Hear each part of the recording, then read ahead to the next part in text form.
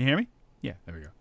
Hi, hello, everybody. How are you doing? How are you feeling? Hope everybody's doing well. Feeling well. What's going on?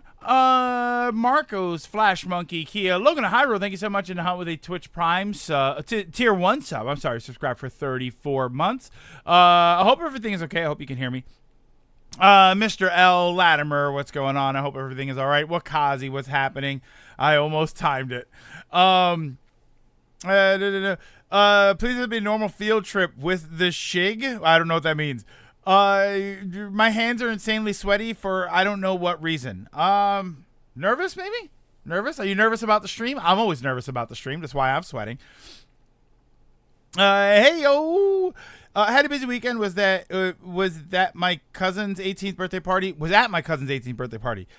On Saturday and drank a fair bit. And the next day was a family beach trip. Oh, jealous. Where I did get a lot of walking and swimming.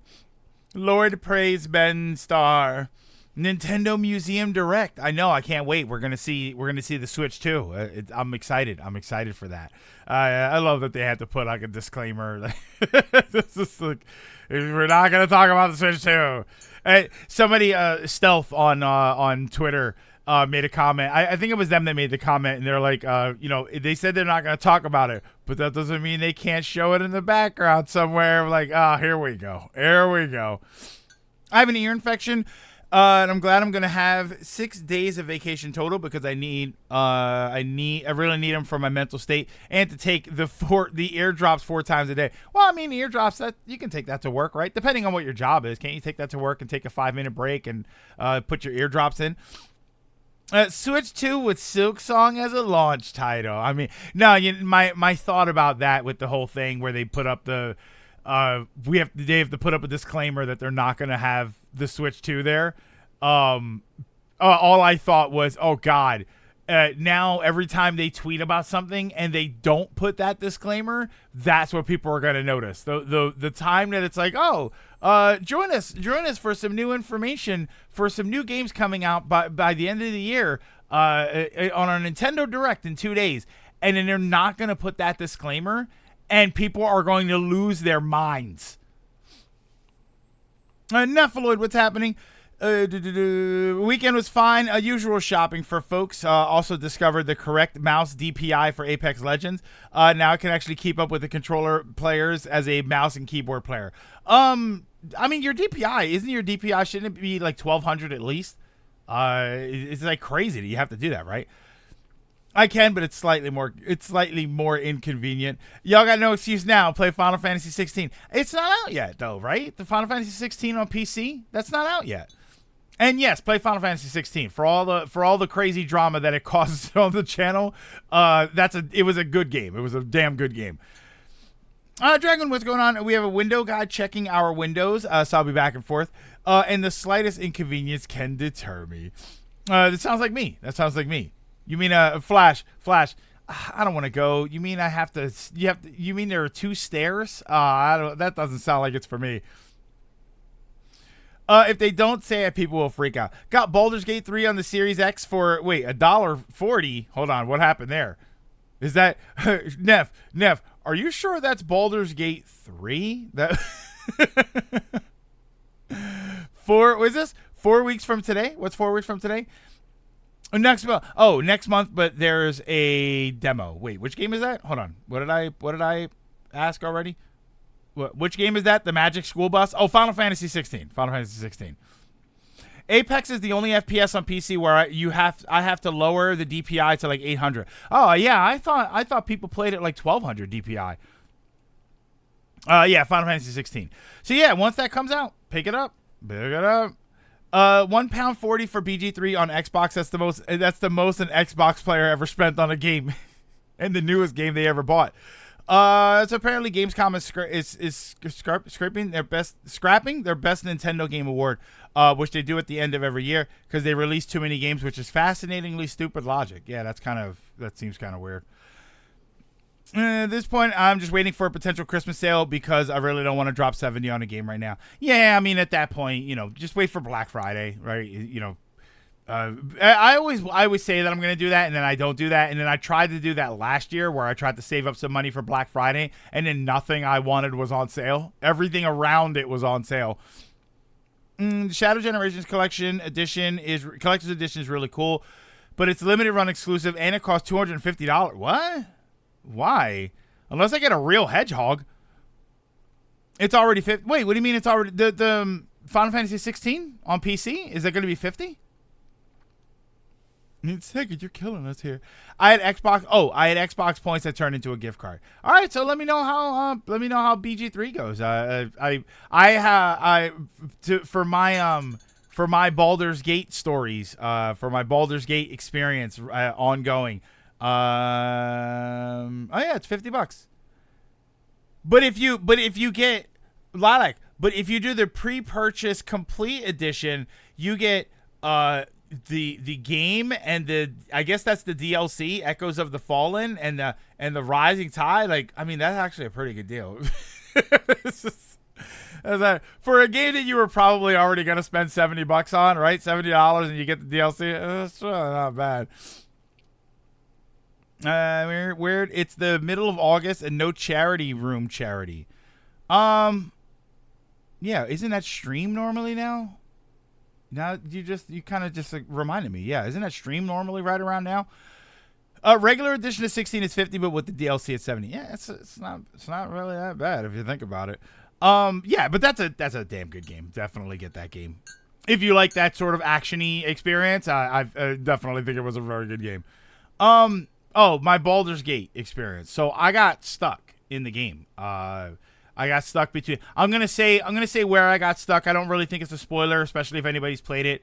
And I know you just picked it up. So Neff, I know you just picked it up. So I'll be vague-ish, but these are parts of the game that I'm assuming you just have to do normally. So I got stuck in an area, we'll say, with the only fights that were open to me were Thorm or Thanos or something. I forget exactly what it was called. Both of them were way too much. They were way too much for me to handle. The other one, the Orthanos or whatever it was called, I forget exactly what his name is. That fight had already triggered. I needed to run in and get something and then leave, so I did that. I managed to get away from the fight, but escaping battles in that game is very strange. So I managed to escape from the battle. That battle doesn't reset. So if I go back in there, they're all standing in the same exact places they were, and I can't do anything else. The problem is you're supposed to be able to skip that fight by speaking to somebody, but the fight never let me do that. There were in no way whatsoever did the fight allow me to walk in and speak to the person. So I got stuck with that fight being active. And now it is. If I go back there right now, I immediately am in the middle of the fight. But everything was too strong. So then the other fight, which was the storyline fight, that one I beat my head against the wall. I have to have tried it at least 10 times. I bought a whole bunch of scrolls. I did a whole bunch of stuff. I was almost winning. And then all of a sudden, it blew up in my face and they killed 3. I had a turn where they killed 3 characters in one turn. And I don't mean one turn, like one cycle of turns. I mean, one character did something and 3 characters died. By the time I got another turn, 3 characters were dead. I was just like, I can't. So I put it on easy. So I'm on easy. Which I say easy, but it says balanced. Or what does it say? No, not balanced, explorer. And the idea is that the battles are tuned in a way that allow you to sort of ease your way through the game. I had a hard time finishing that fight. And then there was another fight after that I also had a hard time with it on easy. So I was like, nah, we're on easy. We're on explorer mode. This is the way to go.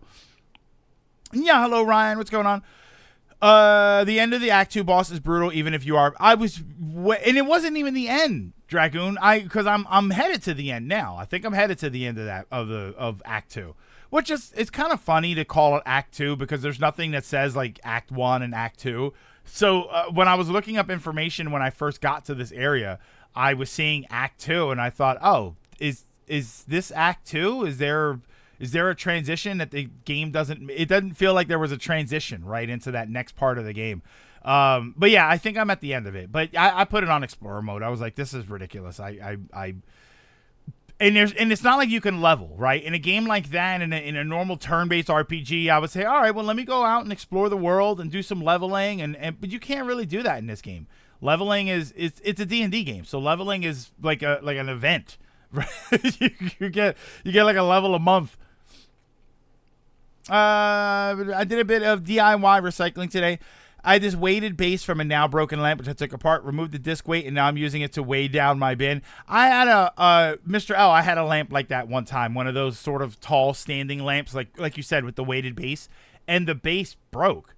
I guess it was just a hunk of concrete inside or something, but it fell over and it ended up breaking but then now the lamp wouldn't stand up. So what I did was I took a couple of the poles off, and then I hung the lamp somewhere. So rather than being one of those like standing lamps with the light that comes up this way, right, like the sort of shape thingy, I hung it somewhere, and then it was a regular, like you turn the switch and then it lights down. I was like, oh, okay, that feels good. Alex, what's going on? How's my weekend? My weekend was okay. We ended up recording. We went to record yesterday. That was a lot of fun. We finished Mario Kart. I thought we had finished Mario Kart before, but we had 4 more courses. So we finished up all the Mario Kart stuff. So that's going to be on SGB for the next couple of weeks. And then we did a couple of SmackDown Sunday games. So there's going to be more SmackDown Sunday on the way. And but that was yesterday. Saturday, I didn't do too much. I went to the gym. We streamed. I hung around for a bit. I got a couple of things done around the house, and then I played more Baldur's Gate. Saturday was the day I was like beating my head against the wall to to try and get that done. And then I think it was late Saturday where it was probably like 11 o'clock at night, and I'm like, you know what? I'm not doing this. I forget what time it was, but I was like, I'm not doing this. So I put it on Explorer mode and it's still kind of a challenge, but it's notably easier. I didn't know that there's a custom mode where you can change specific things, so I thought about going back to that, but I don't know. I'm kind of happy with Explorer mode right now. I kind of like what we did. The part that I'm at in the game is really cool. The stuff that's happening is just really, really awesome. I don't want to say anything that's a spoiler, so. Do you think that fight being too hard was a bad balancing thing, or you're just underleveled? Sims, it's really hard to say that I'm underleveled because the game, like I said, the game doesn't really have what you think of in a stereotypical leveling system. It's not like I can run out and fight random enemies and gain more levels. That's not really how the game works. I'm sure there's a way to do it. If you maybe have a better understanding of the characters or you're better equipped or something. Like, I can't tell if I'm just under-equipped. Not even gear, per se. Just equipment. Like, I ended up...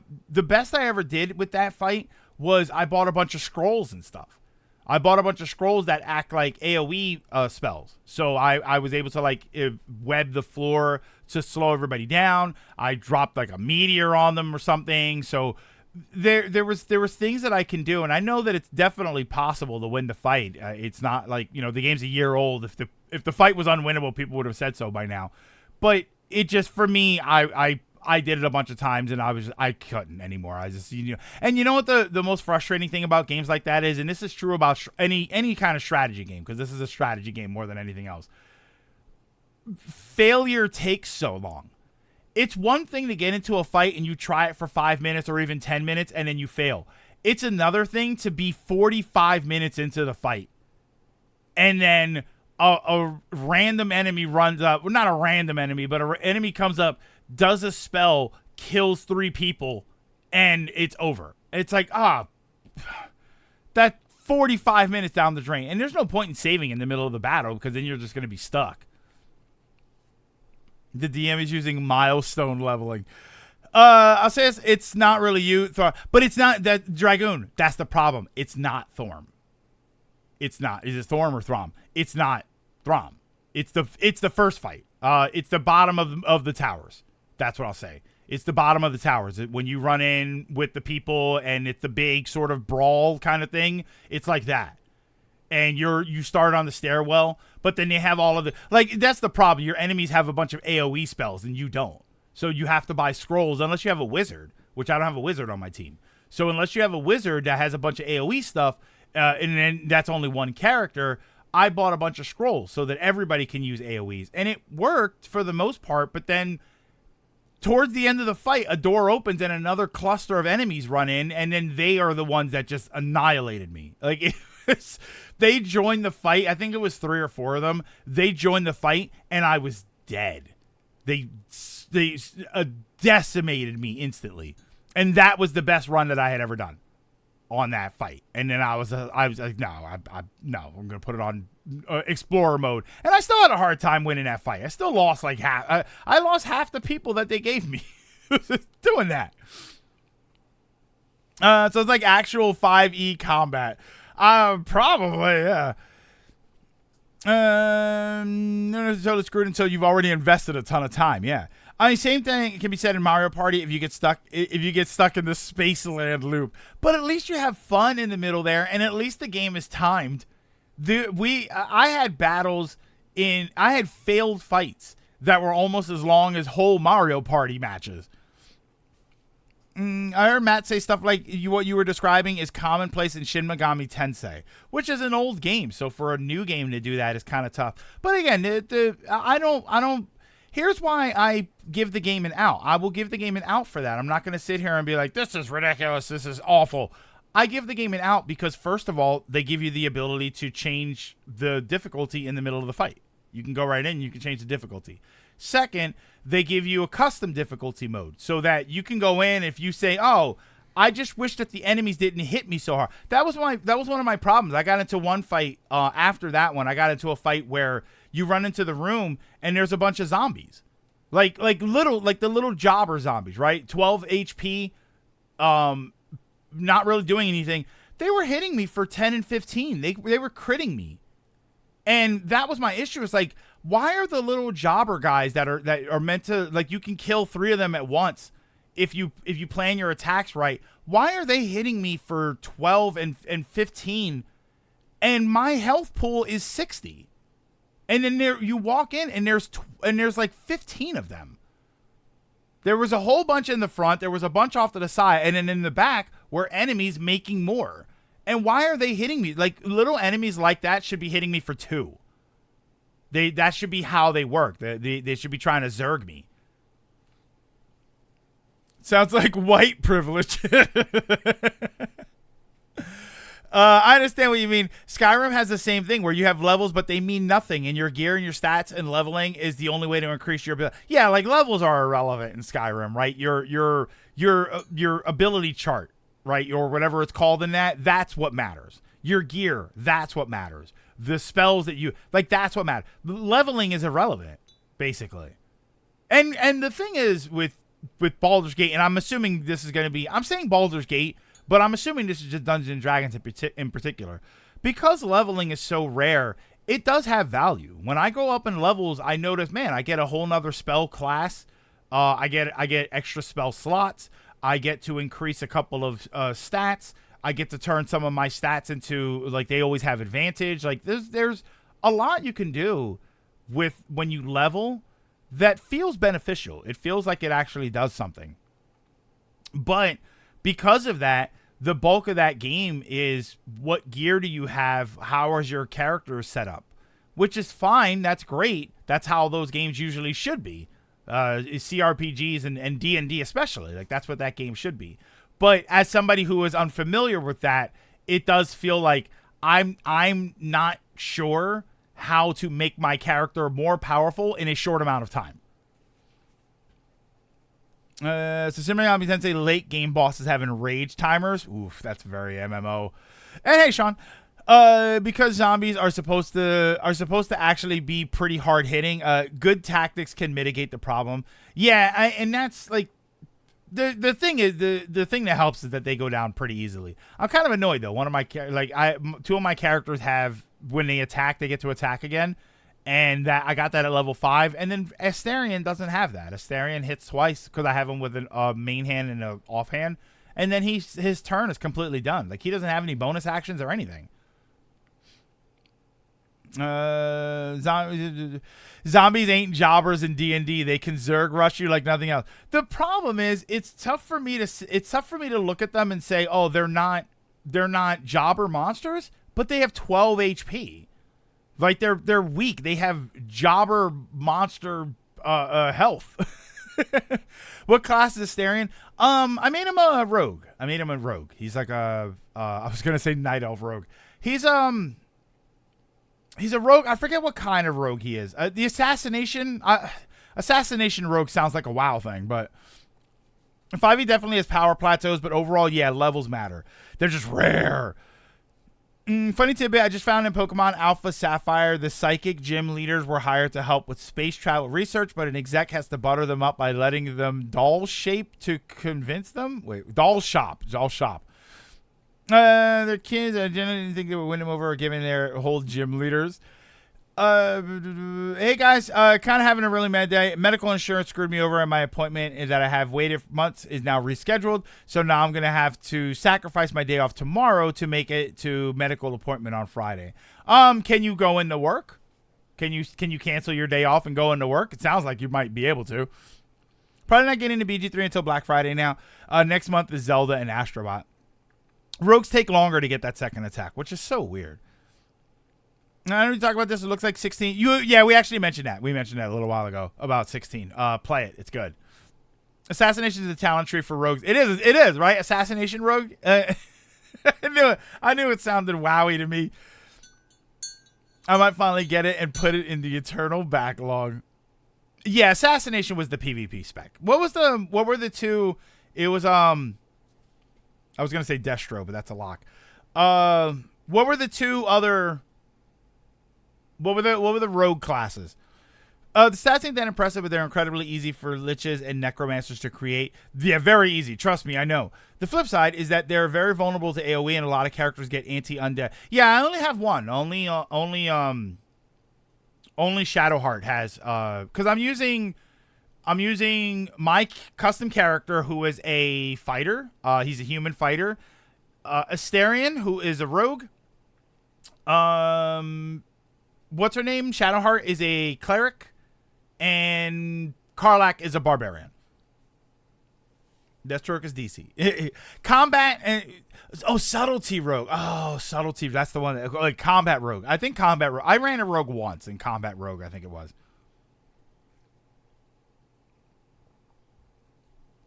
I'm able to work, but I'll need to sacrifice the day off tomorrow to move it to Friday. But that's ultimately up to my employee if they'll agree to switch. If not, I'll have to wait until next year to get medical. Next year? I don't know what it is that's wrong with you, but I if there's something wrong that you need an appointment this bad, I probably would do everything in my power to not have wait a year.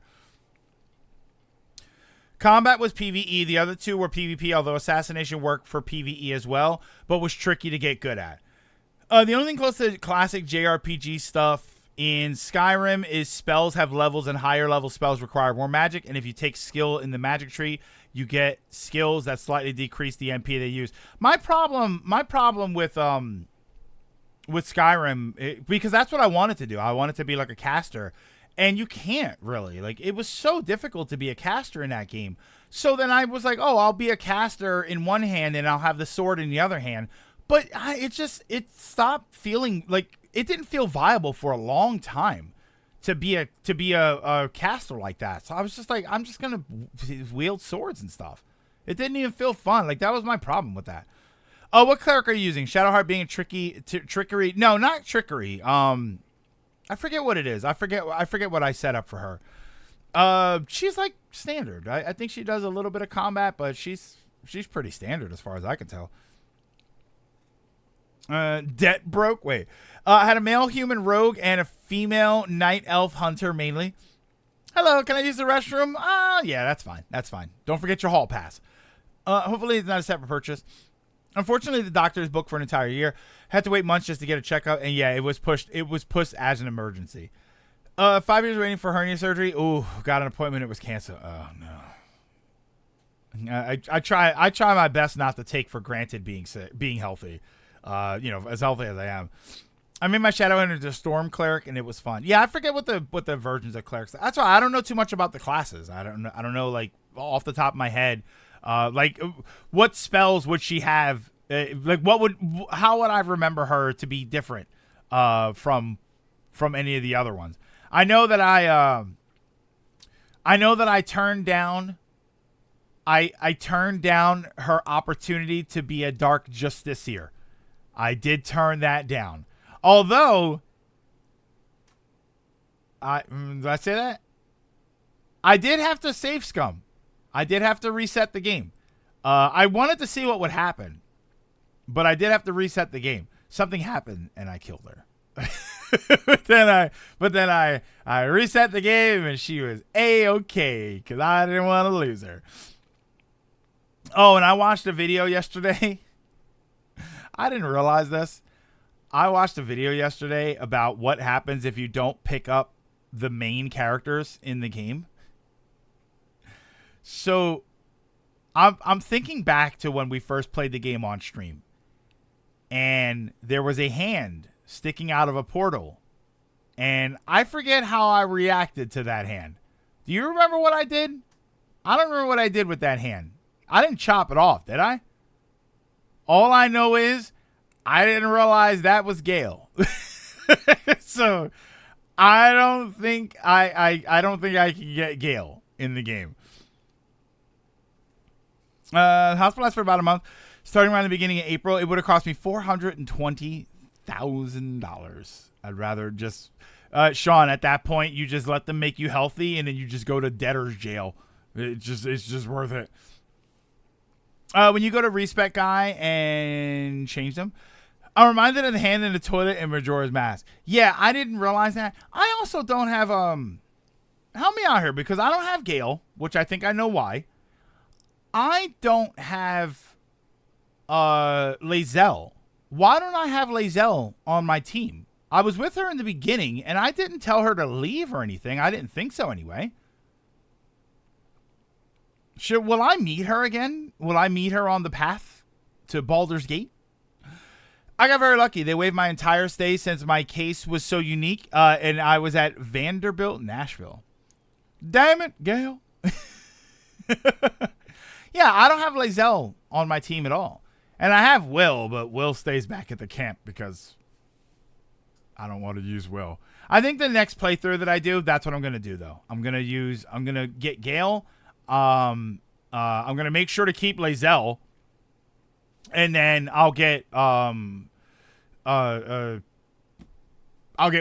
then that'll be my group. She's the beginning of chapter 1. Like, you have to start the game with her, and then when we're on the beach adventuring, she left, and I don't remember if I told her to leave or what. I might have told her to leave thinking that I would meet her again, thinking, all right, well, she's a locked-in character. I'm not going to miss her. And I haven't had her the entire time. The real Baldur's Gate is the friends we made along the way, or the ones we left in the portal. The problem is, if you want to be a spellcaster, you want to get at least they want you to at least take the summon weapon, which is stupid. Wait, in Baldur's Gate? Oh, I mean when you meet her again. Oh. Wait, you meet Lae'zel again in chapter 1? Where? Not on the mountain path. I went the other way. I took the Underdark. One of the side paths is where you find her. Oh, is it a side path when you go up the mountain? You know what I did run into? I ran into that group of Githyanki on the dragon, and the game like flat out told me they'll kill us if we try to challenge them. They will kill you. So like the game didn't even do the whole let's let the players figure out what happens. The game was flat out said. And Asterion chimed in. Asterion actually chimed in. He's like, if we mess with them, they'll kill us. So it was like, okay, when the game told me not to do it, I don't do it. I don't know what happens if you don't pick her up. On the way to... See, I did I'm in Act 2. I'm at the end of Act 2. And I never ran into her again. Oh, in Skyrim. If you want to be a spellcaster, they want you to at least take the sound. Oh, okay, that's what it is. That's what it is, Sims. So yeah, I guess that's what I have to do. Maybe I'll try Skyrim again one day. Maybe I'll go back and I'll play that again. Not with a guide or anything, but I'll know how to avoid the main problem, because the main problem that I had with Skyrim was that I got sidetracked and went somewhere that turned out to be DLC land, and I didn't even realize it. Which I didn't finish that area either. I ended up going back to the main area.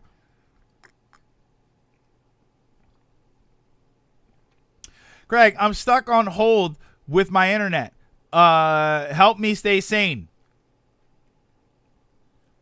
Your call is important to us. Please stay on the line. The next available person will be able to help you in 72 minutes. Thank you.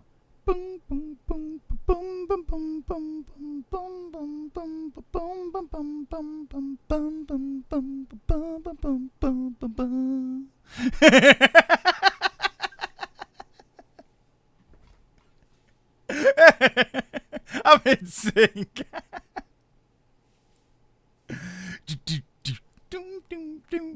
Join Xfinity now, and you can save $30 a month when you bundle your internet with cell phone and television. It's a great package with two things you won't even use. Boom, boom, boom, boom, boom, boom, boom, boom, boom, boom, boom, boom. Every 30 seconds. It's just another one. Your call is important to us. They're kind of like Klingons in a sense. That was too spot on.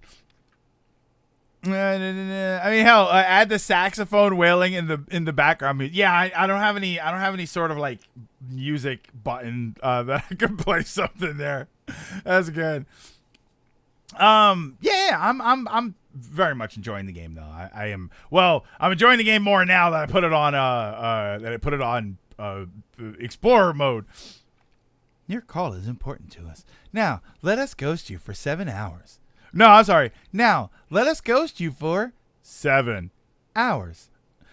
Remember the days when they used to make a big deal about unlimited calls and texts? Now they give it away like candy. I mean, I remember when long distance was a separate thing on your phone, and minutes, and I mean even we're talking about the days before when you have a cell phone and you told people to call you after 9 p.m. Yeah, I mean go look at YouTube. I'm sure there's going to be MCI. MCI was one of them. It was like reach out and touch someone, which is hilarious in its own right. But yeah, they would offer they were long distance phone call packages that you would attach to your regular telephone service. Other than that, you couldn't call out of your area code. Can you repeat?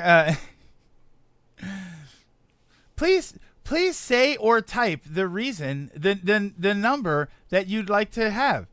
I'm sorry, I didn't understand that. Y'all remember 1-800-COLLECT?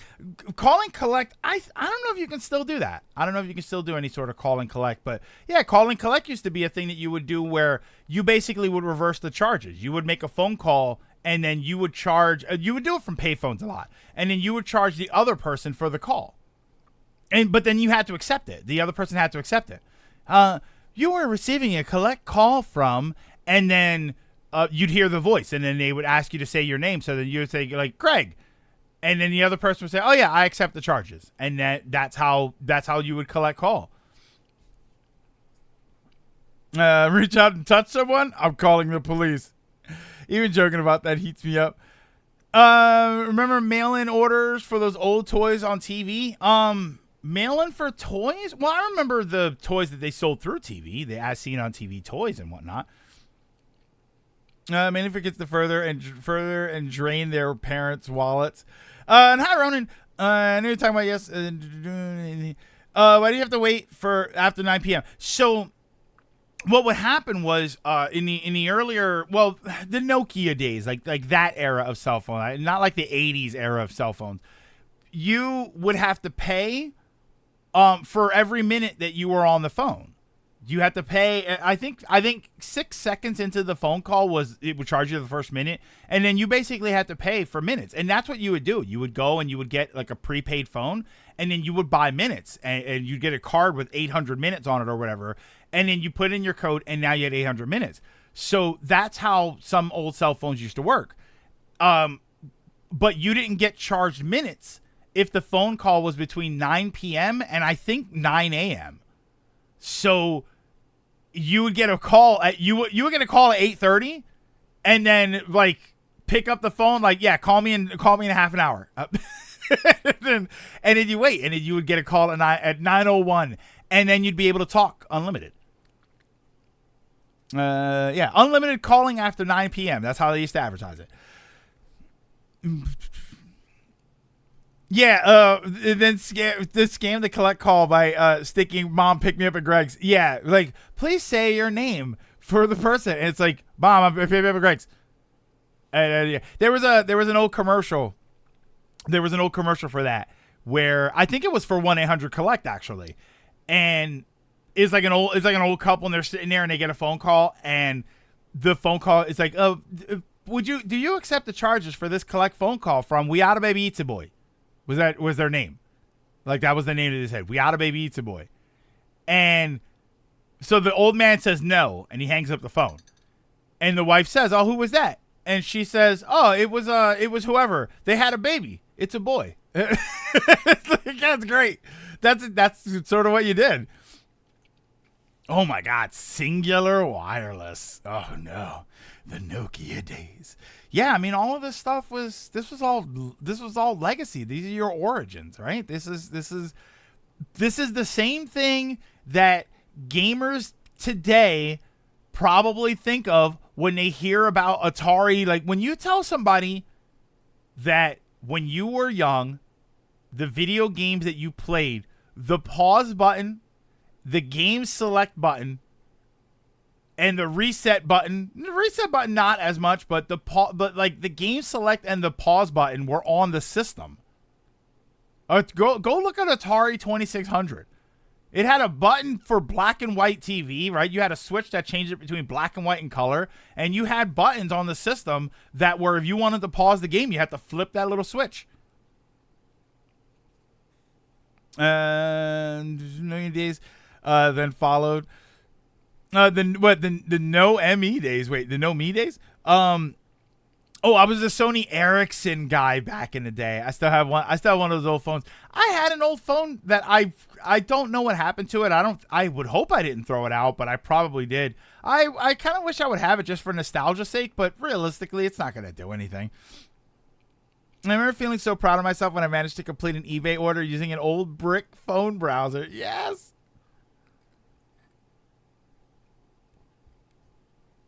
Yeah, now there's not even a start and select button. It's random icon and even more random. No, Gold. Now it's options and share. Game controllers. Think about that. Controllers don't have start and select buttons. Nintendo has a plus and a minus button. Sony has options and share, and the start and select buttons are the options button, the minus button and the share button are two different buttons, right, on the Nintendo controller. And Xbox, I think, is the same way. Yeah, there's also a third button, that share. Yeah, it's on the PlayStation controller, isn't it? Yeah, you have options. Oh, because you have the touchpad. You have options, share, and then the touchpad. And then the touchpad is a button that you press. Sony Ericsson. So corporate marriages are never meant to be. What was the main mobile brand? Did you stick to back in the day? See, I didn't get a cell phone until later. I had a Samsung phone that was awesome. I used to love my little Samsung phone. I had a Motorola Razr. I think Motorola was probably the one that I might have had the most of. I never had a Nokia. That little famous Nokia phone that's indestructible. I never had one of those. I had one Razr, maybe two. The one Samsung phone that I really loved, and I think I had one flip phone that I used to like, and I don't remember which flip phone it was. And then, well, they were all the Razor and the other phone that I had were flip phones. The one that I really loved was like a little slider phone. It was a little red and black phone, like maybe this big, but then the top part slid up, and that would reveal the buttons underneath. If I can find a picture of it, I'll put it in Discord. I know I've shared it before, but I might not have shared it here. And then I think at some point after that, I got a touch phone, and then that was it. Like it was all touch phones. The LG I never had a BlackBerry. I never had, what was the Sidekick? The Sidekick. It was the phone, but then you would spin out the screen, and then it had a full length keyboard on it. I never had one of those. A lot of people had the Sidekick. I never had it was the Sidekick. There was another one that was really popular that I never had. I don't remember what the name it was. It was a little phone, and it had a little flippy top, but the flippy top was basically just a cover, and you would chirp with it. There was like a communication thing that they would say chirp. I only had flip phones until I think I got iPhone 3 or 4. What Kazi, what's going on? T-Mobile Sidekicks. I knew so many kids in high school that had that. The Helio? No, I don't remember what this other one was. It wasn't StarTAC. It might have been I don't think it was a StarTAC phone. I never had a StarTAC phone. StarTAC is if you search StarTAC phone, let me see. Yeah, I never had one of those. Motorola, old cell phones. This is gonna hurt my brain. Old cell phone. I mean, these are the old school. There goes the Nokia. That's right. The OG.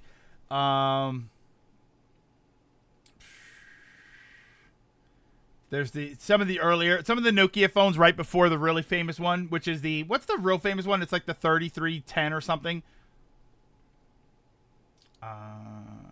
Old cell phones. Old Samsung slide phone. Samsung slide, red, black. Find my old phone. Oh, there it is. It's right there. Hold on, I got it.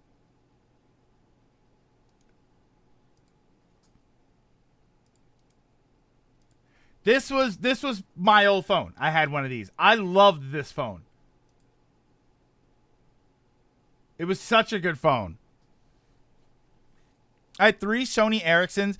I had a phone that had a keyboard. I did have a BlackBerry, and I had 1 Motorola and 2 Samsung Galaxies, which my phone I'm using now is a Samsung Galaxy A32. I had a Galaxy 3.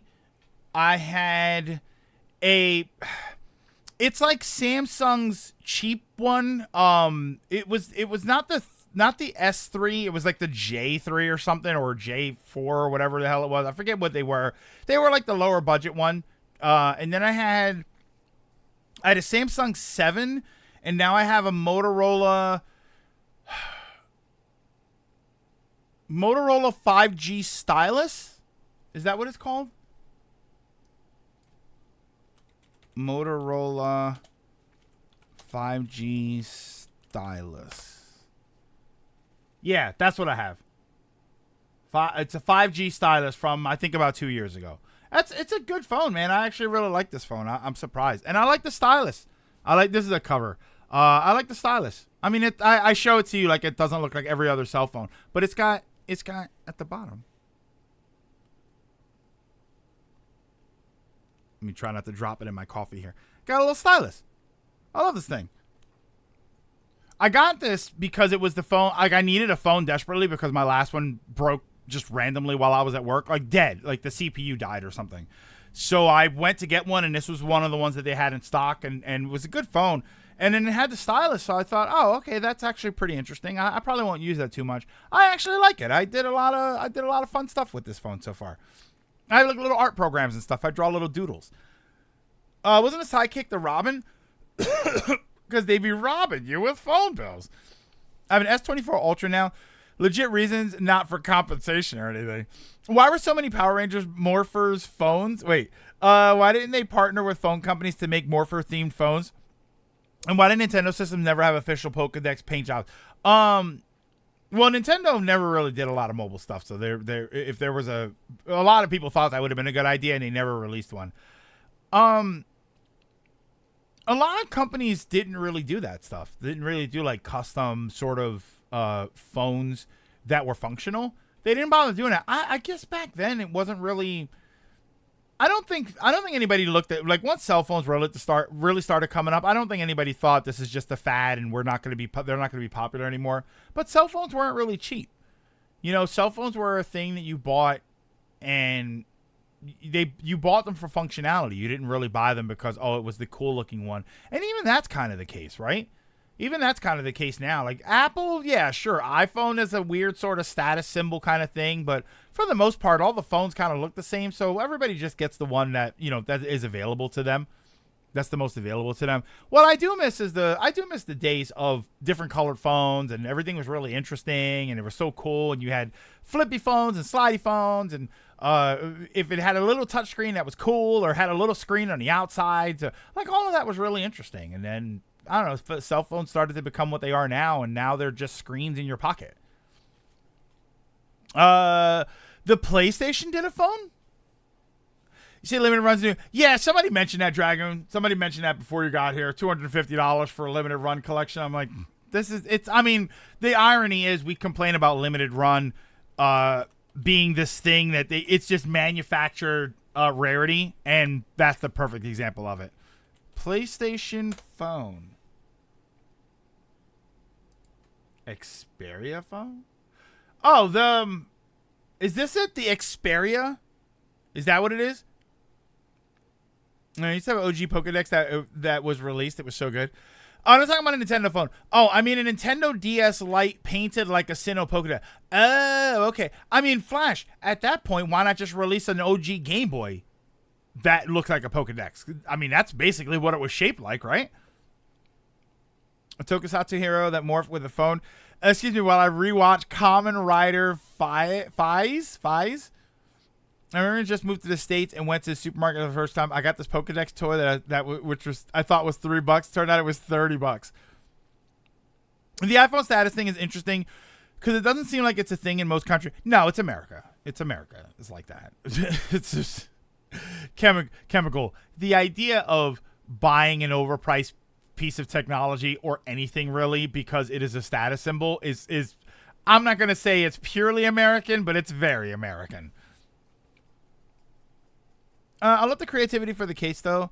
That's what makes the phone. Yeah, that's what makes the phone unique today. So then, why aren't they more creative? Right? This is the most creative cell phone case cover I've ever had, and the only reason it's fancy is because this folds out, and I can do that, or it's a stand, and I can twist it around. Like that's it. That's as fancy as it is. Or they have the ones where you can put like a card thing in there. I don't know. Make it fancier. Make it give me a phone case like this that's a very thin sort of battery, like a 3,000 milliamp battery, and then I can extend my phone's life. I mean, I don't need that, but I don't know. I flippy slide phones going out of favor. I mean, do you actually want a design begging for mechanical failure in your pocket? GG, I used to think that, but then that phone that I linked that was mine, that phone never had a problem. I never had an issue with that phone. I never had an issue with any of my flip phones. I had 2 flip phones and 1 slide phone, and I never had a problem with any of them. Yeah, Sony Ericsson Xperia. I also had the Pokeball Pokedex. I have the Pokeball. Can you see it back here?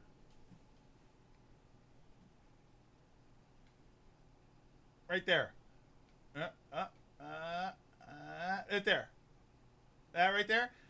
That's a battery charger. It's a 5,000 milliamp power pack, battery pack. The PlayStation phone is funny. It's funny. Imagine playing Crash Bandicoot and you have to stop playing to turn off the game and put on a new disc just to answer a call. Yeah, I think that's a full size PlayStation. The difference now is we don't carry phones; we carry computers that make calls. Very true. Very true. We don't really carry cell phones anymore. I am. You know what? You know what? And we have sort of been there. We have been there where people say, yeah, this is my phone. It goes online and it does a bunch of stuff. I barely ever make phone calls with it. The iPhone status in the US means I'm special. Everywhere else, it's like rob me. The Aura's Pokedex is as an AGB 001. Well, they did that with all of them. I believe someone stole one of my flip phones during 8th grade. Either that or I misplaced it. Got to pick my engineering knowledge here. Actually, more current does not mean better battery. Well, it doesn't mean it because your phone also uses more power. The Sony Ericsson Xperia Play. I believe it was just Sony and Ericsson in the middle of a divorce as well. More like PlayStation Phony got him. Phony got him. Many don't go back to the design of a flip phone unless they're making a purposeful choice. Yeah, the flip phone is for the most part dead. I think for the most part the flip phone is dead. Unless you're talking about the one that opens up. I just saw one this morning. The one that opens up and it's one big square screen. Unless you're talking about that one. I remember that joke from the first Spy Kids where they had a spy watch with so many functions that they forgot to add a clock. Well, back in the old days, Dick Tracy comics. In Dick Tracy comics, he had a watch that had a TV screen on it, and I don't think it was actually a watch. It was his communicator. The flip phone. Yeah, you're right. They do make flip phones, but they're budget options.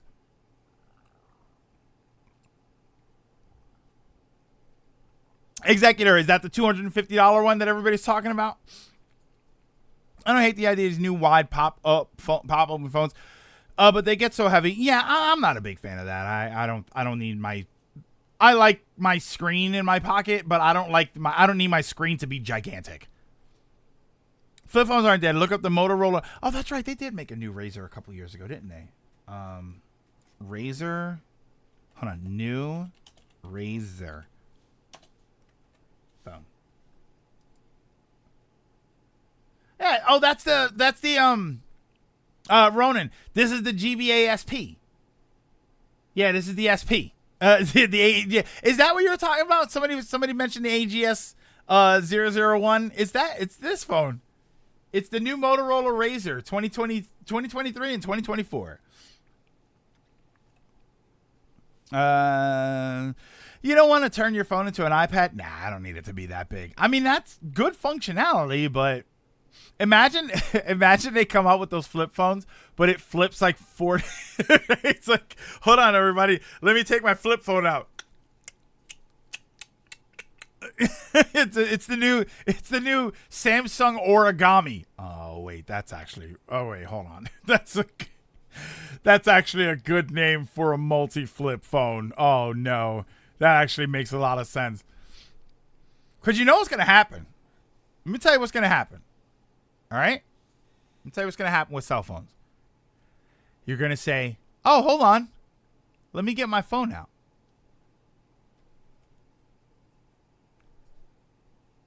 And that's what it's going to be.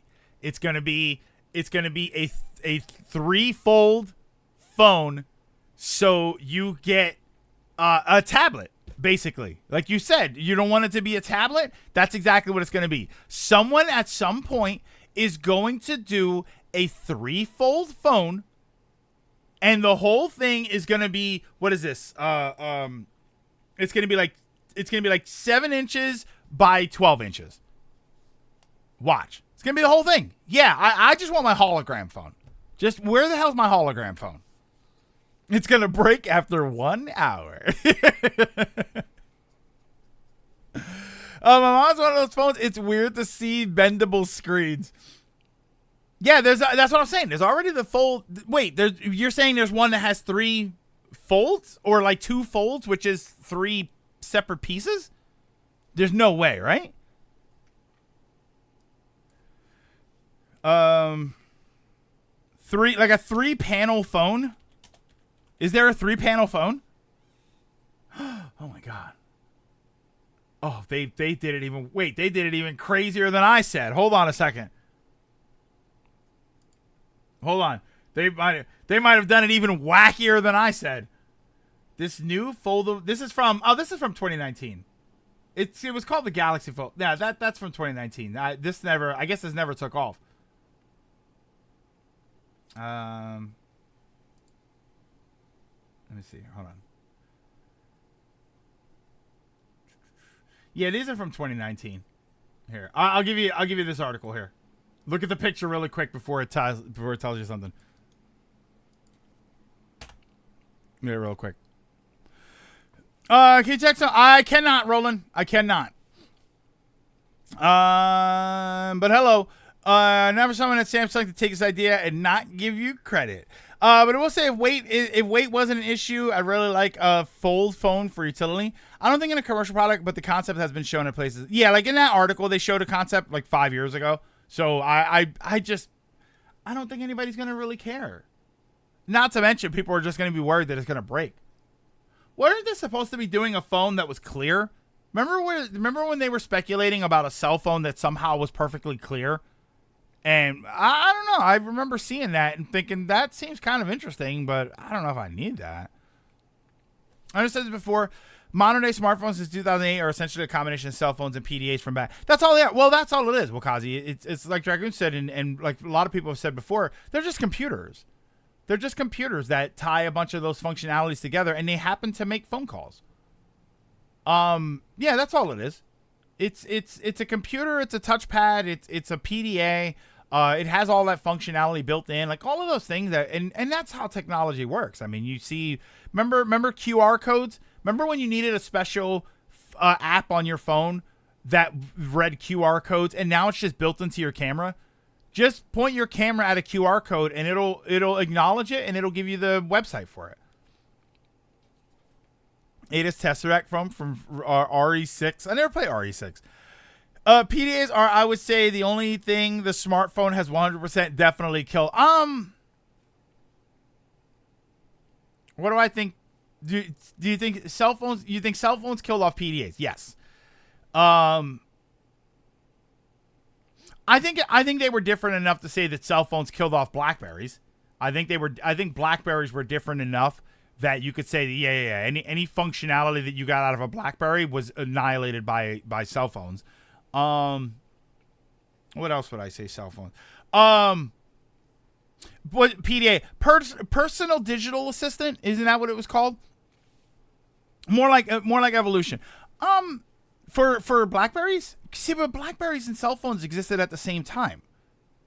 Yeah, see, BlackBerry phones were still smartphones, just from a pre-iPhone era. But any benefit that they offered that was separate from a regular phone, I think they probably got killed for. Actually, no, because BlackBerries always had full touchpad, full keypad on them. So maybe that's, yeah, I think that's personal digital assistant. Thank you. Yeah. WhatsApp killed Blackberries. Yeah, I think BlackBerry, because BlackBerry was basically just a brand. I'll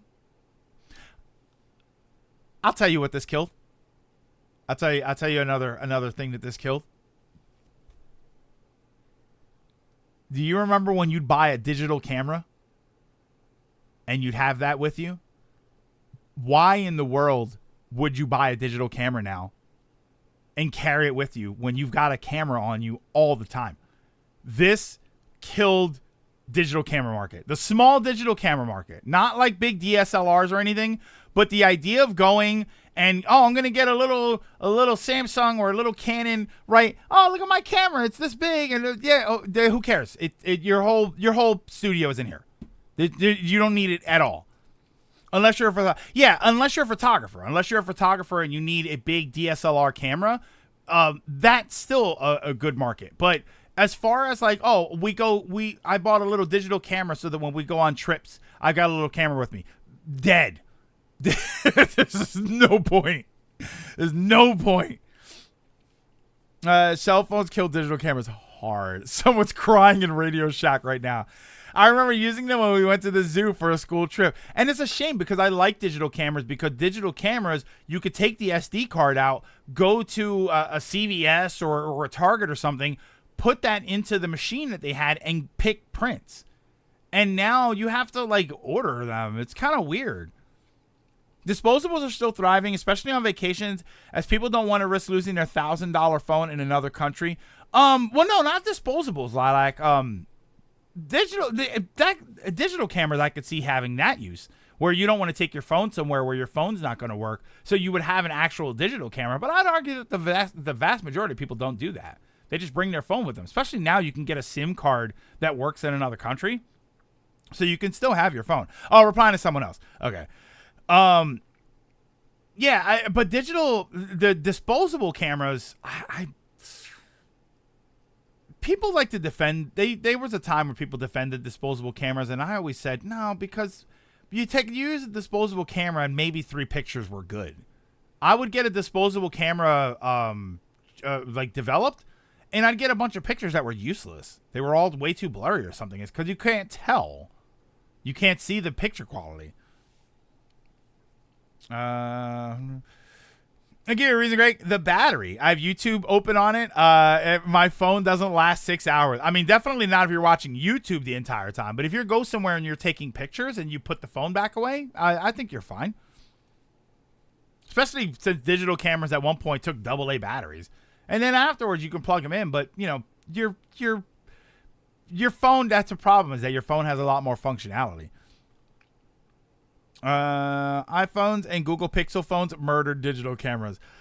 We worried phones with glass touchscreens will break. People have accepted that norm. I don't think folding will stress many if the concept works. And yeah, Dragon, it's the same thing as a lot of technologies. You're going to have the early adopters that are going to have the money to make the investment to give it a try, just to have the new thing. But then the further along you go and the less you hear about them ever breaking, the more people will say, well, yeah, they've been out for a long time and they don't break.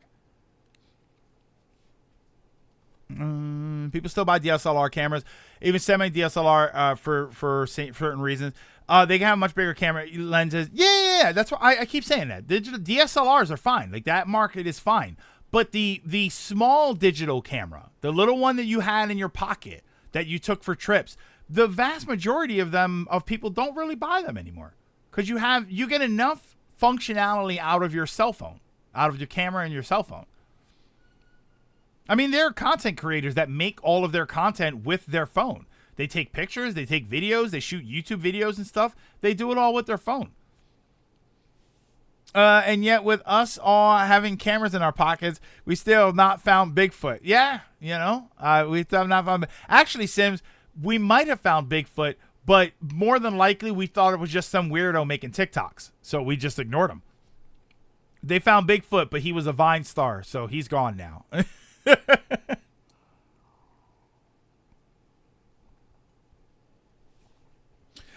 Which again, you go for Canon, Sony, Nikon, anything that's actually designed for professional work. So I don't like cell phone cameras. Too low quality, even with AI upscaling crap and such. But for casual photographing, it's fine. And GG, there are phones, especially iPhone. That's the one thing that iPhones excel at, apparently, was that their cameras were always leaps and bounds better than everybody else's camera. I don't know if Samsung ever caught up with them, but iPhones used to be notoriously above everybody else when it came to things like image quality, which, again, if you are an average person, it's not worth the extra cost. But if you're a content creator, having an iPhone used to make a big difference. You need to get VLC player. Your battery will thank you. Digital camera front. Kodak was the first idea to have digital. They turned it down because they were also the leading film. Yeah, I remember hearing about that. I've heard that story before, that they didn't like the idea of a product that would technically put them out of business for their main thing. It's just like, yeah, but you'd have the only digital camera. Your business would then just be digital cameras. Lilac, probably one of the best examples of you were unwilling to change your business direction, and now you lost for it. Yeah, and gold, and that's the thing. If your concern is battery power, like I said, a 5,000 milliamp battery. I have one here on my Quest 2. A little 5,000 milliamp battery bank that you carry with you, that'll give you hours and hours. That'll give you like a couple of recharges on your phone, I believe. Disposable cameras were so you could destroy the evidence of what what you took with Black Repair. Yeah, that's why they used to use them at like weddings and wedding receptions and all. Yeah, my battery bank. I think I could probably charge my phone twice off of it. Remember pagers and beepers? I had a beeper. I had a beeper one time. It got stolen from me, and then I never had a beeper again. People don't buy digital cameras anymore, and people don't buy video cameras anymore. Yeah, you're right. Oh, Ronan, you're right. Video cameras. That's the other one. Video cameras, they don't really sell them. I mean, they sell them, but the average consumer doesn't really buy them anymore. On the D&D Wizards YouTube, the VA for Asterion and Karlach have a video of them doing a campaign with some people, with some other people. Clips. It really highlights what you can do in D&D. Is this the one? It was Asterion. It was Karlach. It was the. I think it was that black lady was the DM, and then one of the guys there was from College Humor. I think I've been seeing those clips go around. I've been seeing a bunch of those clips. Oh, we found Bigfoot, and we thought it was. Oh God, we thought it was Boogie. Yeah, they have a full 2-hour video on the chat. Yeah, I haven't watched the whole video. I haven't watched it. I've been seeing a bunch of clips though. I do like their interaction. It's funny because I saw him, Neil, what was his name? I saw him at Too Many Games, and I mean, I saw them all. I saw all of the Baldur's Gate 3 people, but I hadn't played the game yet. So it's like, it's okay. I was like, now I'm like, damn it, I wish I had played the game by then. Or alleged ghost sightings. iPhones are still leading in content creation, while Android cameras, if you know how, match and are just as good. iPhone, for whatever reason, has the best facial tracking software out there without having to break the bank. So VTubers tend to have an older iPhone just for facial tracking. Oh, okay. They have the full 2-hour video. Yeah, so that's like there's still functionality there, and that's why the whole iPhone thing kind of it kind of weird to me that people are so crazy about them, and they're so like.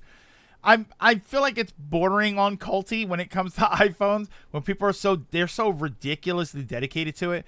But I say that for the average consumer, because there are some consumers where you look at iPhone and you say, yeah, that's what I need to better do the thing that I'm trying to do. So use my higher end compact digital camera for trips. Simply easier to handle and vastly better image quality with much more options than a cell phone. I'm conservative when it comes to no, it's not bad. That's not bad. And GG, it's like I just said with the iPhone thing.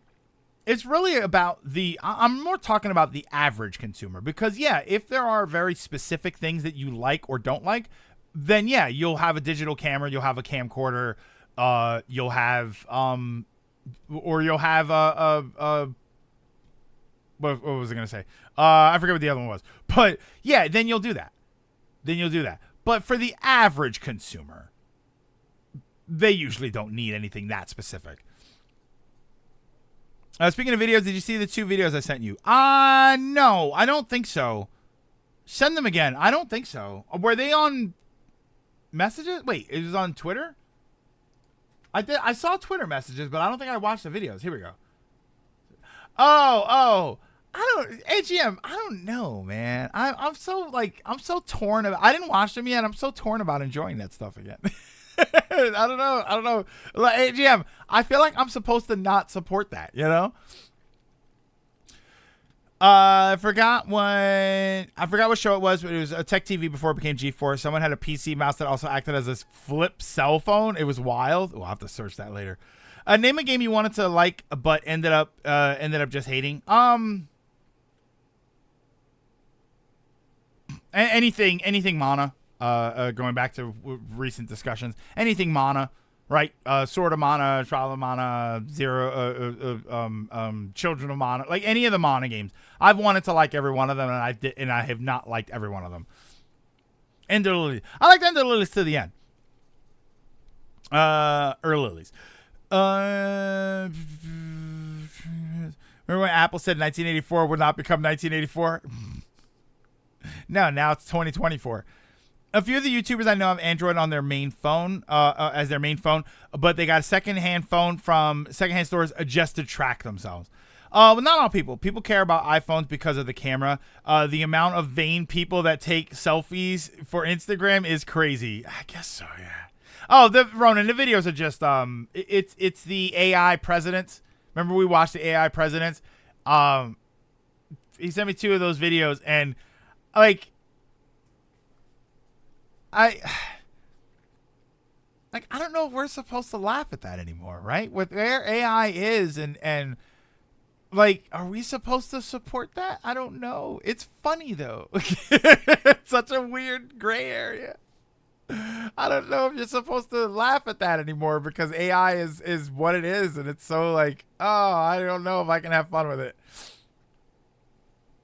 We are supposed to laugh at it. Yeah, like I've said before, like that's what I think AI's. If you're gonna talk about creative AI, I think that that's a funny way to do it, as long as it's very clearly labeled AI. But you know, with AI the way it is now, like I don't know. Yeah, it's like what you want at this point. The unions seem to be more damaging than AIs. Yeah, that's true.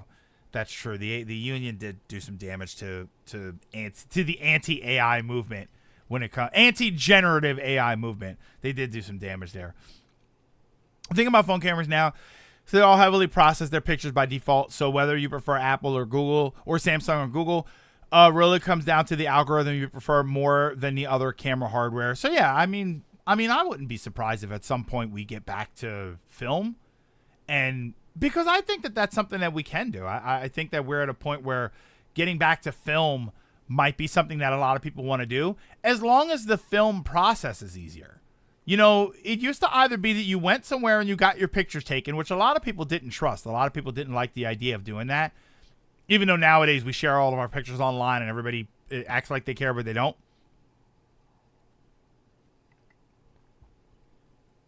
But then the other thing was that you would see movies and TV shows where they would develop their own pictures, and it was this big, complicated process.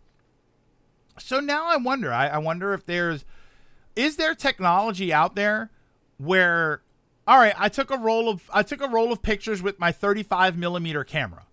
Now I can go to the store.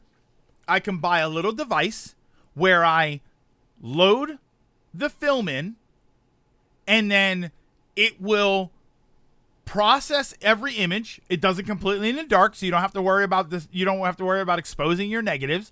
And it processes everything, gives you an ultra high resolution image, and then allows you to blow up an image. Like, I wonder if there's a way to do that. Yeah, they're called Polaroids. No, but Polaroids were never really good quality images. Like the picture itself that you got was always crappy. I'm talking about like the old school, you'd watch them on TV and movies where they had the dark room and they had the image and they put it in the liquid or whatever. Like, I wonder if there's a way to do that now with a printer, with an actual like film to paper printer, and you don't have to do everything, right? You like I said, you open up your camera, you take the roll of film out, you stick it in the little cylinder slot, and then you push the button and it starts processing the image, like every image on the roll, and then it gives you.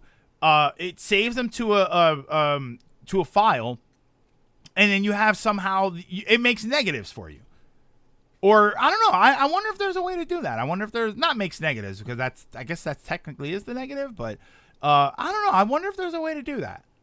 If there's a machine that's like that. Polaroids, likely the leading brand for ghosts, UFOs, and Bigfoot sightings. Oh, you see this, CJ, see this orbing right here? That means the spirits are in the room with you. It means my camera's 17 years old. Would you relax? It's orbing. I love that. Oh God, I love that stuff. I try not to crap on the things that other people are into, but some of those things, the ghost sightings in particular, those ghost shows and everything, I was never into that. Because that stuff is 99.9%. I'm trying to see what's not there.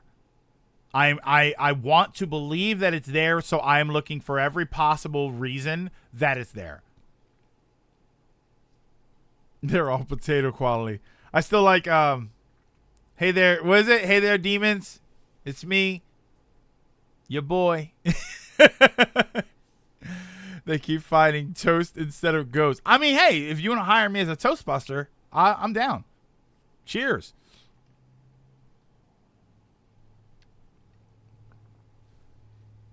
I like AI when it helps me from repetitive work and not stealing ideas from creative people and turning it into slop or copying people's voices for them to say things that sound robotic and fake. And Atomic, that's the problem, though, is these presidential voice things, they sound hilarious. They're hysterical, right? The president's fighting over which Final Fantasy game is the best or which Zelda game is the best. Like, that stuff's hilarious. But I don't know. It's at the same time, are we supposed to laugh at that? Are we allowed to laugh at that?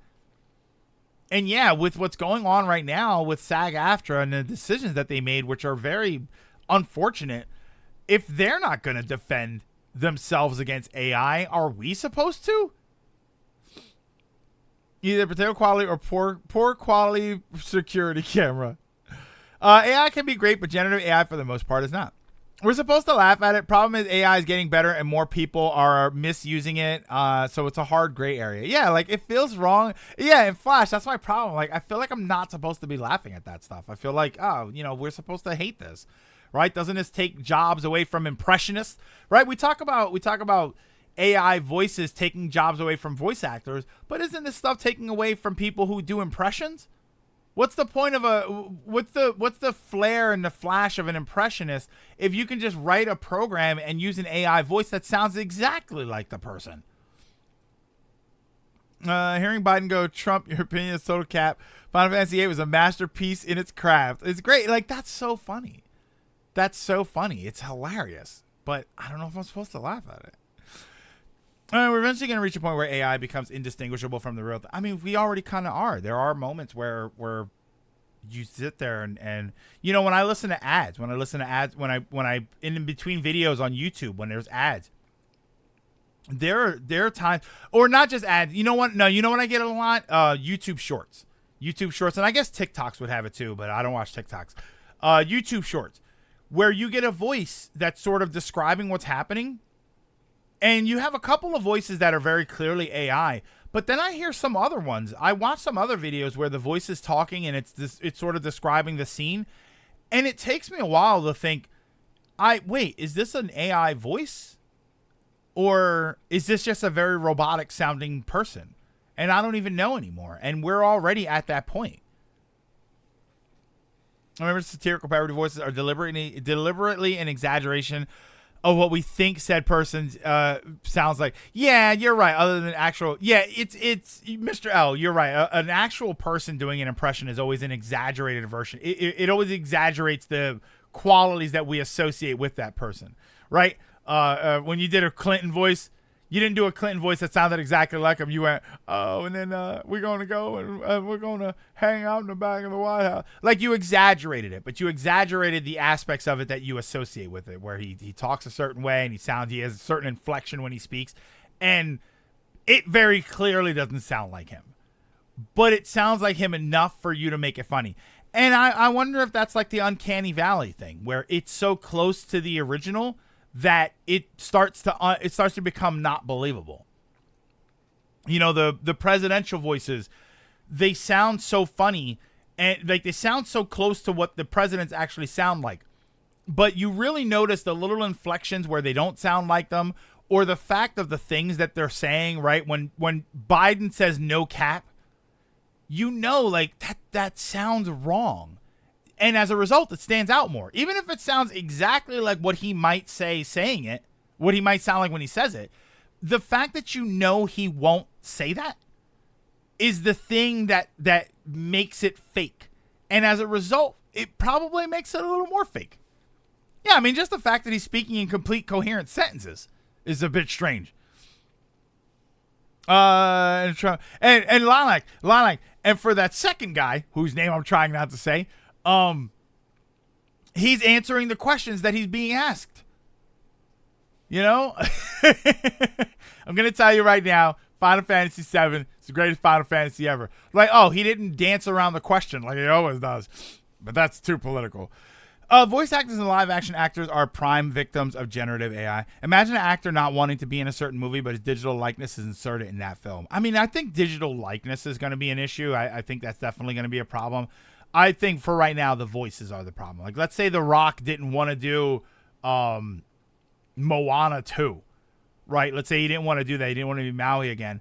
What's to stop them from saying, oh, well, we have we own the first movie and we have his voice, so we can make an AI generated voice of The Rock and direct it into the movie, and it's fine. And it's like, it's kind of a dangerous area, aren't we? Isn't it? I love Sephiroth. He's a great guy. Great guy.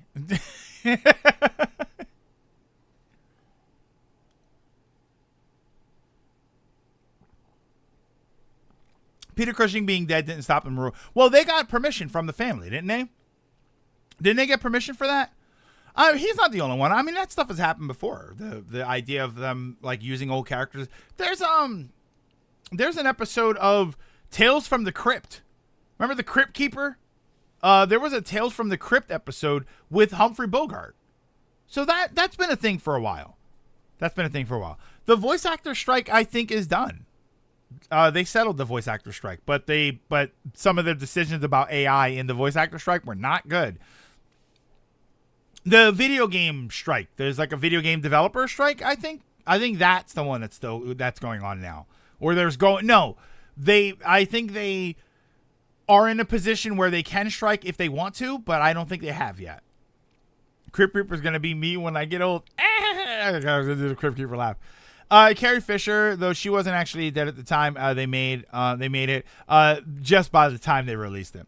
Mandalorian episode where they CG'd Mark Hamill's face. Like, all of that stuff is different because those people are still alive.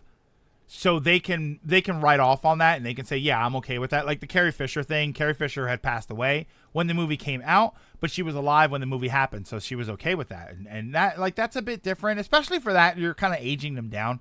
They're not the whole character in the movie, but it's the ones that are already passed away. It's the ones that might not have the right or the ability to say, don't do that. Yeah, all the Star Wars ones had permission. Mark was even on set for the Mando episode. Later, Flash, have a good one. Be safe. I hope you feel all right. Tarkin was also CGI'd in the actor. Yeah, but that's what I'm saying. They had permission from the family for that. They didn't just do it, and then the family went to see the movie, and all of a sudden their dead relative is on screen. They got permission from the family to make sure that it was okay to do that. I mean, otherwise, the answer there... See, here's the problem. Like, the Tarkin thing, for instance. Let's say they didn't have the family's permission. Let's say they don't have the family's permission and they don't make a CGI Tarkin. What if they just recast? And what happens if you just recast and you have somebody that's exactly the same? Right? You do everything. You don't even use CG. You just get a guy with makeup. You show him in moderate lighting, so you never see him 100%. But you get somebody that looks like him and does a great impression of him, and it looks exactly the same. You know, that's great. It's great that you didn't recreate the original character, but you kind of did, right? You kind of recreated Peter Cushing right there. But it's just you created Tarkin, really. Yeah, it's always really tricky. Yeah, cast more lookalikes. I'd be fine with that. I would actually be okay with that. Plus, people are upset at Mark right now after his autograph extortion. Uh-oh. I didn't even hear about that one. Yeah, they settled the VA strike without consulting the VAs. Yeah, like they didn't vote. It's definitely more effort. I don't know. GG. It's definitely more effort. Is it though?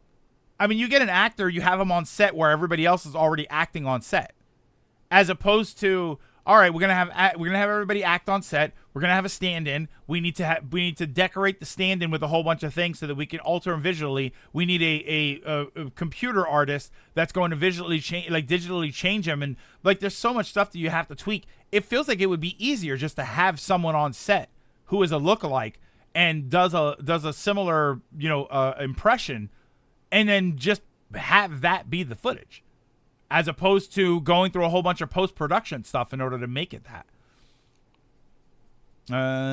Slightly spicy pricing. What Final Fantasy thing is this now? Oh, Mark Hamill price. Wow, $400 each. Jesus. That's limited quantities available. See, here's my, you know what's crazy? My problem right here, Lilac, is $400, $500, $700, limited quantities available each day. If you were going to limit how many autographs you were doing in the day, why not just charge a normal amount?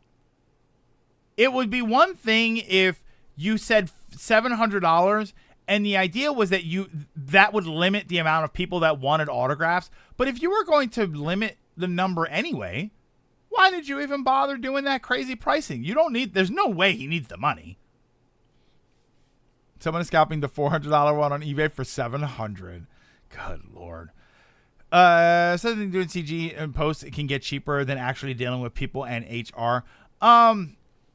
Probably, yeah. It definitely. I can't imagine it costs as much now as it used to, but I just figure from a convenience standpoint, right? As far as like the work that goes into it, I would imagine it's just more because either way you have to film the scene. Like take the Tarkin scene for instance. Either way, you have to have an actor on set. He has to kind of look like the character as close as you, because the closer they look like the character, the less work the digital person will have to do. They kind of have to look like the character. They kind of have to sound like them a little bit. So you have to do all of that. And then you do a bunch of stuff afterwards to change it. Even if that stuff isn't much, wouldn't it just be easier to cast somebody who looks almost exactly like the person and sounds almost exactly like the person, and then you don't have to do any of the post work? You still have to record the scene. So then you record the scene and then you're just done. As opposed to we recorded the scene, now there's work to be done. I feel like it would just be easier. And again, in that situation, fans are going to know, right? The average person is going to be able to look at that and they're going to say, that's not the same guy. But we all know that the guy's dead. We're not going to crap on him, right? We're not going to crap on the movie makers and say, how dare you not cast the real Peter Cushing? What do you mean? What? That's one of the reasons I'm not really a big fan of the de-aging thing. The de-aging thing I think is from a moral standpoint, I think it's fine. But I don't know, just cast younger people. I always like that. I always like that as an idea. Imagine if the movie Solo had a completely aged down Harrison Ford. Right? It's just cast the other guy. It's just better that way. Give other people a chance. Let somebody else be young Solo. Let somebody else be young Luke Skywalker. Is kind of tricky because that one's, we saw young Luke Skywalker, but some of these characters I think it's fine. Gonna be kind of sending. I say cast more lookalikes. Let's not act like people don't reject creators with low audience. Now, industry-wise, unfortunately, they also admit people will cry foul whoever gets casted and start harassing the actor. Yeah, that's true. I mean, that's true, AGM, but it just seems like people are going to get harassed either way. They're going to get yelled at either way, right? People threw a fit for Peter Cushing and Carrie Fisher, and why are you doing this? And it just gets frustrating after a while. In case anyone did this, yeah, so he set the prices so outrageously that no one in their right mind would try if they did. Hey, that's $400. But then they made a point to say we're limiting the amount of people. Then just have it be a reasonable price and limit the amount of people. Say, all right, when you get in line, we're gonna hand out numbers, and 300 people. 300 people a day. The first 300 people here, you get a number, you wait in line. I mean, 300 is probably kind of low for a convention setting, but 500, right? 500 people, and then that's who gets an autograph. And the autograph's $20, $40. So he doesn't need the money. Realistically, he should be doing that and then donating all of that money. No, but we're at makeup artists. You can get a lookalike and just use makeup and make them look perfect. It's got to be easier. I also think the Tarkin CGI thing was a deliberate selling point to show off to. See, I don't know. GG, maybe. Not from a consumer standpoint, because I don't remember them making a big stink about him being in the movie. Maybe in a behind-the-scenes sort of thing where the workers could say, yeah, that was my work. You ever see the guy that played Luke in Mando before the CGI? No, it almost looks like Mark did back then. So yeah, so why not just have him be the guy?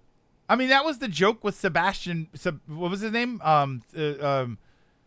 was gonna say Sebastian Bach. Sebastian Stan. Wasn't that the whole thing with him? That people they did mock-ups with him and he looked just like Luke. So they said, yeah, just cast him.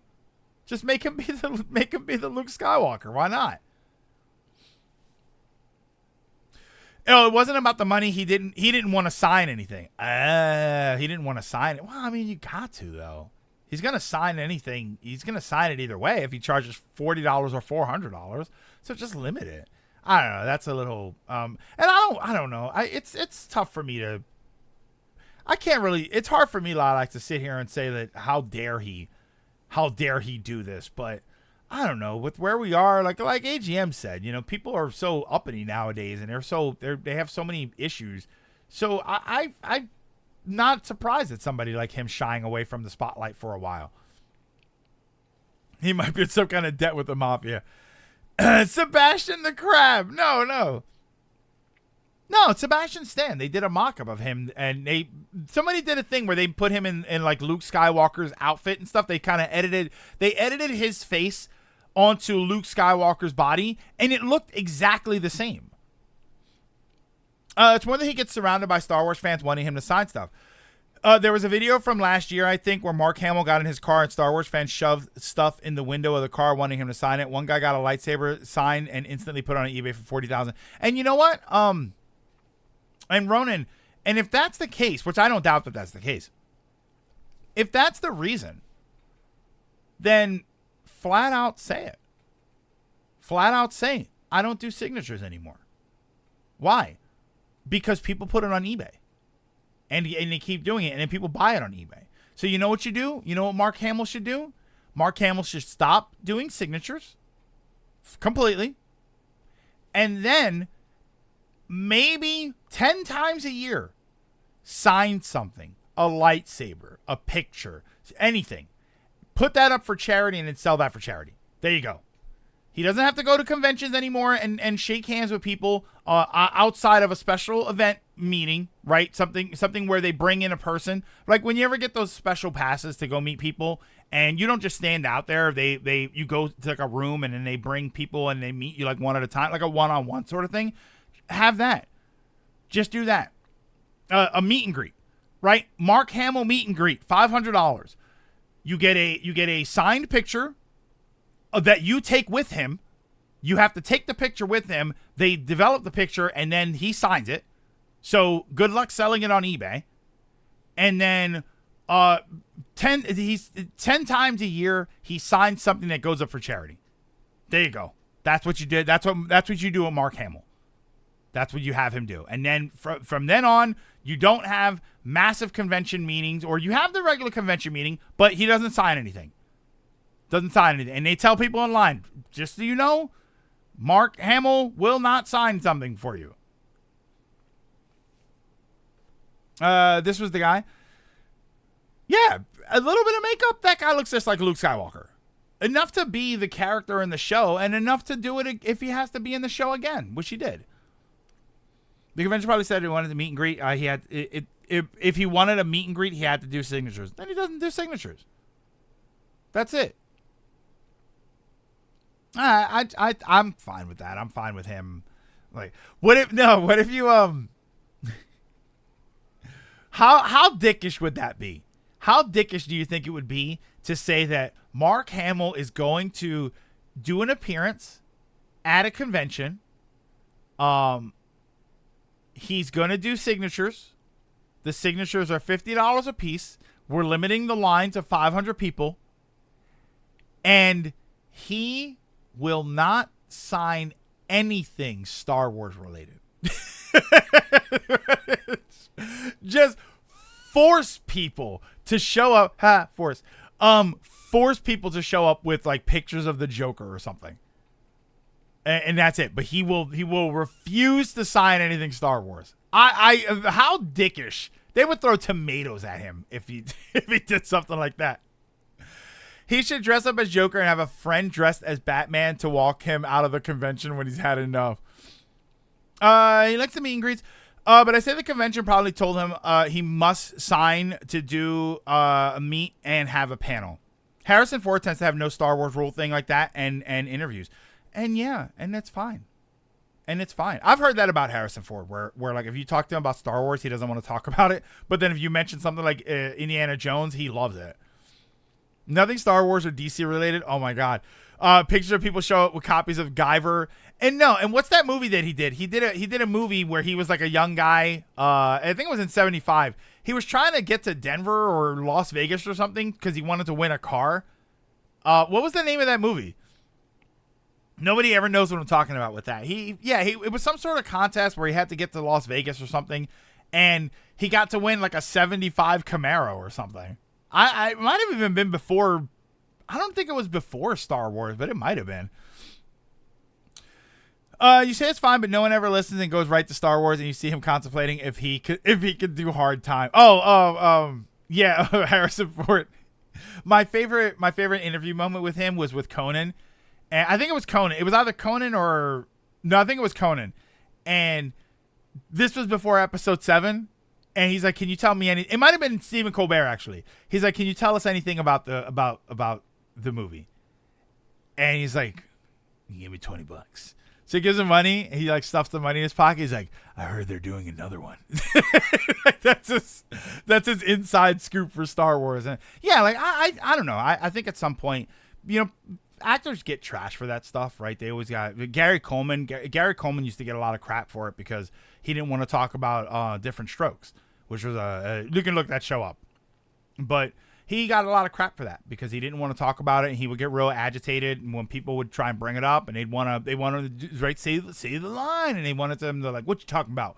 And they wanted him to do all of that stuff, and he got really pissy about it, and people kind of gave him crap for it. And it's just like, but put yourself in that position. This guy's been a kid since he was a kid, and that's all anybody sees, and nobody even wants to see him as anything else. And then he had a medical condition which made him short for the rest of his life, so that didn't make it any easier. And it was always kind of a problem. And you look back at that, and it's hard to not understand why he was so pissed off. Mark Hamill did a movie. World War II movie called Big Red One. Funny, give me $20 and I'll tell you. It's not like he has something against genre fiction. As you say, he's happy to talk about Indiana Jones. It's just Star Wars. It's just Star Wars that people are insane for. And I imagine Star Trek is the same thing. I bet you there's some Star Trek actors that they were just tired of talking about it. I always tell people try and sell the Joker stuff. Oh, absolutely. They absolutely would. There you go. There's your Mark Hamill rule, is that Mark Hamill will only sign pictures of you. I wish I could meet him, or I wish that there was some way that he would see this video, because I think that would be hilarious. If he had these goofy ass rules in mind where it's like Mark Hamill will only sign a picture of you. That's it. He will not sign a Star Wars picture. He will not sign any products. You need to have a paper photograph of yourself, and that's the only thing that he will sign. I think that would be hysterical. Just to see people's reactions. Like, what the hell kind of a rule is that? Well, then you don't want it. You don't want his autograph that bad if you don't want to do that. Shatner's happy too with his ego. Nimoy was too. Persona fans are like, I just want to buy Persona 5 merch. What's this Batman stuff doing here? One of the Harrison Ford interviews that he did go along with, I forget which of your late night talk shows, said, now look, I said no Star Wars, but we have a guest. A guy dressed as Chewie walks in, and Harrison goes up yelling, was that Conan? I know what you're talking about. Yeah. I know what you're talking about. That would be hilarious. Yeah, that's kind of crazy. That whole $400 to $700 thing for your autograph. I mean, and you know what the craziest thing about that is about charging $400 to $700 for an autograph? People are gonna pay it. They're gonna pay it. I guarantee. The fact that also said limited amount is still kind of wild, because you know that's what they were gonna do. They were gonna pay it anyway. Look at those meet and greets. Those $2,000 meet and greets where you get to meet a bunch of Star Trek captains. They had one here a long time ago where it was $1,500 and you got to meet the 5 captains. At the time there were what was it? It was Picard, Janeway, Cisco. I think it was Cisco, Archer, and I think Shatner. I think Shatner was there. And that was the thing. It was like $1,500, and you get to meet all 5 of them, and you hung out with them for a few minutes. It's wild, but people do it. They do that stuff. Hey, if you got the money, if you got the money and you got the passion, who am I to say don't do that? Unless you want to give some of it to me, that's different. Okay.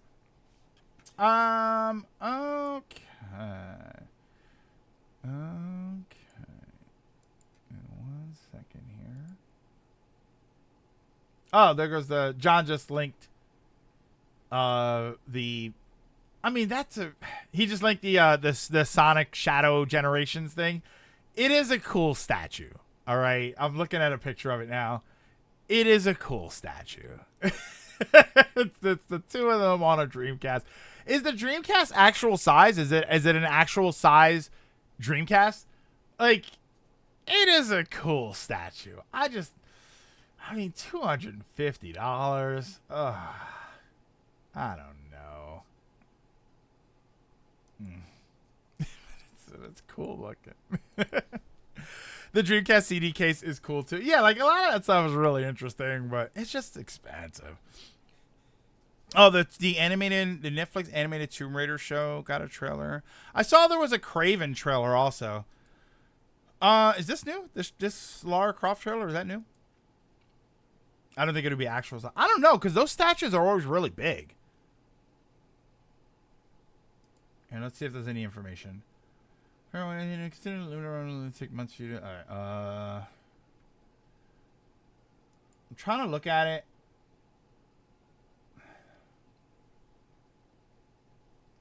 I'll be honest. If you look at this image here, I'll retweet the image to you. Hold on.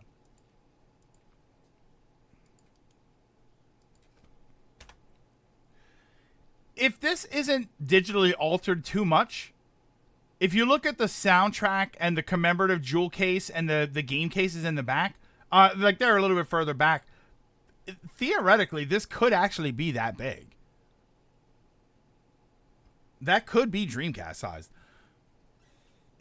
Famous Spider-Man sells Crave cereal. It was a weird commercial. Yeah, they had a trailer. I saw some clips of that. Alana Pierce showed it a little bit. Or Charlana Zard. Yeah, the Tomb Raider thing I gotta watch later. Yeah, they had a trailer for that, and I talked. I won't get too into it, but I talked a little bit about Saturday about the One Piece thing that I saw, and I was like, maybe I'll. I don't know. I'm considering it. I saw that clip that I shared. I saw that was on the live action Netflix show too. So I watched the comparison. That live action. Listen, I didn't watch the show yet, but watching the comparison between those 2 clips.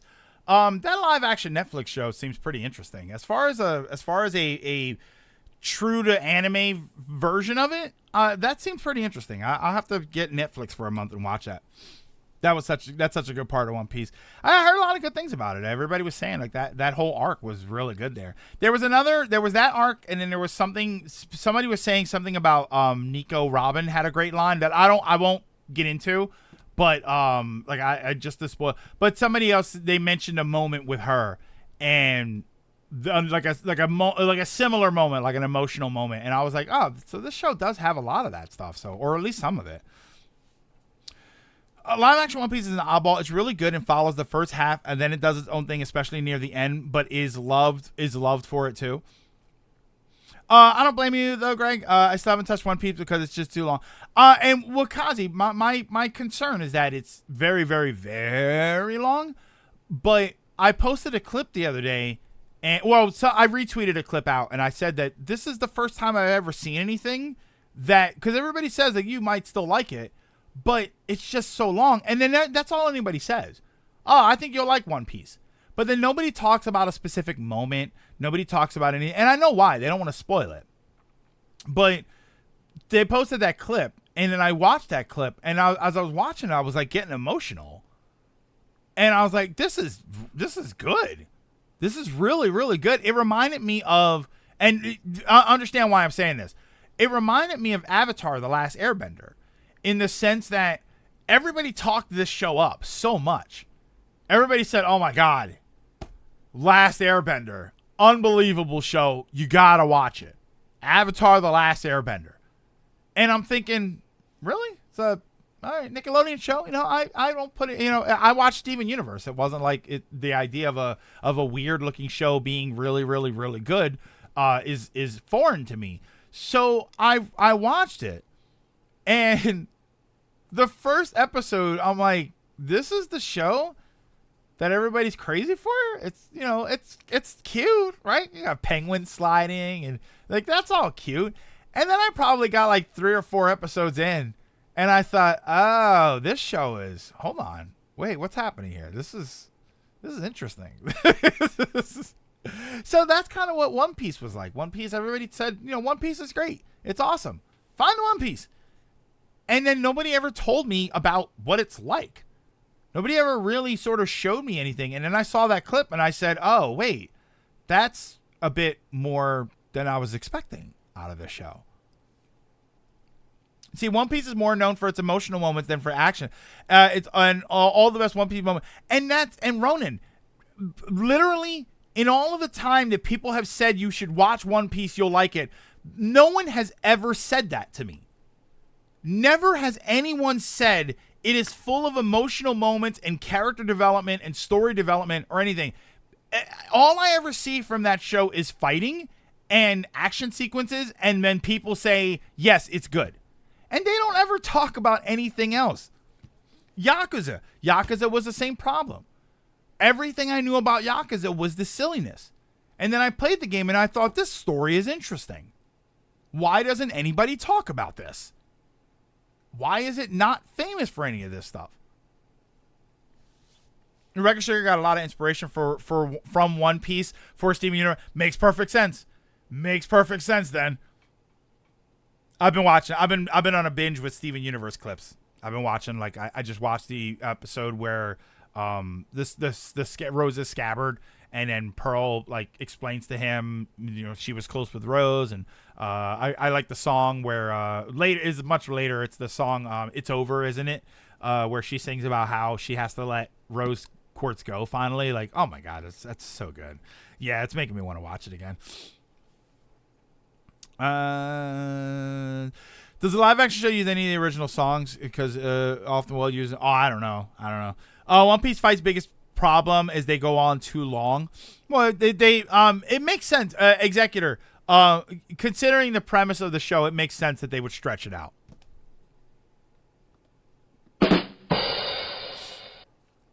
There really was nothing like Avatar back then. Yeah, and it's wacky because then I went and finally watched it. And I thought, like I said, the first episode, I thought, is this the show that everybody's saying you got to watch this? It's amazing. It seemed funny, but then I watched a few episodes and I kind of understood what they were going for. And then, and then relatively soon after that, I thought, yeah, okay, wait, I'm in. I love the song Garnet singing, Stronger Than You. That's the end of season 1, I think. That's the end of season 1. Oh, man. Yeah, I mean, great music in that, too. All right. But I tried to do this a little while ago.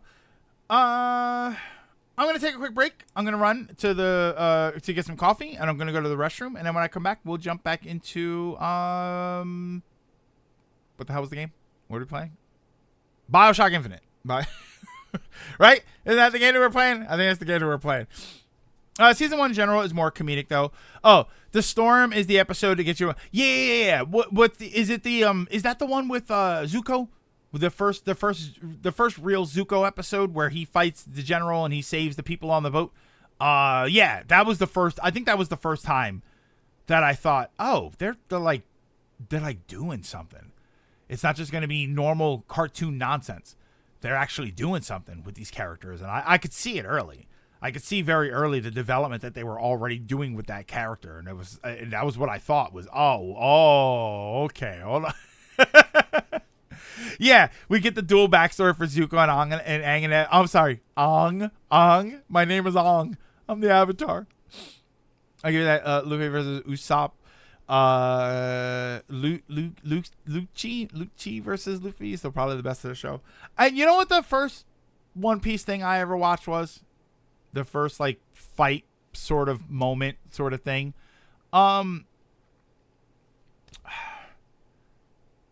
Like fight sequence was that whole Gear 5 thing when they introduced all that fifth gear stuff. And people were going crazy for it, and some people liked it, and some people didn't seem to like it. And that was the first time I saw it. And I knew that it was different. I knew that it was different from what the normal show was with the crazy animation and stuff. But that was the first time I saw that, and I didn't understand any of it, right? Oh, it's recent. That stuff was like last year. I think it was late last year. That was the only thing I saw, and I just thought, all right, I wonder why everybody's so upset. Like, I wonder why people are so mad. But then I thought about some of the stuff. I used to see commercials for it on 4Kids back when they showed it on TV here. And I thought, okay, this is very different from the rest of the show, right? Is that why people are so upset? Is that why people were upset about the fifth gear stuff? Gear 5, whatever it's called? Because it was just very different? Yeah, don't worry about that. No. Yaki, Ultimate Devil Fruit Power, usual shonen power creep. Yeah, 4Kids One Piece. That was all I remember seeing of it. If I think light of everything. Oh, okay. It's because Gear 5's main thing is to make light of it. Okay, so I guess, yeah, maybe so that's what it is. I think you like Zoro. Zoro's the one that everybody says I'm supposed to like. He's the guy that gets lost all the time. I did see clips with him. Actually, I have to lie. I think that's a lie because I did see a couple of clips that people would sort of, when people recommended me Zoro and they said that I would like him because he gets lost all the time. I did watch a clip with him where he was running around and he was getting lost. Like, that was kind of funny. But yeah, that's what I mean. It's like, I get that it was a comedy action show. I understood that completely. I didn't know that there were these powerful moments, though. I didn't know that there was any sort of character development. How many times do I have to say one of the things that'll sell me the most on something is character development. If you tell me that all of the story that I'm watching is not just for my own enjoyment, but I'm going to watch characters evolve through it, that's interesting to me. That's so interesting to me. As long as I don't have to social link with them, that's interesting to me. The Drum Island stuff on One Piece makes me cry. It's so good. It made me love Chopper. Not that Chopper. People hated fifth gear because of how cartoony it is. Is that why? Is that what people... Yeah, it turns everything into Looney Tunes, and that's what people didn't like about it. But, I don't know. It almost makes sense, right? Given his powers, given his sort of rubbery, right, stretchy powers, an ultimate form of him wouldn't be like statuesque. He wouldn't be Super Saiyan God Super Saiyan, right? He would be the ultimate version of what he already is, which is bouncy and springy and all over the place and effectively unkillable, right? I feel like a character like that with that kind of power is the subtle truth is he's unkillable. The anime made people like Gear 5 more. Maybe it has something to do with seeing it in motion. Yeah, I think that's interesting. I think that's so that would actually be kind of cool. But again, I haven't seen the show. After 1,050 episodes, who's to say I don't get to the fifth gear stuff and I think, wow, the show went in so many other directions. I don't like that it went here. So I have no idea. The one thing I will say though that everybody did sort of jump on was that if I were to watch the show, when I get to that, what is that, Arlong Park or something? If I get through that, and because that clip that I played is from episode 37, a One Piece moment 37.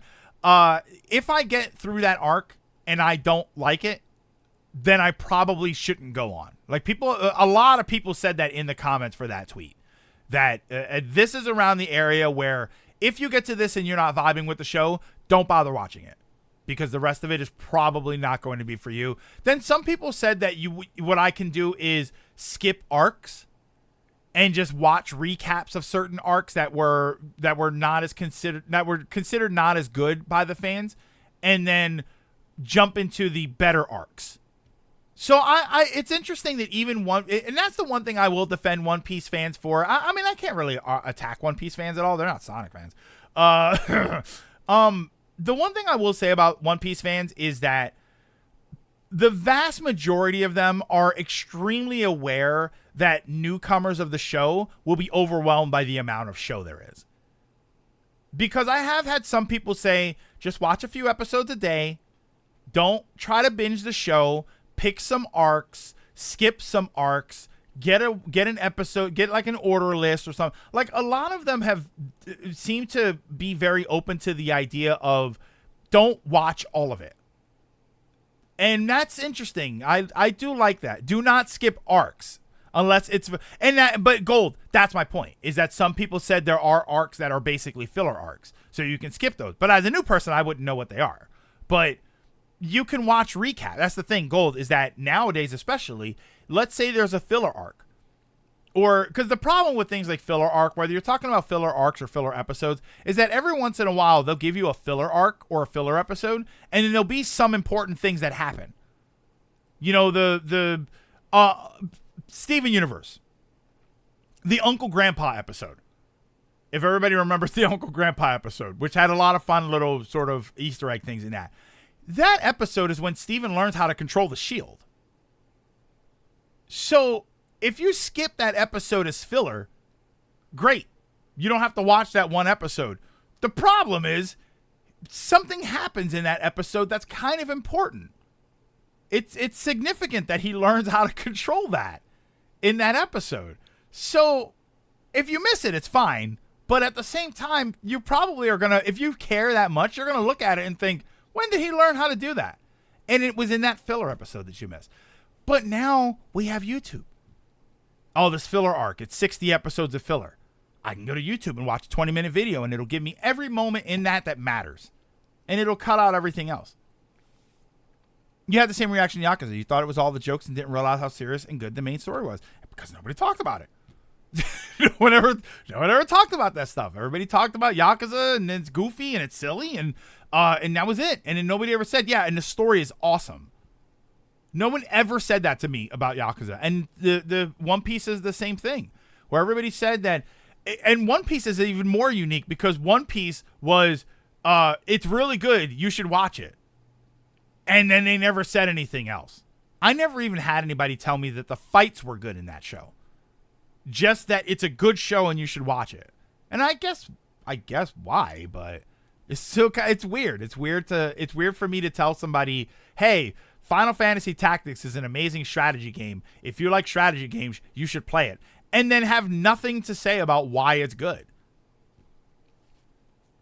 You have to be very careful when skipping arcs. One Piece really cares about story points. One Piece will foreshadow things and then bring it back full circle hundreds of episodes later. But again, Ronan, there's probably tons of YouTube videos. So if I come across something that is considered a filler arc, I can almost guarantee you there's a YouTube video that tells me all of the important moments from that arc. Or that I could just watch. I wouldn't be surprised if there are lists of scenes to watch. So you can just watch specific scenes from the filler arc and cut out all the nonsense. I wouldn't be surprised if they did that. Busy trying to fight. It's too long. Stigma. People try and shows the fight too long. The story beats, though, I feel people don't tell. They don't tell about to keep the impact. And I get that. I get why you would do that. But it does make it is a shame because if you're trying to get somebody to engage in a piece of media, but at the same time you can't talk about the piece of media, it does make it difficult. You should watch Star Wars. It's awesome. Why? What's it about? Can't tell you. What's the action like? Can't tell you. They fight with swords that look like lasers.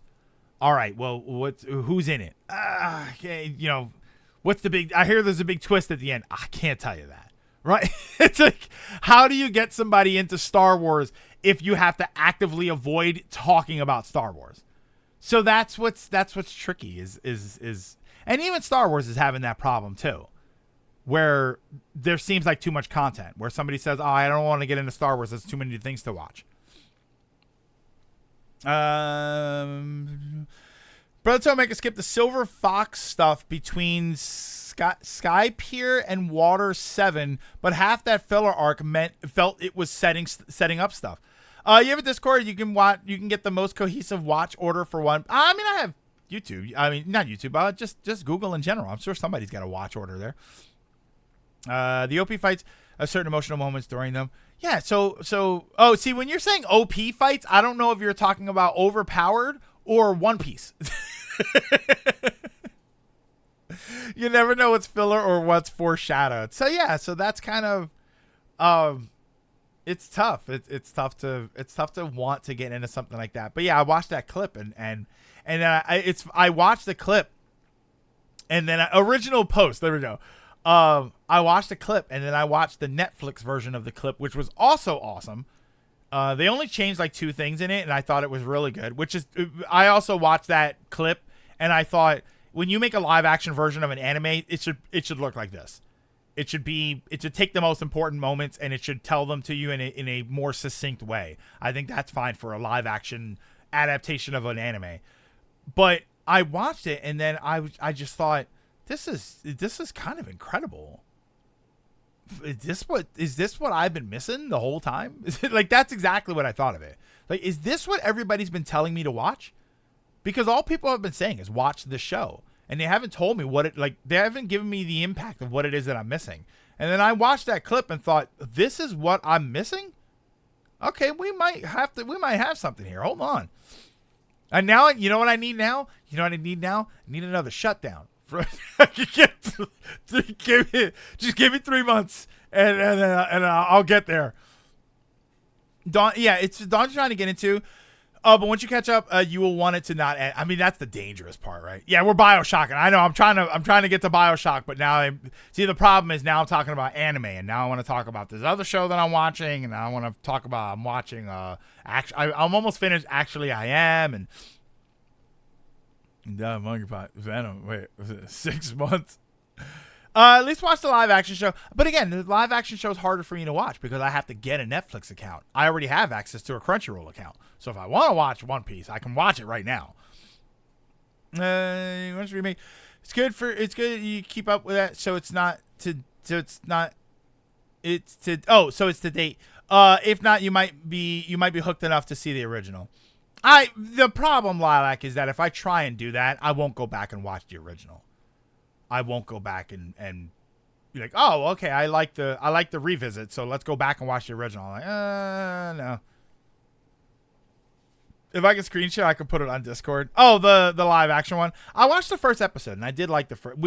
I was at John's, John and Elliot's, and we had time before we were recording. This was when it first came out, and I said, you know what, we got time. Can I watch the first episode of One Piece? I kind of want to see what this is about, and I watched that. And I did like that. So that's really, if I have to say that I've watched, so technically I guess I have watched One Piece. I did watch the first episode of the Netflix show. And I did think, man, I do kind of want to watch more of this. This seems kind of cool. I do kind of want to watch this. Yeah. I was thinking One Piece is legitimately funny too. Yeah, so I was like, that's... So yeah, I guess technically I did watch an episode, but I watched the Netflix because the first episode of the Netflix show is probably like 5 episodes of the anime. All right, for real this time. Give me a minute. Let me run to the restroom. Let me go get some coffee, and then when I come back, we are going to jump back into Bioshock. So give me a minute, and I'll be right back.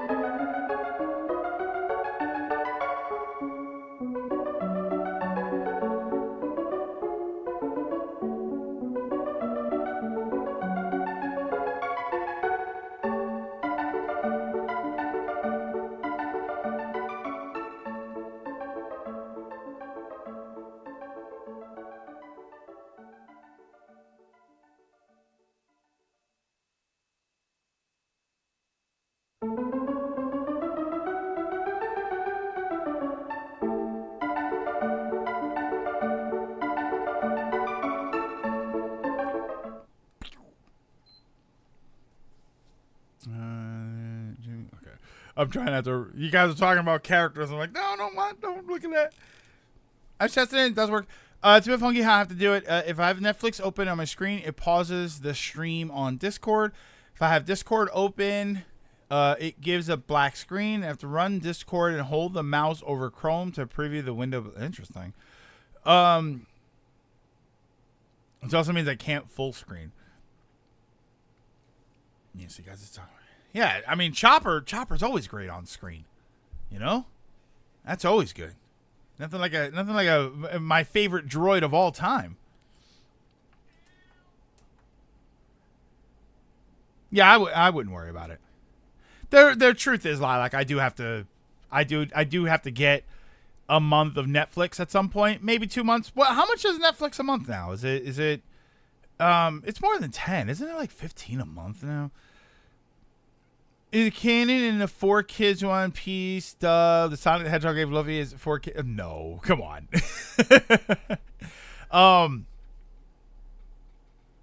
Yeah, I'm gonna have to get it because there's a bunch of stuff. I never finished that Sonic Prime show, which I know people were kind of up in the air about that one. 13 a month, maybe? Yeah, it probably is.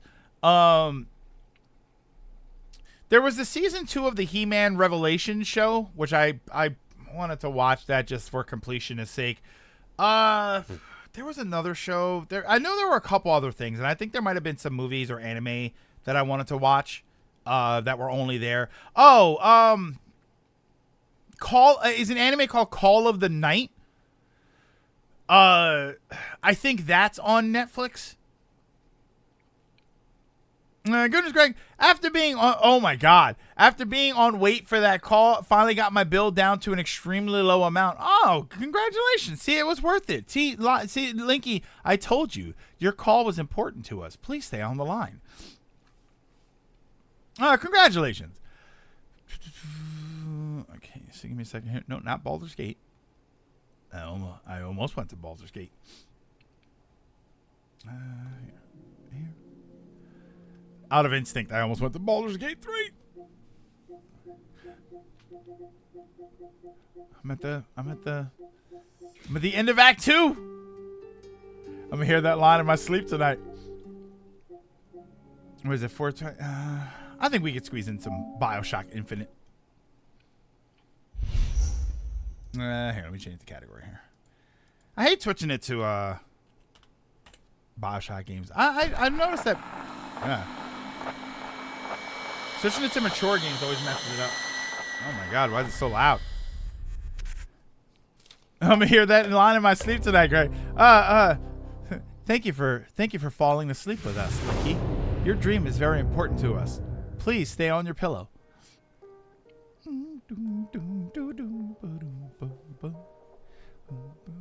I should do that. Oh my God.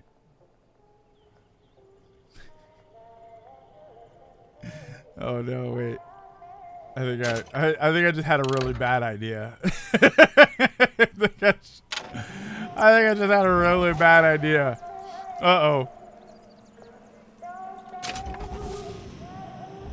I don't know if I want to say it. Do I want to say it? Or do I want to just do it? Might actually work fine. I think it just paused my preview if I full screen the show. Okay. Yeah, remember, you also have... You're watching streams and stuff, so maybe that has something to do with it. The hyena is a trickster. They live... Just do it. It'll be funnier. This way. Oh, wait. Come on. Whoa, wait. Why do I hear people? Oh, don't shoot the horse. Booker, catch. Thanks. Where? Weren't there people?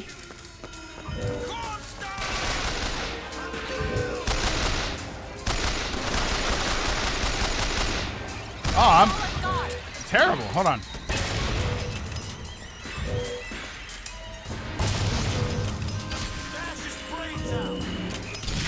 Oh, he's gonna bash my brains out. I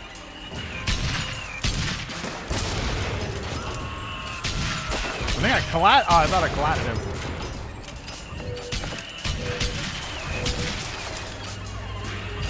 Oh, that actually works. I'm pretty sure I just shot that guy in the junk.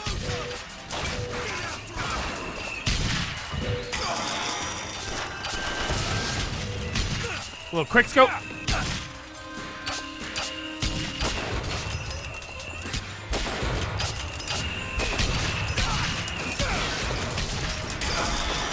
Oh no.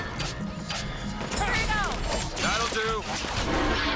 Oh, I died. Oh, I didn't realize that.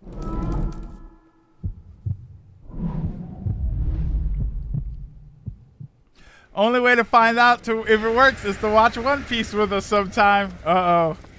Maybe, Lilac, maybe that's the way I'll watch the first episode. What do you think? You think I should watch the first episode that way? Watch it with everybody on Netflix, on the animation, not the live action.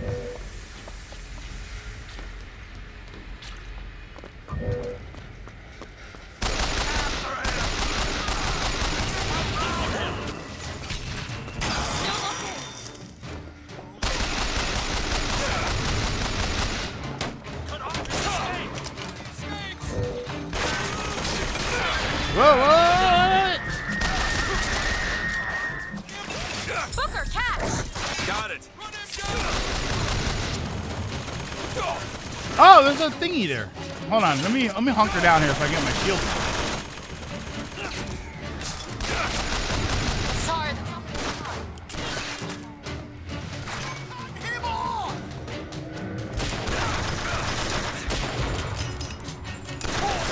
Okay, I'm whiffing here. Oh my god, sorry.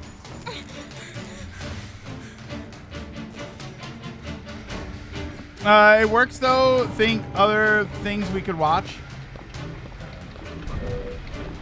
Yeah, I mean nobody wants to watch He-Man Revelations. Oh wait.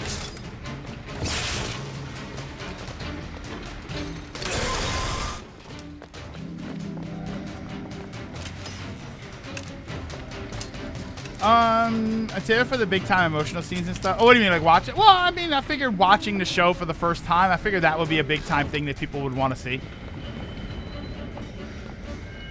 I meant good shows. Yeah, well, I mean, what on Netflix is good? If I got Netflix for a month, what would be your recommendations for?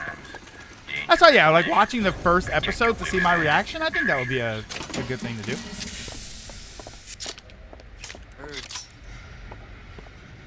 I mean, Steven Universe has a... See, for that, though, if I'm going to do, like, Steven Universe or something, that would just be me. That would be me streaming it myself. And then I would turn that into a watch party with you guys, where I would say, oh, let's watch Steven Universe. I would do that, which probably wouldn't be too bad. Life and death and love and birth on the planet Earth. Umbrella Academy. I've seen clips from that show. Unless there's something I'm missing, I don't think I'm into that show.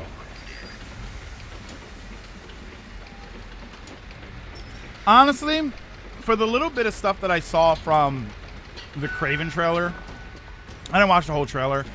For the little bit of stuff I saw from that, from my disinterest in Deadpool and Wolverine, I think just the superhero stuff in general, I'm just kind of like, whatever.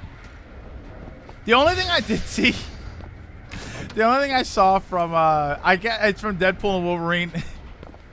I'm almost bummed out that I saw this because this would have been funny to just see on my own. But I also know I'm probably not going to watch that movie anytime soon. The Gambit thing. Like, are you familiar with that? I'll leave it at that. There's a meme for it now. There's a meme that's going around that I didn't know where the hell that came from, but I think it's from that movie, right? So I thought that's kind of funny. If there's anything that I wish I would have probably seen, that's funny. But yeah, just the I'm about to get a name for myself. Let's go find that gunsmith. He's upstairs now. It's so funny. I mean, a few of us have superhero. Yeah, and it's a shame. It's a shame that the burnout is so strong because people say, oh, Marvel burnout and stuff. And I'm sitting here thinking, no, I think it's just burnout for the genre itself. It has nothing to do with Marvel. It's just I see superheroes and I just, ugh. Did I see? No, because all I saw was the meme, and then I watched the clip, and I saw, like, I couldn't remember if you told me right now. I knew there were other people, but that's the one that stood out to me. That's so funny, but yeah, like that's something where I thought, oh, I do kind of wish I saw that myself, but I also know I'm not gonna watch it. I'm not gonna watch that movie because I'm tired.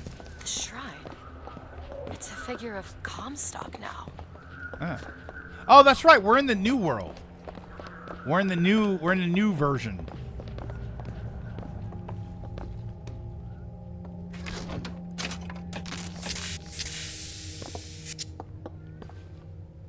Pluto Scavengers, Rain are good Netflix shows. Whoa. What?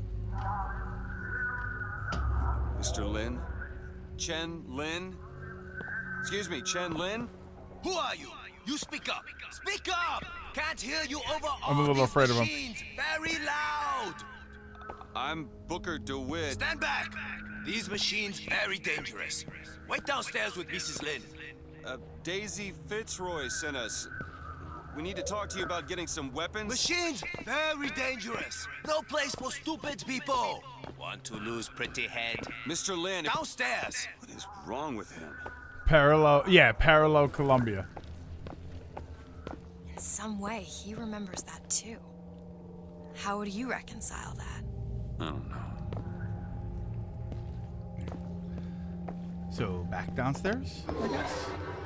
No. Wait. Is it still saying to talk to him? It's saying return to the gunsmith shop, but...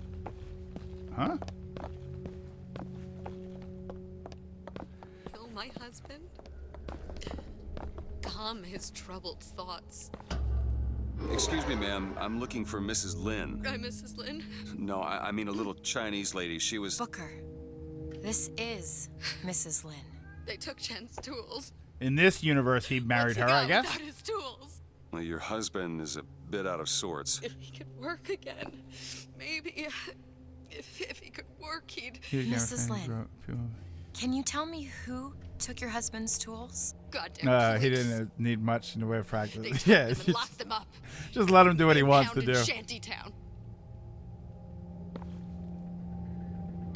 I love the look, though, for his Gambit look. Fix his mind. Who cares? We're not getting any guns if Chen Lin doesn't have his tools. Let's head to Shantytown. It's always a shame that the spoof versions of those characters, like the Gambit, like the costume looked great. So it's always such a shame that they have to sort of play it as a joke because it's like, this looks awesome. Did you notice? Bloody nose. Seems to be in style. He's staring. I'm not so sure. I tell you, the moment you do it, Oh my God, was it so loud? I ask you, where are they going to be when it's cold outside? Just run. Your boy's got the mumps and you've got nothing on your tender Oh, I know.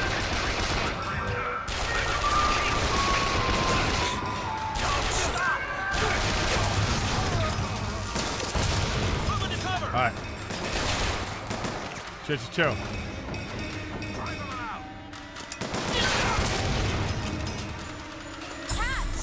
Thanks. Oh, it switched to the machine gun. I wasn't expecting it to do that. That's all I have right now.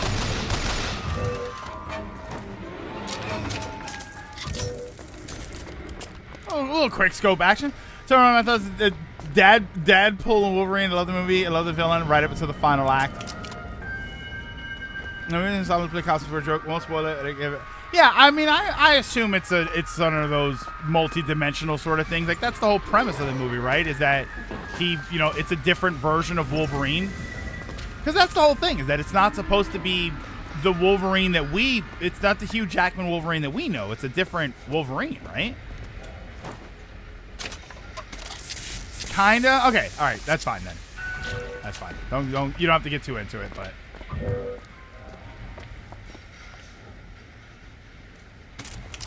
Oh, the different guns. Oh, that's what's been throwing me off. That's why I'm struggling for ammo. So this game, you don't just run over the weapons and you get new ammo. Oh, yeah, okay. Now I'm understanding it a little bit more. You know, I wasn't born deaf. I hear what it is people are saying. All right, even though there's ammo here. Machine gun ammo. Nope. Sniper rifle ammo. Nope. Why is it, Mr. Found some money. Imagine a Power Glove skin accessory for the Wiimote or the Joy-Cons. Let's be clear.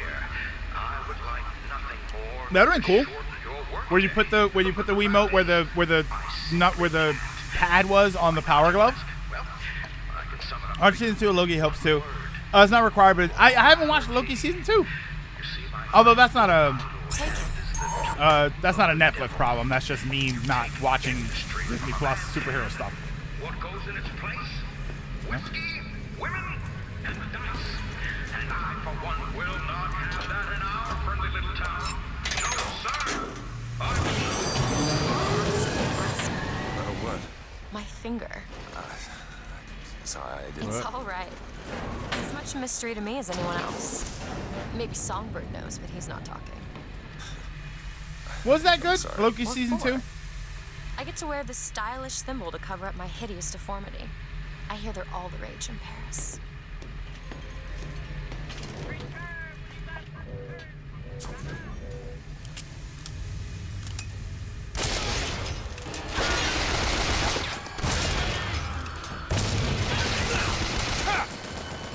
Oh wait, what? What? Ah!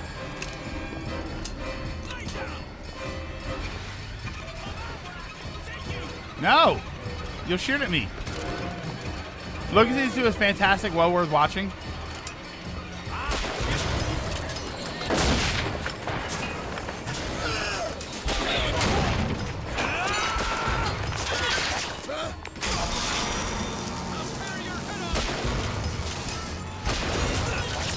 Oh, stop! Much obliged.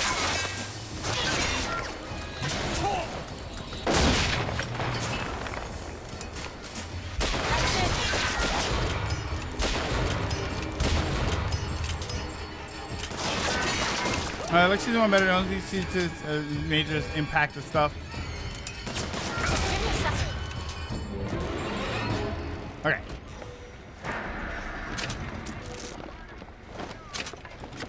Oh wait, I switched to the wrong thing.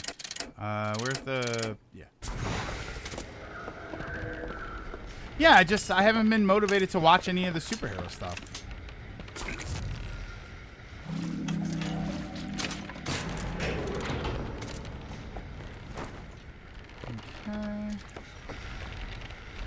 Open rift for cover. Because that sounds like cheating. I don't know. That's cheater talk. No, I don't know. I just didn't want to run out there.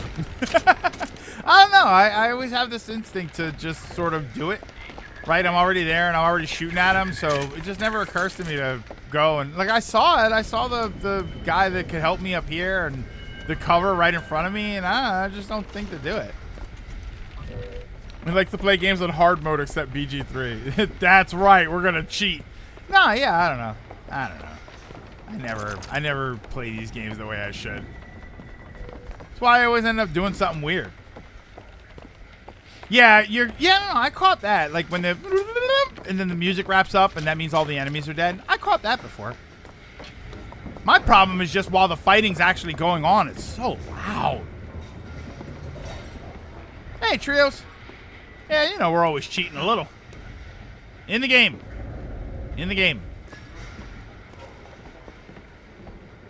Not on partners, not on taxes.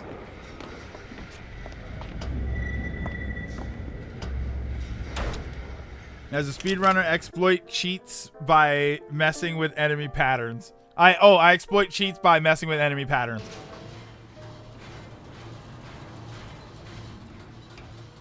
Sage looks like I better correct yourself, human. Sort of freak. A girl who can bring dead men back to life.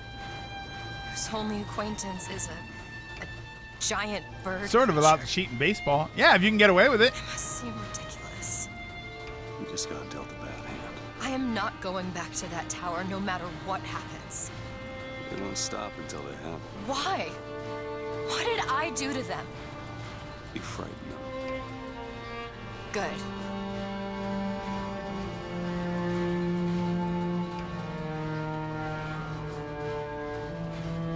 No, we're here. To keep you so hungry, you can't speak but to me. To keep you so ignorant, you can't think of solutions to all your problems. Dark Keep you Urge. chasing that almighty silver eagle. To keep you down, brothers. I forgot we were in this game for a sec. Maybe Daisy's right.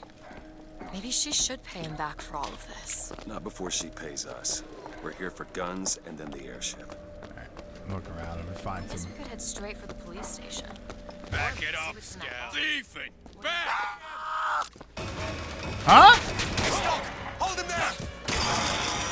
I'll let them kill me. Patch yourself up!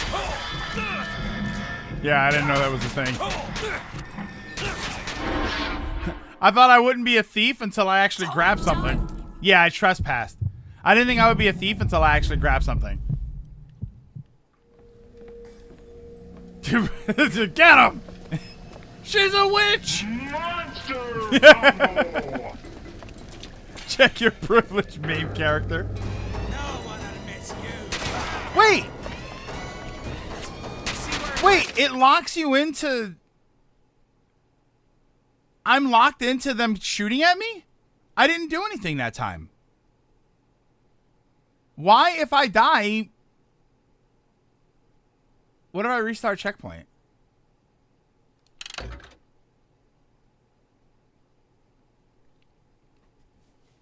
King Combo. I liked I did like King Combo. It was so rare to hear that one. Monster Combo was alright. Yeah, King Combo was probably my best one. Or my favorite one. Yeah, actually, no, Combo Breaker. Combo Breaker. Yeah, that's probably my favorite audio clip from there. Alright, how far back? Oh, this is gonna be right when we get here. Ultra You must think we Combo! seem sort of freak. Supreme, actually, Girl who can Combo bring dead Breaker men or back to Supreme life. Victory? I have one of His them. only acquaintance is a giant bird creature. It must seem ridiculous. I am not going back to that tower no matter what happens. Yeah, I don't have King They Combo, won't stop until and I don't have Supreme Victory. What did I do to them? you frighten them. Good. Yeah, I think I need to put Supreme Victory on here. Oh, no, and you know what? Awesome Victory, because that was kind of a rare one for me. To keep you so hungry, you can't speak but to me. To keep you so ignorant. Most of my killer instinct experience is the Think of 2013 solutions game. to all your problems. To keep you Oh, chasing Greg doesn't that believe in almighty subtitles? silver Yeah, I kinda eagle don't. So you can buy everything. No subtitles for There's Elizabeth something to dialogue? keep you Actually, I didn't really think about it. But Daisy fits it. Here, I'll put it on for you. Graphics? Art? Subtitles? Sure. Enemy health bars? Yeah. I gotta remember to put that on when I play games. I usually turn it off. Because I end up reading all the subtitles and I don't like look at the screen and listen to the audio the way I should. You know, when I watch a movie, I don't watch it with subtitles. So, the same thing happens with anime. Wait, wrong one? Art subtitles? When looking at writing on a critical object in the world. Well, I guess I can leave that one on too, right? There's no other one. Audio? No? Oh, dialogue subtitles. There we go. Alright, so, okay. I'm going to nitpick here a little bit. I get why it's here, but at the same time, dialogue on screen is not technically an audio option. Seeing the dialogue on screen as closed captioning is technically a video option. Just saying. Subtitles should always be under accessibility menu.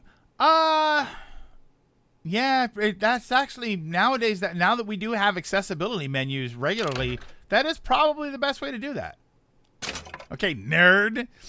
How do you think the enemies act when you pause in the middle of the cutscenes? Do they Pokemon Sun Moon protagonist there? Hang on, I need to heal.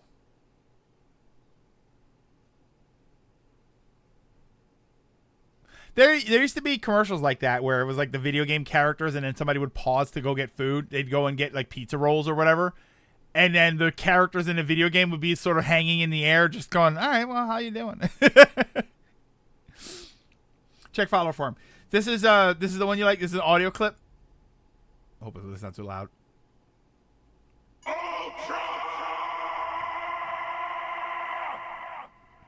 Good Lord.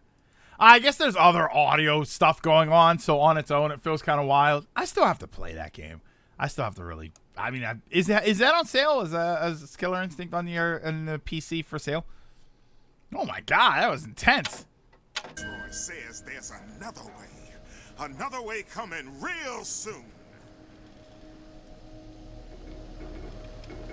Hello? These people are like There this you go. because of Fink. Maybe Daisy's right. Maybe she should pay him back for all of this. Not before she pays us. Here, can I just We're here talk for to you guns guys? I and just want to talk to you. I guess we could head straight for the Hi. police station. Or see what's in that bar. Can I talk? What do you think? Back it up, Scal. Okay. All right. No talk option. Gotcha.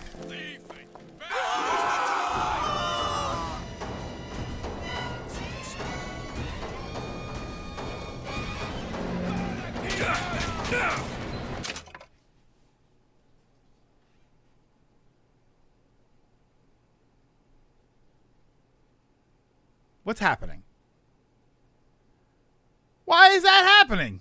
Is that supposed to happen? Is this a story? Is this a scripted moment of the game? Because if I kill them, I'm taking their health thing. Is this a scripted moment of the game? Oh, it's supposed to happen. Oh, that's why I reset. I thought I did something wrong and that wasn't supposed to happen. Oh.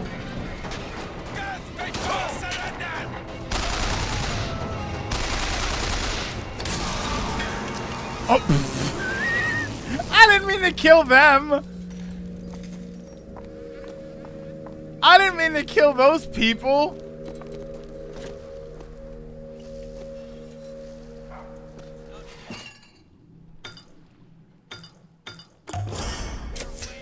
Feel better. Yeah, I thought because he's like, oh, easy, back it up there, buddy. And then they started shooting at me. I thought they were shooting at me because I was trying to steal something. So I reset thinking, all right, well, I'm just not going to go in there. I didn't know that they were automatically going to do that.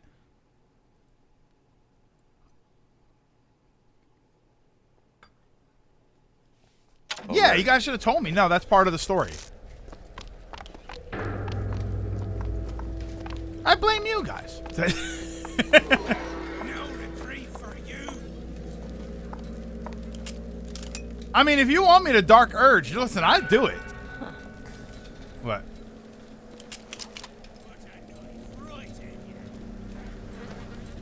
She's getting, like... I'm not gonna say it. Hi. Hurry up! Hit it! There's a tear You're over there. making a goddamn dent. I'm hungry, Bill. Oh, I tend to overthink. Well, yeah. Hi. Are we kicking stuff? Hold on, I went in. Where were you hiding that? Alright, fine. Dark Urge it is. That's what you want. That's what you get. You don't got. I don't have the. Yeah, I don't have the. I don't have the steel to do a Dark Urge.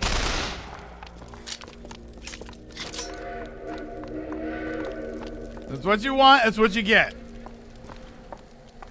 This is. So what is this? I hit play, but nothing played. Oh, scroll down and look at the anniversary edition. Oh, go to the thingy. Hold on.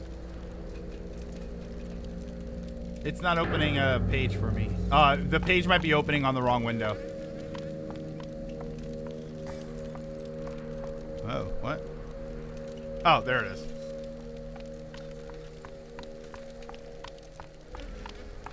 Anniversary edition bundle, 60% off. All right, I'll check that out.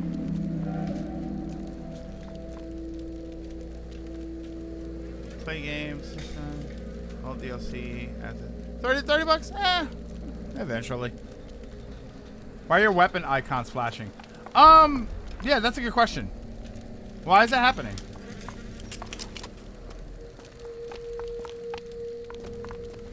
We're going the right way, right?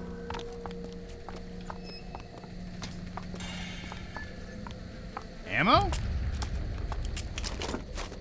I guess.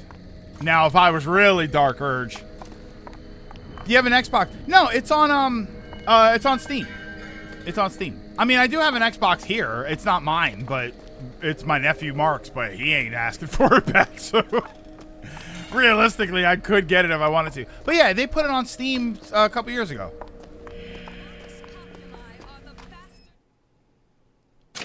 Why are you still telling me what gear is? By the way, let me actually do this because I haven't actually equipped gear. How do I equip gear? There. I haven't ever actually put anything on. 70% chance a melee target is stunned. Victim is vulnerable for 5 seconds. That's where that electricity thing is coming from. So I want to hang on to that. When struck, 50% chance to burn nearby enemies. Victims take 400 damage over 3 seconds. So let me look at some of this gear. I don't computer games, so I'm blinded by Steam. Neither do I. I don't really do that either. Fighting games I don't typically play for a long, extended period of time, though. So them on PC is probably okay. Increase clip size for all weapons by 75%. Let me actually see some of the other ones. After eating a snack, move 50% faster for 3 seconds. Pyromania. So we're definitely wearing that. Oh, that might have been one of those DLC pieces of clothes. Melee targets are knocked back. Melee targets briefly vulnerable. Victim takes 2 times damage for 5 seconds. Killing with a vigor trap has 70% chance to cause the enemy gun to become a ghost ally for a few seconds. I don't really use traps. Melee targets are knocked back. So it's briefly vulnerable. I'm going to go with this one. You can play KI 2013 for free. Yeah. You get like 1 character a week. That's what everybody was saying. Like it cycles 1 character a week. Killing with excessive damage stuns nearby enemies. That's why everybody's getting stunned. Aiming increases damage by 75%. Hip firing reduces damage by 75%. Increased weapon damage for 50% on skylines. Killing a possessed human. Increased damage against handymen. Evading movement speeds are increased. Effect side strafing and backpedaling. No, we're going to do that one.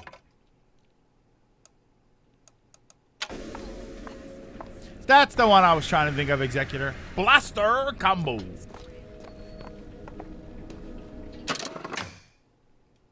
Alright. Or blaster combo. I think that's how it went. We're gonna have to get through an army to get those tools. For our own. Make no mistake, soldiers. The box and weapons go together like fire and trespassers. Take positions.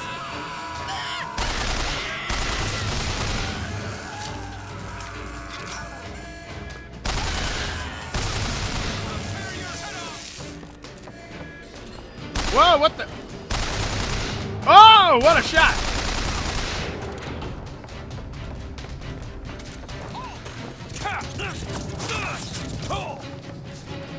What?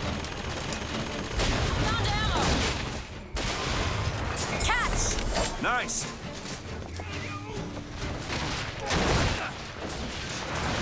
Whoa, whoa, whoa, whoa, whoa, whoa. What's happening? Oh, wait. Whoa. Oh, is that a thing? Whoa. What am I supposed to do there?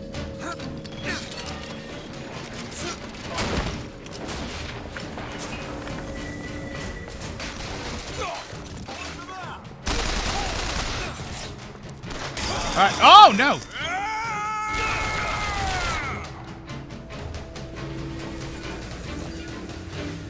I know, he's gone. Let's stop looking for him. Oh, my God. Elizabeth, I almost shot you. I'll kill you. Flush him out.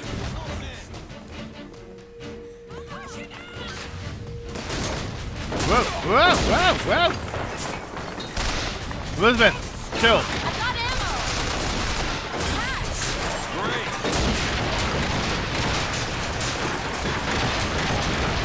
All right, I feel like, I guess I have to get all the way up to the actual, what's it called? I'll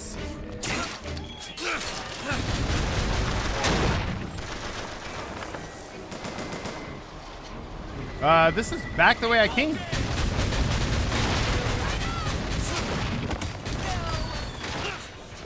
Here, hold on. Sure thing.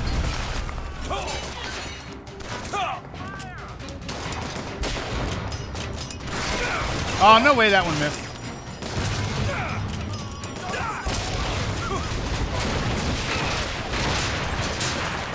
Whoa, whoa, wait.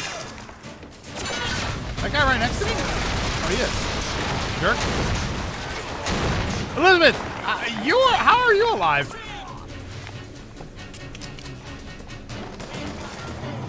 This is a Call of Duty of the plan. I don't like the way that sounds. Oh. Okay, well, we know we can't hurt her.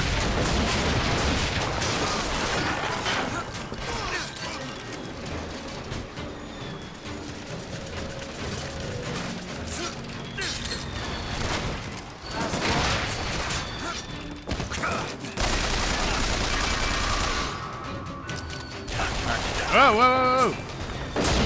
Oh, we can't go in.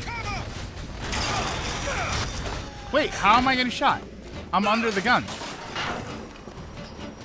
Take this now. How am I getting shot? Where am I getting shot from? Oh, they can hit. Okay, there we go. Catch. Great. I'm trying to snipe and just playing COD. I know! It's all I got. Right now.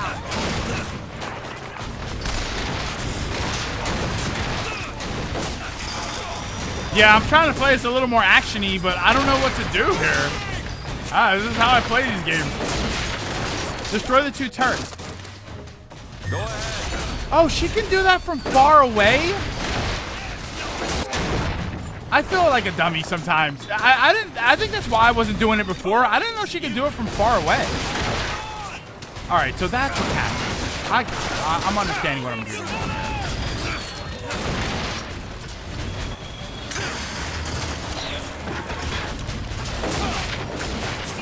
Wait, what did I... Wait, didn't I open up something here? She opened up a thingy here.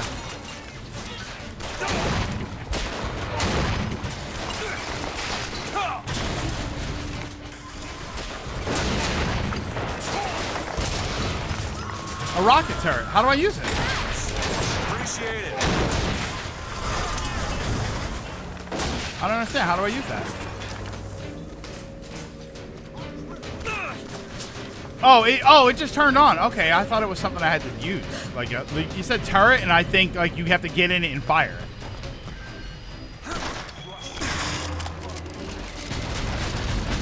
All right, so let me check out.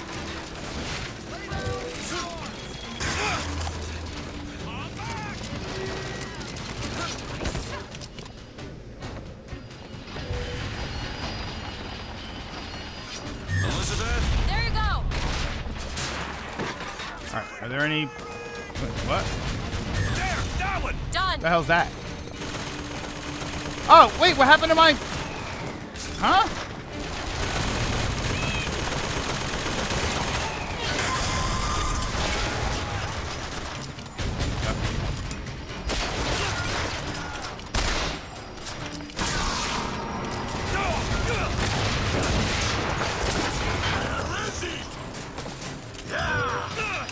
can only spawn in one at a time. Oh, good Lord. Yeah, tell me about it.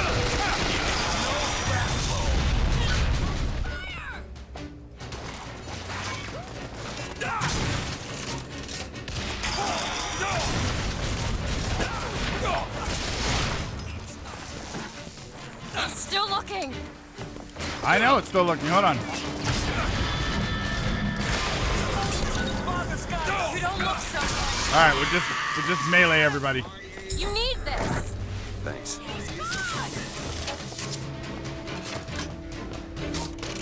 All right, I'm understanding. Oh wait, I got him. I got him. Ah!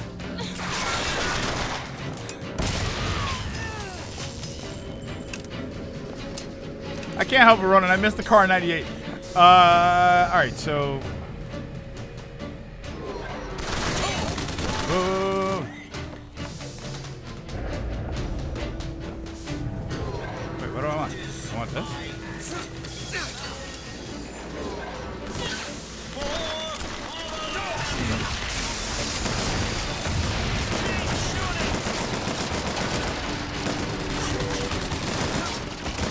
Oh my God.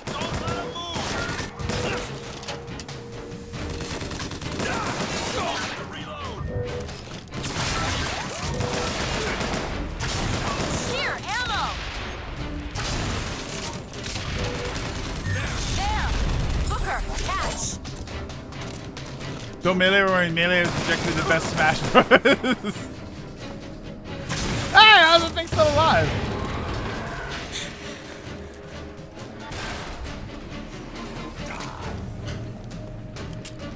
Alright, sorry. I can.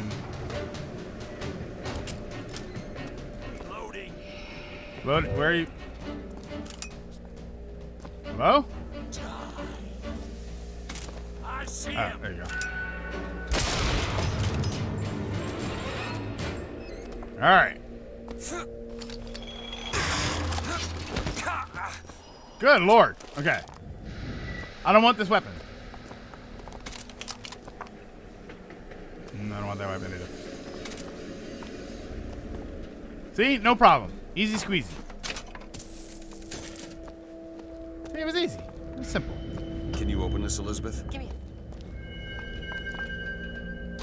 The music sounds like you encountered Venom.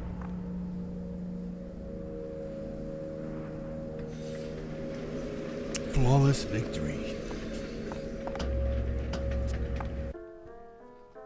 And then then this music kicks in.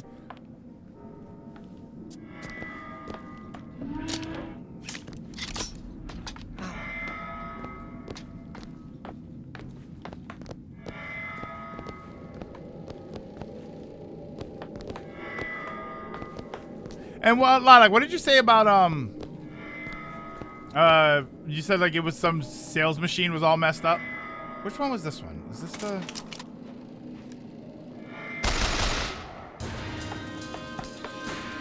Really?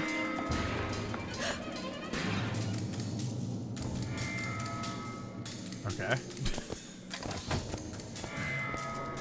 Suddenly we're back in Batman Arkham Asylum.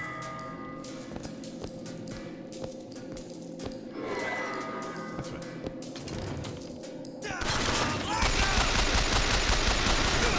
Oh my God, I'm whiffing.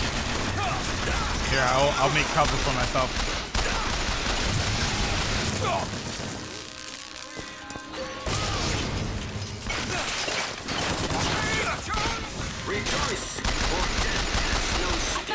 Strongest glass ever. Strongest glass ever.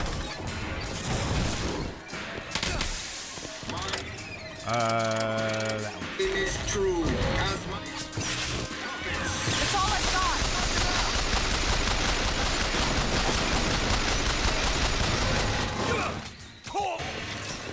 Bulletproof glass. It's not bulletproof glass. It's just that glass with those wires through it. Here's some salts. Catch. Much obliged. The glass is rubber and can you imagine I'm taking damage as I'm shooting the glass right next to me? I'm taking a bunch of damage. Rip his guts out.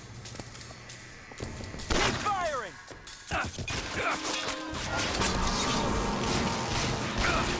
Come here, save ammo.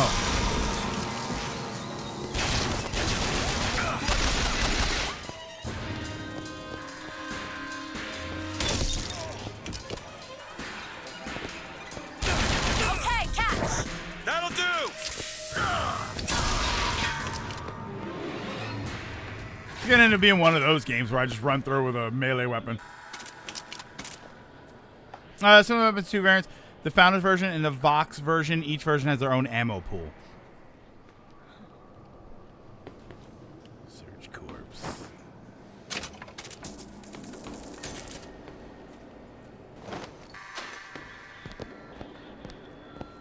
I like that you just fire a bullet and everybody just ran at you.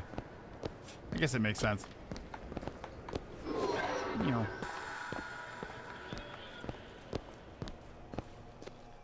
Alright, so we're in. There they are, the tools. Now we just have to get them back to the Vox, and then we get our airship. What? Can't lockpick. Need some help with this. Sure thing. Okay.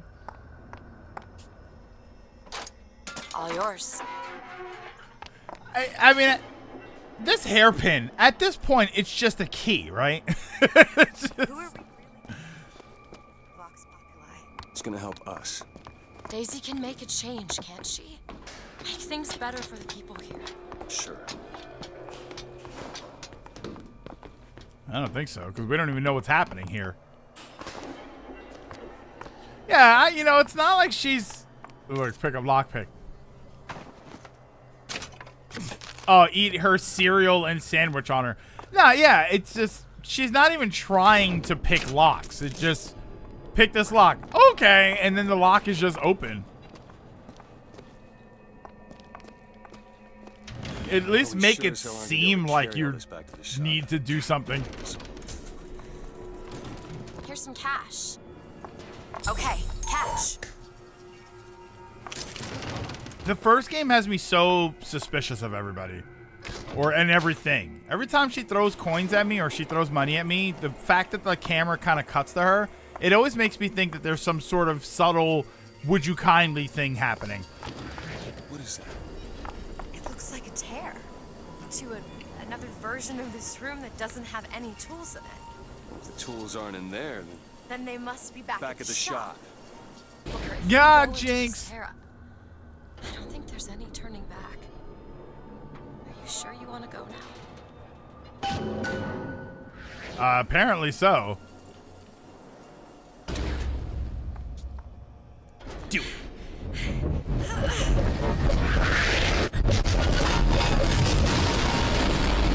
Okay, I'm gonna say this. I haven't said this yet. I think it's the first time I'm actually saying this. Something. I think it's the first time I'm Let's actually get saying back this. to the gunsmith and finish our deal. The audio I design need on to that be right there We'll was shut sick. this place for long. Booker, if the Vox get their weapons, there's going to be a Burst revolution gun. just like Les Miserables. These people The are movie? gonna have better lives. Yeah. Yeah, that sound design right there when the thing opened was actually kind of awesome.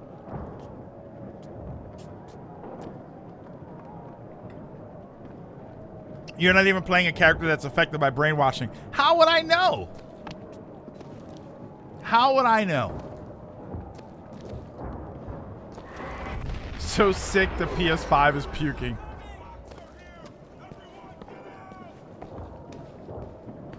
You know what this is? Uh-oh. Yeah, it's Bioshock Infinite. We've been playing it for days.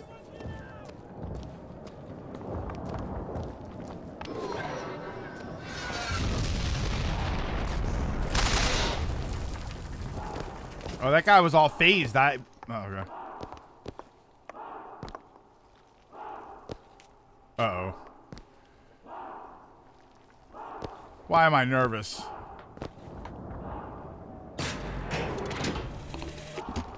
They argued something fierce at night, Lady Comstock and the Prophet.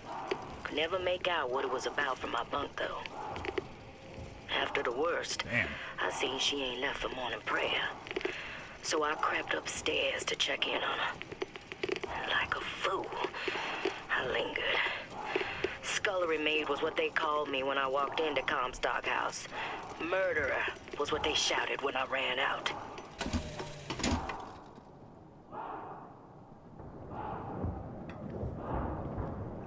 Why am I afraid to move forward?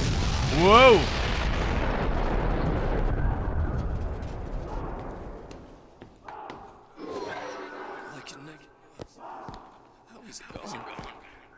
Can you feel it?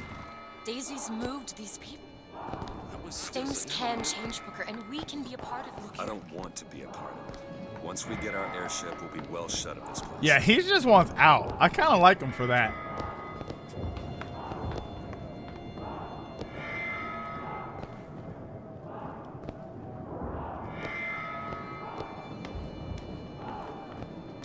I mean, that doesn't look safe.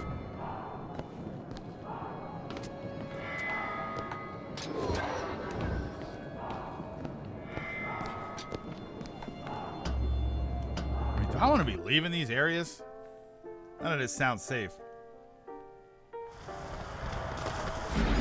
Whoa! Hey, that guy's with me.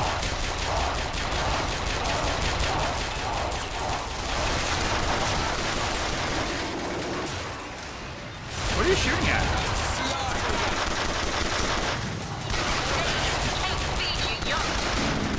Hey.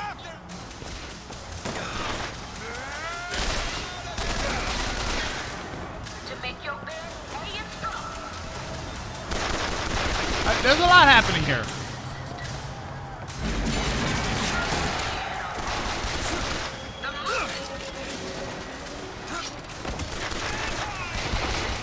It's like I'm a sniper rifle. Okay.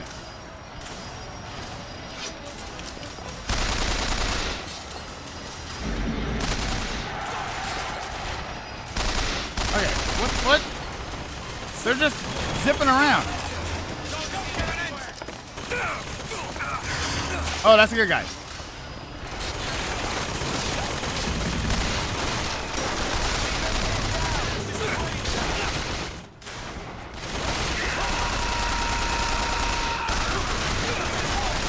Probably the loudest game I've played in a while, too. Okay, I actually didn't mean to do that, but...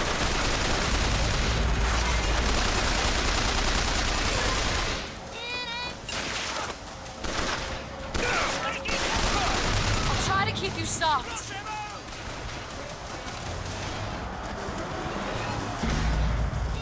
Okay. What the hell? Why is this is a lot happening?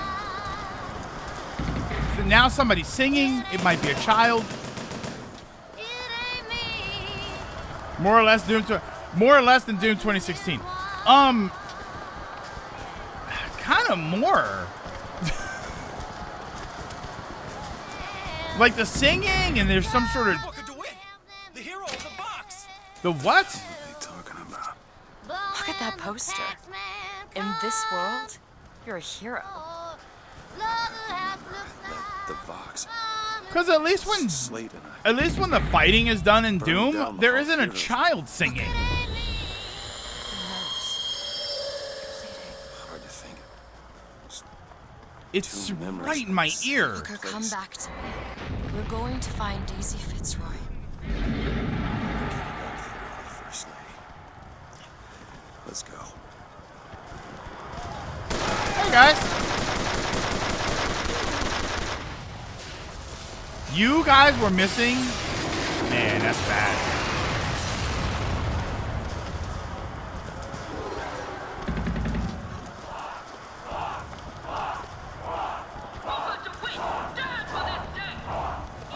Hey, what?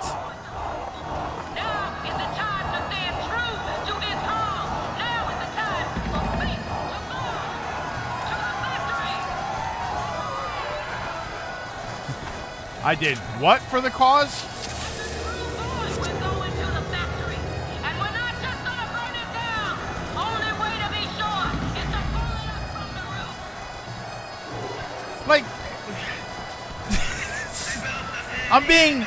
I'm being assaulted. There's screaming and cheering, and there's audio, and they're talking, and there's a loudspeaker, and there's bagpipes playing for some reason. I'm sensory overload on the audio here.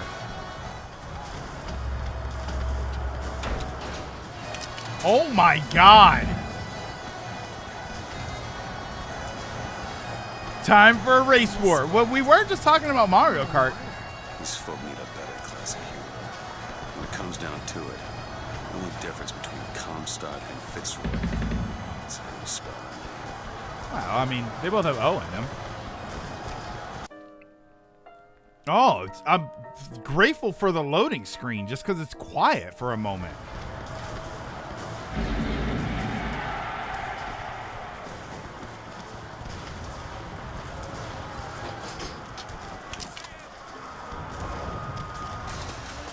What? Cut off your head!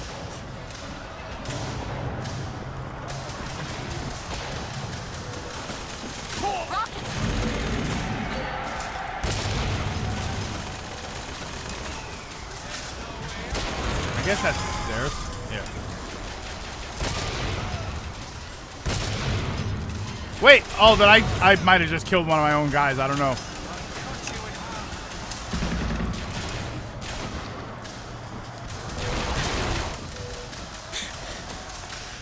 Go ahead. Done. Let's do that.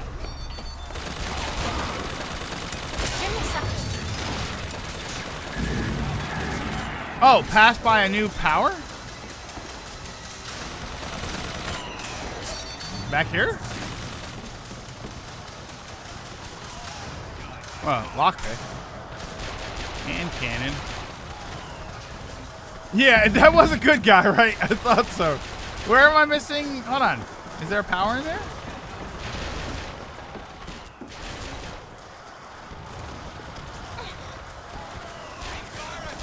Oh, where? This?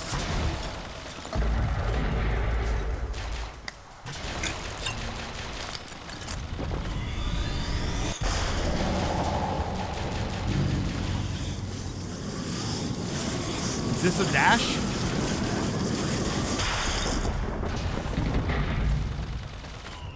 Press to lunge at enemies, delivering a tornado blow. Ooh. Hold and release to build up a more devastating tornado blow. Press charge and that holds you harder. You can only charge at an enemy you can reach. So I'm using it now. Okay.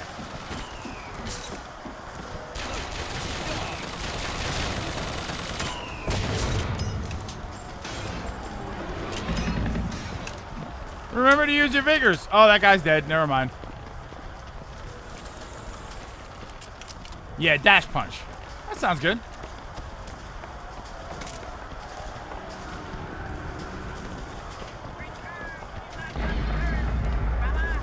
Hello. And I know why, but these areas all feel very similar.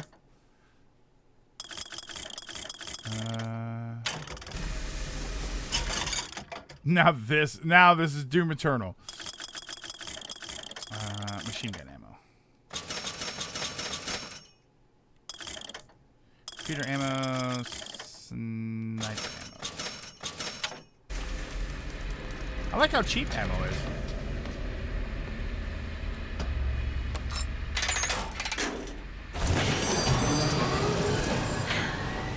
Well, I guess we did it. I don't know if I brought us to a world where the Vox had weapons. The only thing Or I I fear is created you. one. Electricity! Arcs and sparks in a bottle. Zeus! You're going nowhere!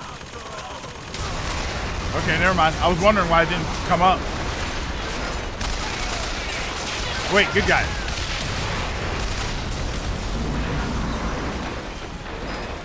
Just run through. Flush out the pigging!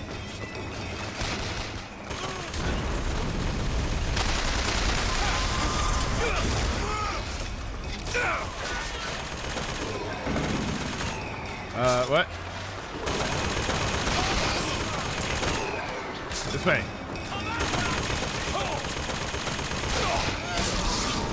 Yeah, it's just easier just to run. Now I feel like I'm running Resident Evil.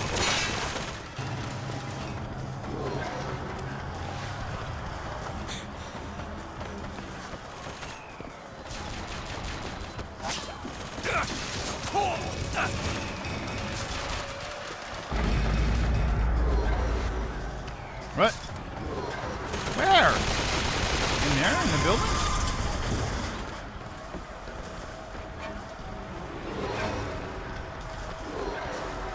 This way.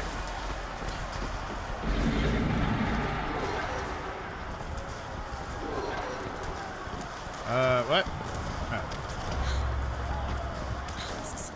This is not what I meant to have happen. Elizabeth, Just be shooting everything not named Nemesis. let's leave this place. Let's go to the factory and get our airship. Yeah, let's just do what we were already trying to do. Our responsibility, none of it. You just opened a door to this world. Ah! Did I just bring us to a world where Shenlong was alive, or did I create it? I told you, I always thought that my little trick was a form of wish fulfillment. I got my wish. Push him out of forward!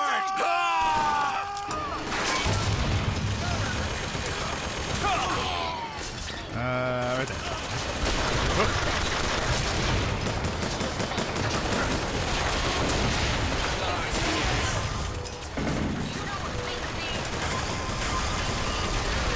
Ah, good job.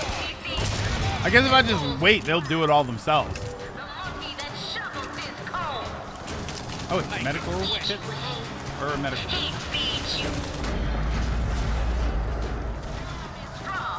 Didn't I just see medical kits somewhere?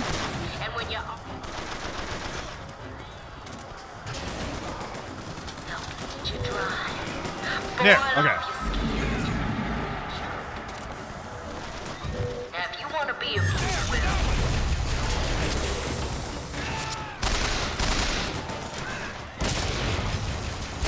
you better come talk to the box. Aim first gears!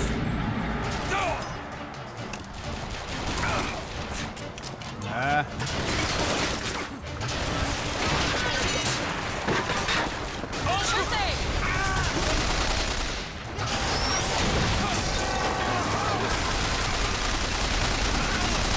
Oh, he's dead.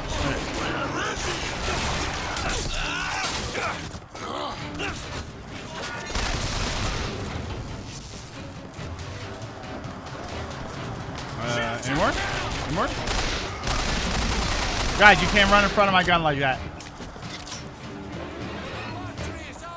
I would like to offer some words of counsel to what Jeremiah thinks.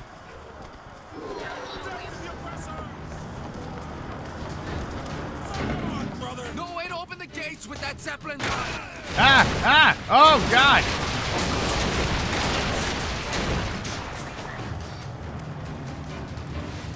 They can't get that door open unless someone takes that airship out. Are we volunteering?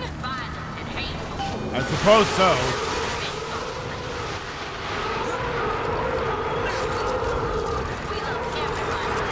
I probably should have grabbed that RPG.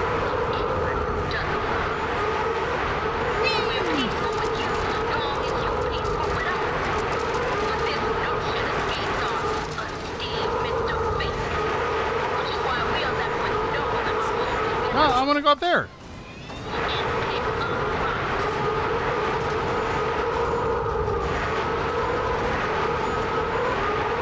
Okay, go this way. Oh, it's loud. Ah, there we go.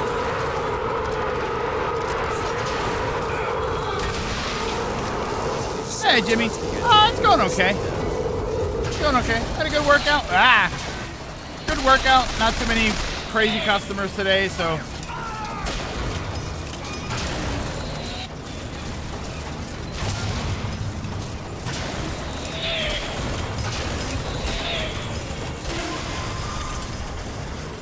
That's me when friendly fire's on. Wait, what? What? What pound? What tic-tac-toe symbol?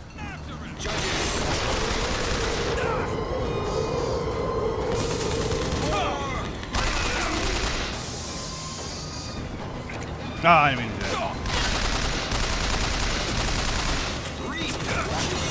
Whoa, whoa, whoa!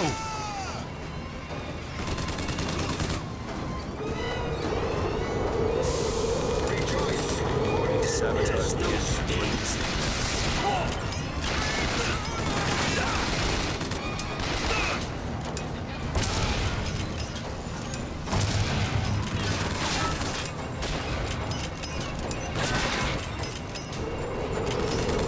We don't call it tic-tac-toe. It's noughts and crosses. Second, I was saying, what to you talking over the note. Oh, okay, okay. Yeah, oh my god.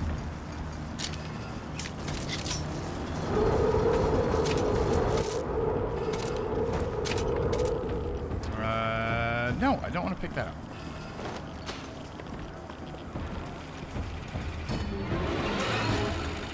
Destroy engine. That doesn't seem safe. Okay, now to get off this thing.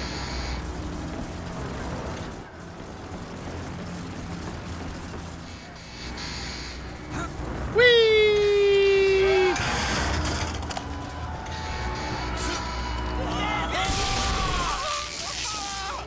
Oh, those are the good guys, I think.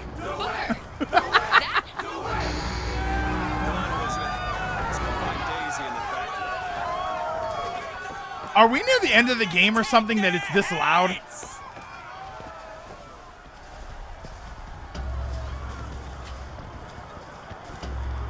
Is this like the final rush of the game? Yeah, I wasn't supposed to kill that guy either. It gave me the option to target him, but he was a good guy.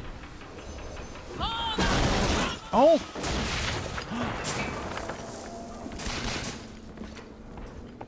The hell? Not even close. Why would it? That's weird.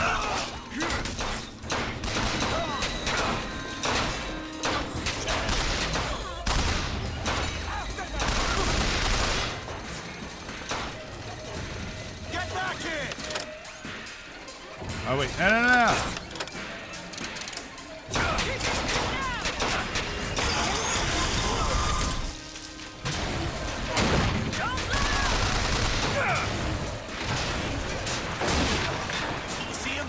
What did Twitch do? Whoa! Found ammo.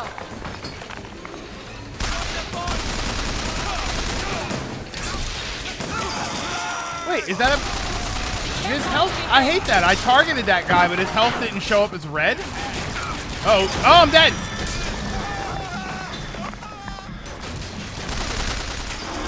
Oh, I was dead there. Oh, Twitch flagging. Yeah, what the hell was that? Logan said not even close, and Twitch flagged that comment.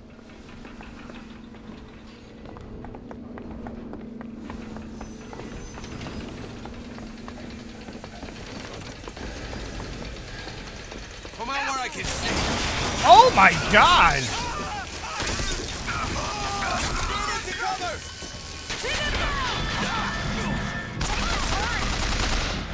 Booker, catch!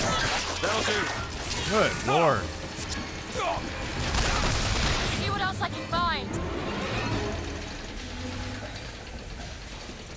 Her new VA is a more calmed down, retired Daisy. Hey, I'm Daisy. Wahoo! I'm happy you invited me to your sports thing. It's a real mellow Daisy. I like it. Well, Lilac, saying why Twitch?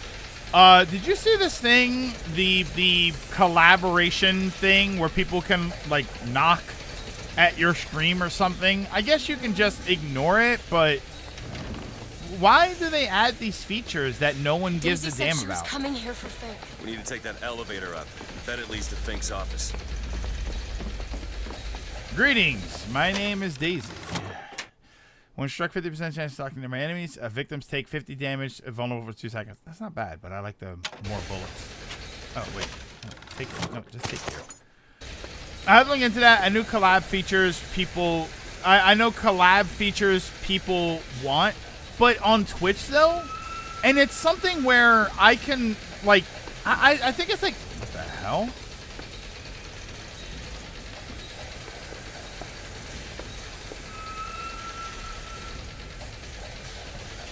You seeing this? I don't know, is this showing up? See, this is, hold on, I'm gonna highlight a problem that I have with modern games.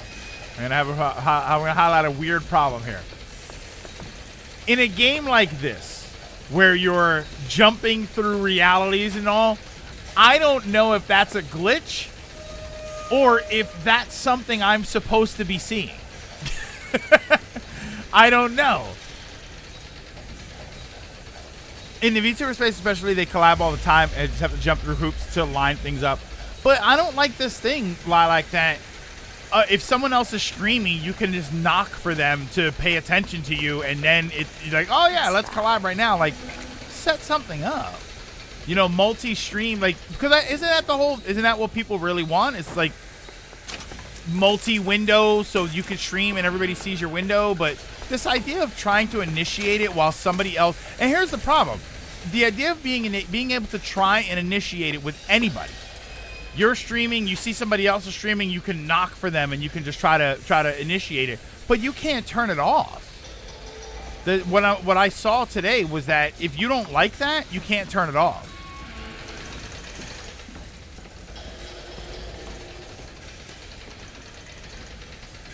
Yeah, supposedly, Lilac, you can delay it.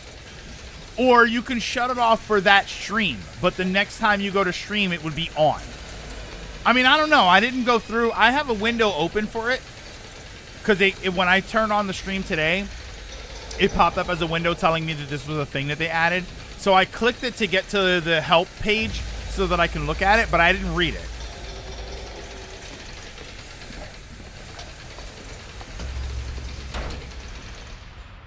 Off topic, Inside Out 2. Oh, it's tomorrow? Thank you. Yeah, I have been wanting to watch that movie too. Inside Out 2 releases tomorrow. All right, so I can finally see that movie. Hello. Your shirt appears to be ripped.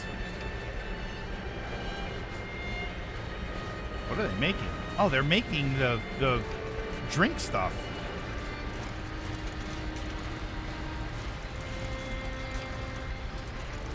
They're making the robots?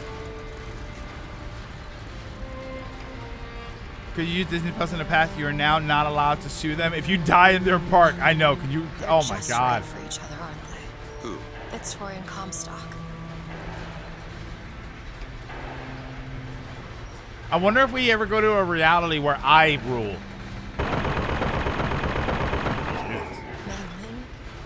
Mr. Lin? My God, I was so set on getting to Paris. Right, like I end up in a reality where I was the hero, so then I now take over all the land. Catastrophe. If you want to pretend that we're purely innocents in this, then that's your prerogative. But what? Hold on, I'm just gonna sit here and enjoy the peace and quiet for a moment. Oh, it's quiet.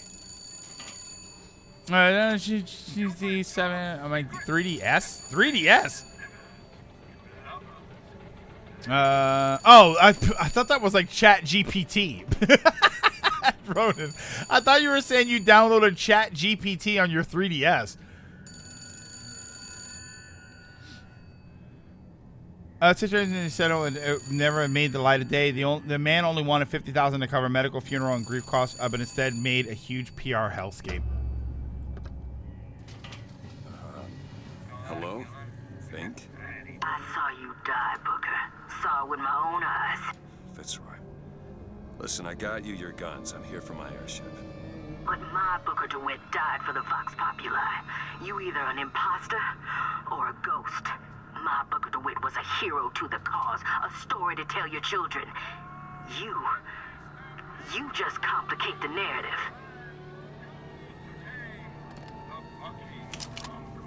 Complicate the narrative. My Booker DeWitt. They're aware of the other versions?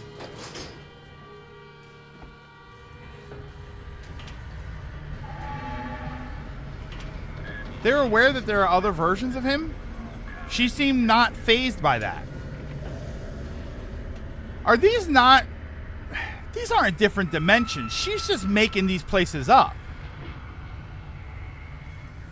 These are just different versions of reality that she's inventing in her head. And all the characters are aware of it because she's aware of it.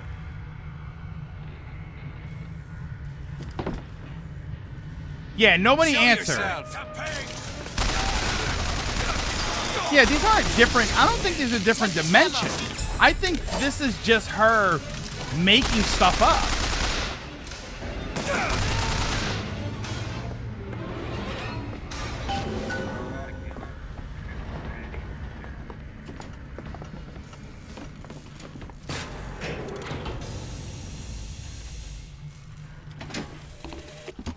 These holes have shown me yet another wonder, though No, I've yet see, he's to aware see of the it too. application for it.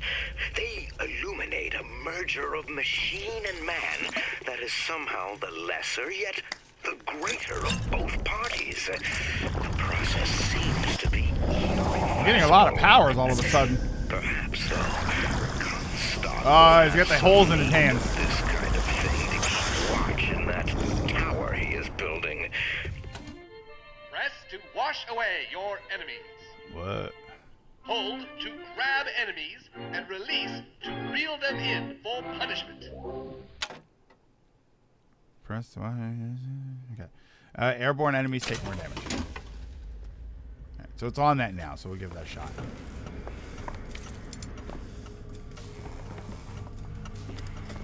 He's got the M-Pox.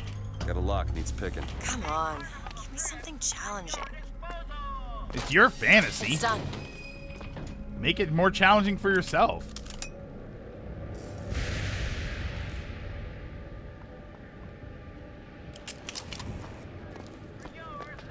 Yeah, oh, I see where this power's going. What? Hello? What are we running for?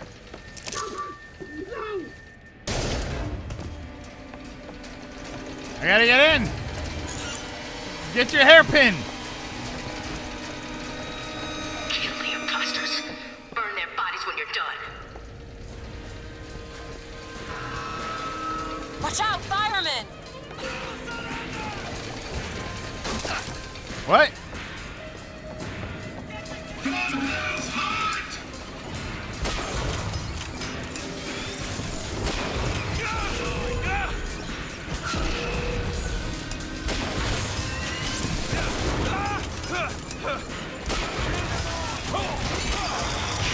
Okay, stop.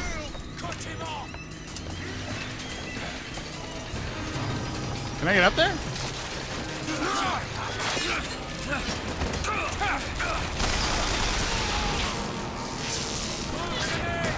Here, you guys should come and get me.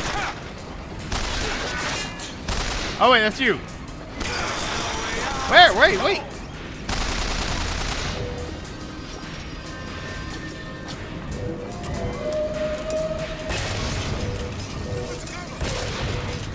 I think that was...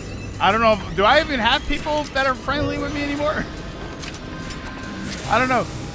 That was a whole cake. How did that not give me much health?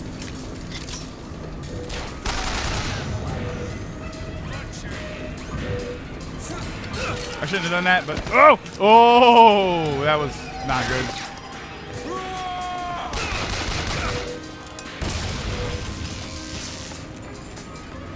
Yeah, no friendlies. All right, good. The way I like it.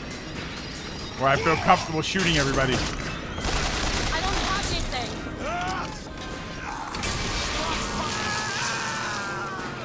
Boost throw down. Okay. Thanks. Yeah, they all hate me now. Good. That's all I have right now.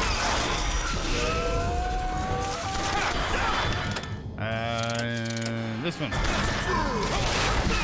Oh, I'm out of the power. Oh, damn it. What the? Whoa.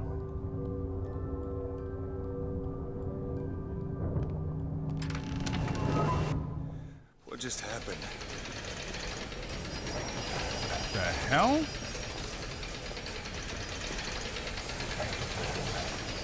Oh, wait. Oh, it's not her mind, it's his mind. We're still in his stupid office. We never left the office.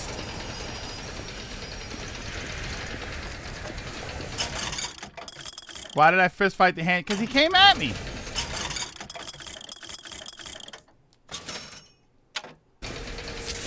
found some money. Take this. Probably explains why the whole game's in first person. Where? This way. We're in his mind. Strange.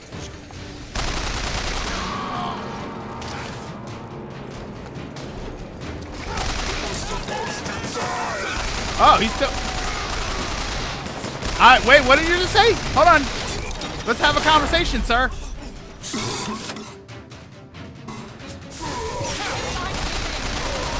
Hold on, we need to have a conversation about what you just said.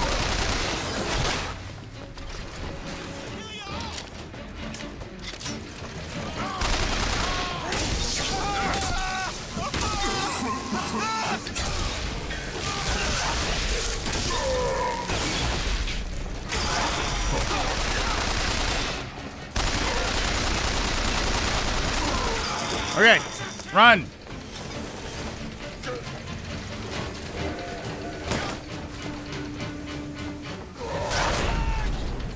All right, I need ammo or something.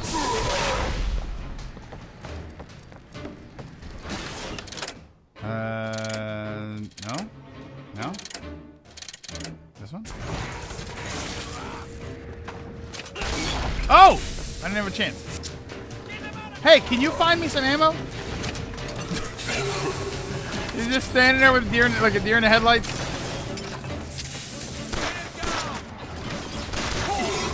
Somebody's shooting at me. This is all over the place. Elizabeth?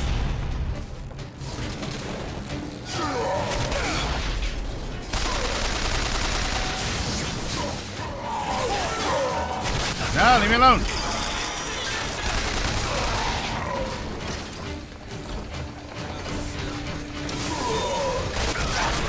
Oh! Damn it.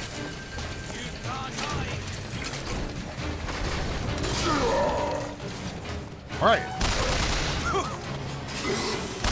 I've got ammo. You need this. Yeah, where was the ammo a second ago? Oh, I couldn't get away.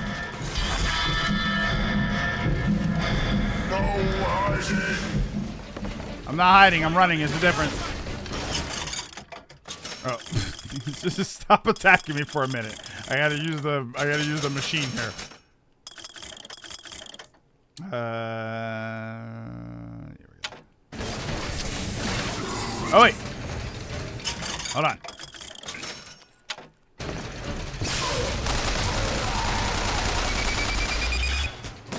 Get away!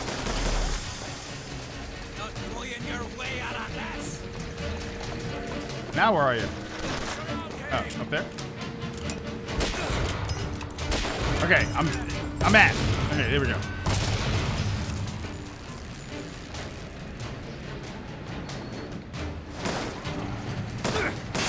Where? What? Am I just not seeing you? Huh? The hell?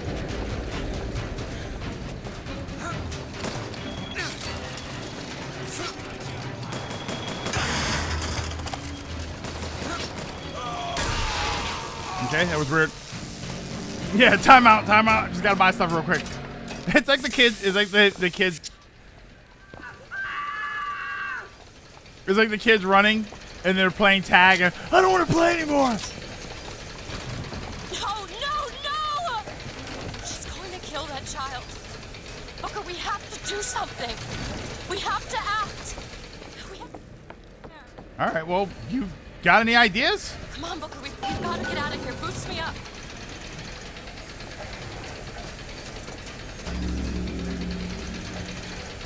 Go to the window and distract Daisy.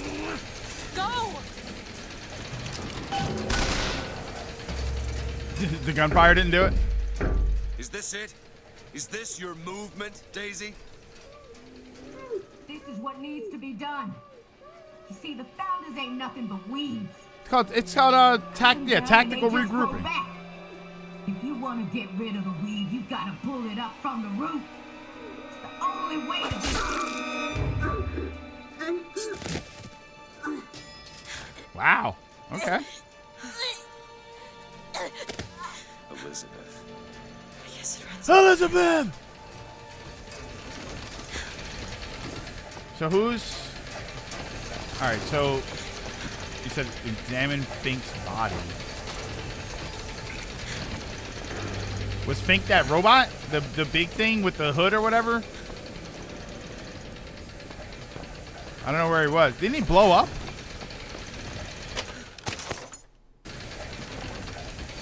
I thought he exploded. Oh, the guy with the top hat. Oh, the first guy she killed.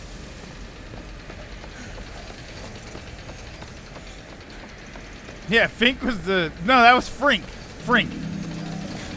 The guy... Oh, right there. Right there. Oh, it's in the same spot. Okay. I thought I had to go somewhere else.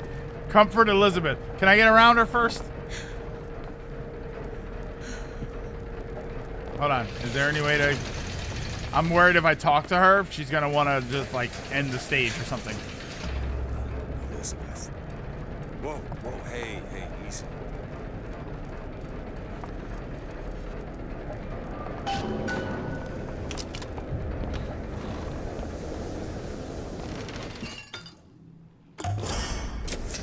All right, so the doctor ordered. So where is he? Is he that guy?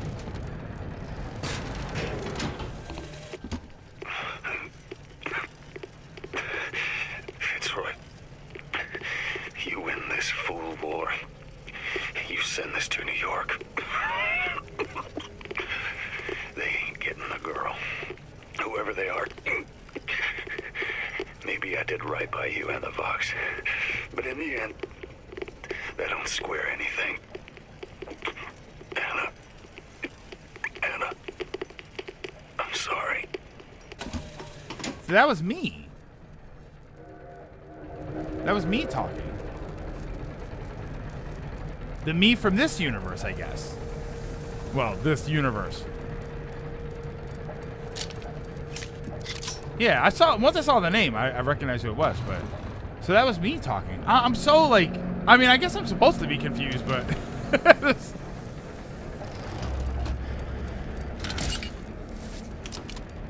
Oh, God, this dream.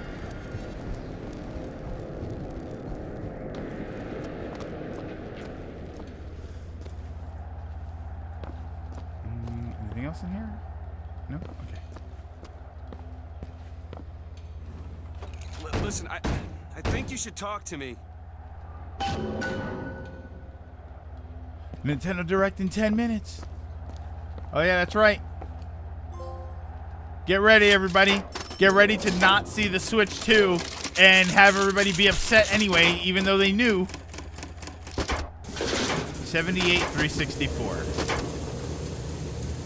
It's not a real Direct. It's the museum Direct. They're basically going to show up. Elizabeth.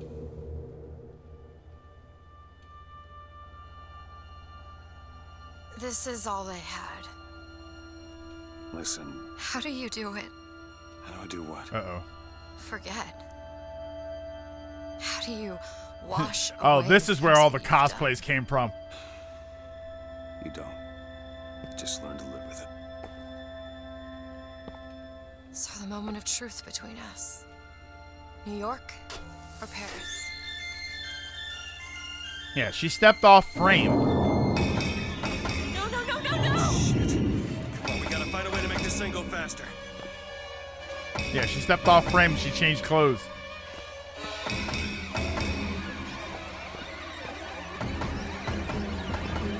Change course. There's gotta be some sort of throttle or accelerator. Do you know what that looks like? I don't know. Help me find it.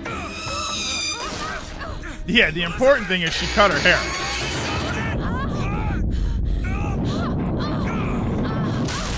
Ow. The music. The bird and Elizabeth has some kind of connection. Whoa. That's not it. Certainly is. Isn't. Is. Try again. All right. Hold on. Here you are. Did you remember to buy your war bonds today? No, that's the E. Booker, hurry. Here. Isn't. Is. Try again. No, you try. Fine. Stop it! Nope, that is not it. Stop Fine. it! You don't know Here what we you're are. doing! Ha! There it is. You've done it now. He's coming back. He's coming back. The notes were correct. The instrument was not. One needs both to get his attention. But if you know how to sing to him... He will take you where you need to go. Okay. Who are you? And needed where we are. So Comstock uses these songs. Well, are there others we can use? Something to keep the bird off our back? Perhaps you should ask the maestro himself. So where is he? Of course. Figments of your At least they imagination. left the piano. We multiversing yet? I don't think we're I think we're multiversing. I think we're single-minding. I think that's what's happening here. I think we are in the mind. But whose mind? That's what I think is going on. That's Comstock House. If we're gonna find him, we should start there. The Vox are coming! We need to leave the dock! We need to push off immediately! The Vox are coming! All right. But that's where we're going to wrap up. This seems like a good stopping point. Yeah, super interesting. Super interesting. Loudest game I've ever played in my life, but but super interesting. Yeah, I knew it's Bioshock, so I knew it was going to be some sort of like head scratching kind of what the hell is going on sort of thing, but so far it felt like it was pretty stable, and then all of a sudden you realize you've been in it the whole time. So yeah, I think that it's like a mental thing. I'm assuming it's his mind. Maybe it's her mind. Maybe we got a I never watched the movie, but maybe we have a what's the sort of head turner movie, the oh my god, you know what I'm talking about. Leonardo, was it Leonardo DiCaprio?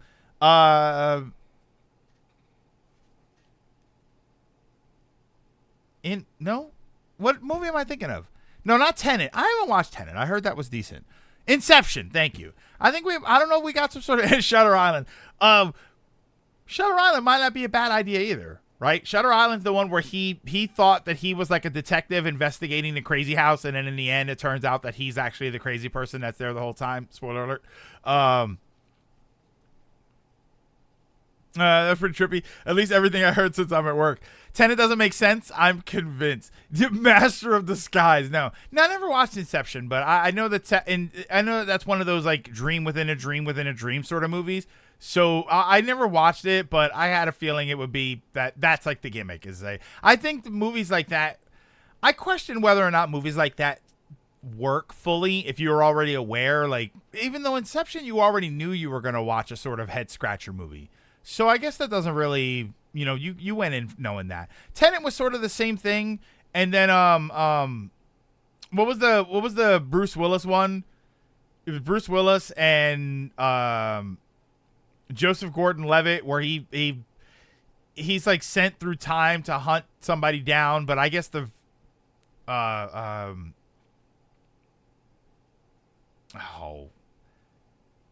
Looper. Thank you. Yeah, Looper. Like Looper, the 13 Monkeys. Yeah, Looper was kind of like that, where it was like, oh, it's a big twist. I remember watching the commercials. I'm like, I'm pretty sure the twist is that's going to be like him. Yeah, that's always, I'm always good with the sort of thing like that. I think Gemini Man was kind of like that. I think that was supposed to be a sort of like alternate version of himself. Like he's the sniper sent to kill somebody, but it's also him. Or actually, I don't think that one was a time travel. I think it was like a clone or something. Then there was a live stream. You've been in a coma for 10 years. The accident was your fault. And you know what? You know what's funny, Jerf? That what works well with stories like that is that's kind of the truth, isn't it? Right? Like your entire life. I'm gonna take it a little deep here. I'm gonna go a little deep here. The reality is that instant that you wake up from a dream, the entire dream disappears, and the feeling that you were in that world immediately vanishes. So the idea that you look at your life now and you think, no, this is the real one. How do you know that doesn't all vanish in an instant and you wake up somewhere else and all of this was the dream? Gemini Man is a different kind of movie. Gemini Man was cool until he fought Mega Man. Yeah, I think Gemini Man was like he was sent to go kill a sniper or something, but the sniper knows all of my moves. And then it was a clone of him, which is why they know all of that stuff. But again, I didn't see it. I'm only going on the premise that I was aware of. What if Walking Dead was a dream? And people, that was the theory. That was one of the theories about Walking Dead, was that he never woke up. He's still in the hospital. Or that the whole zombie apocalypse there wasn't even a zombie apocalypse. That he just imagined the whole thing so that he could be the hero while he was in a coma. When I wake up, I say, send me back. Looper's a good movie, and I did like how they resolved it. I haven't seen it in forever. I only watched it once. Well, don't do that. Keep it to the video games. Did they ever say what caused the zombie outbreak in Walking Dead? I don't think so. But they explained how the zombie disease works. They did. That's in the first season. I think it's episode 4 or 5. They explain how the zombie disease works. They don't actually say zombies either. They say walkers. But I don't think they ever say exactly what happened. I mean, the thing is, usually it's the same situation where a lot of zombie lore is the same, which is they were developing something in a laboratory and it got out. It's usually just that simple. I think Fear the Walking Dead had a little bit more of that. They showed that in Fear the Walking Dead, where infected patient got out, and then they ended up infecting. I think in Fear the Walking Dead, it was a drug addict or something, and then the drug addict died at a drug, like a crack house sort of thing, where all the drug addicts stayed in the middle of the night, and then while everybody was passed out from doing drugs. The drug addict started biting people, and then like that's where the first wave of walkers came from. I think they did something like that. I'm trying. It's a problem of mine. It's just you don't want to hurt yourself or anybody else. I mean, you want to hurt other people. But they even leaned into that in season 9. I'm still going through Walking Dead, by the way. I thought I was nearing the end. I've found it goes to like season 12 or something. It's really far. I didn't like where they went at a certain point. You're probably past where I was. I think I made it to season 8 or 9. I think I made it to 9. I don't know what the last thing was that happened. Oh, by the way, the video thing is starting right now. I'll watch it afterwards. But what was the last thing that you saw? I don't mind that. I get what they were going for. It wasn't Rick changing, but more honoring Carl. You kill a bee to kill all zombies in the area. Yeah, it's up. Oh, is it just a video that's up? It's not a live direct or anything? It's just a video that went up.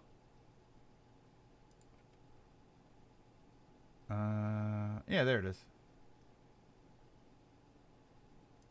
Okay, let's see something here. Hey, T-Night. Yeah, there it is right there.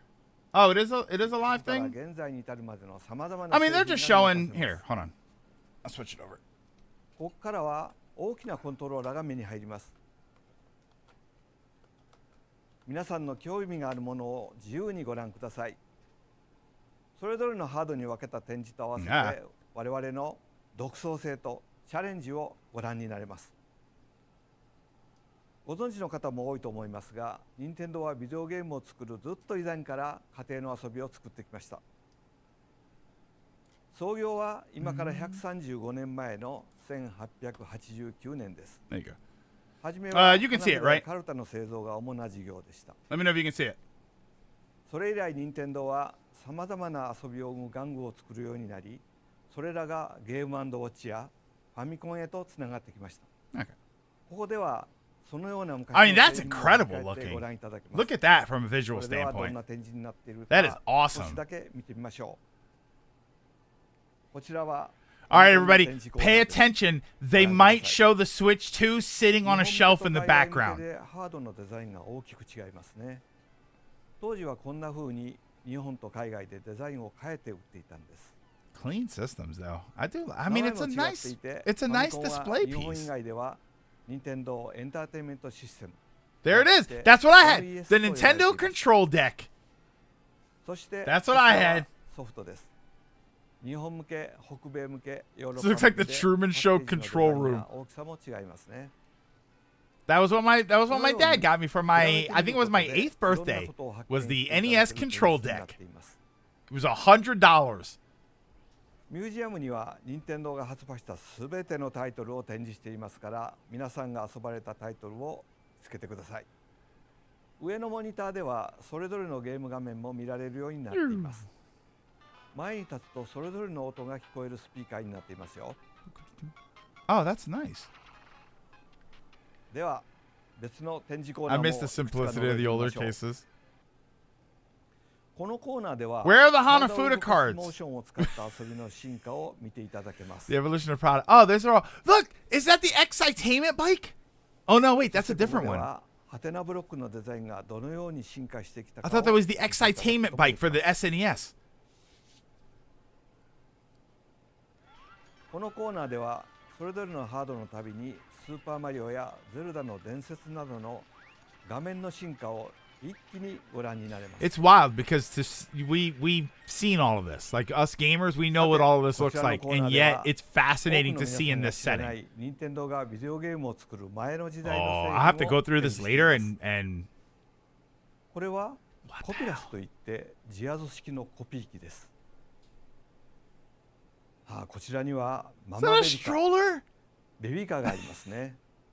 What game was that for?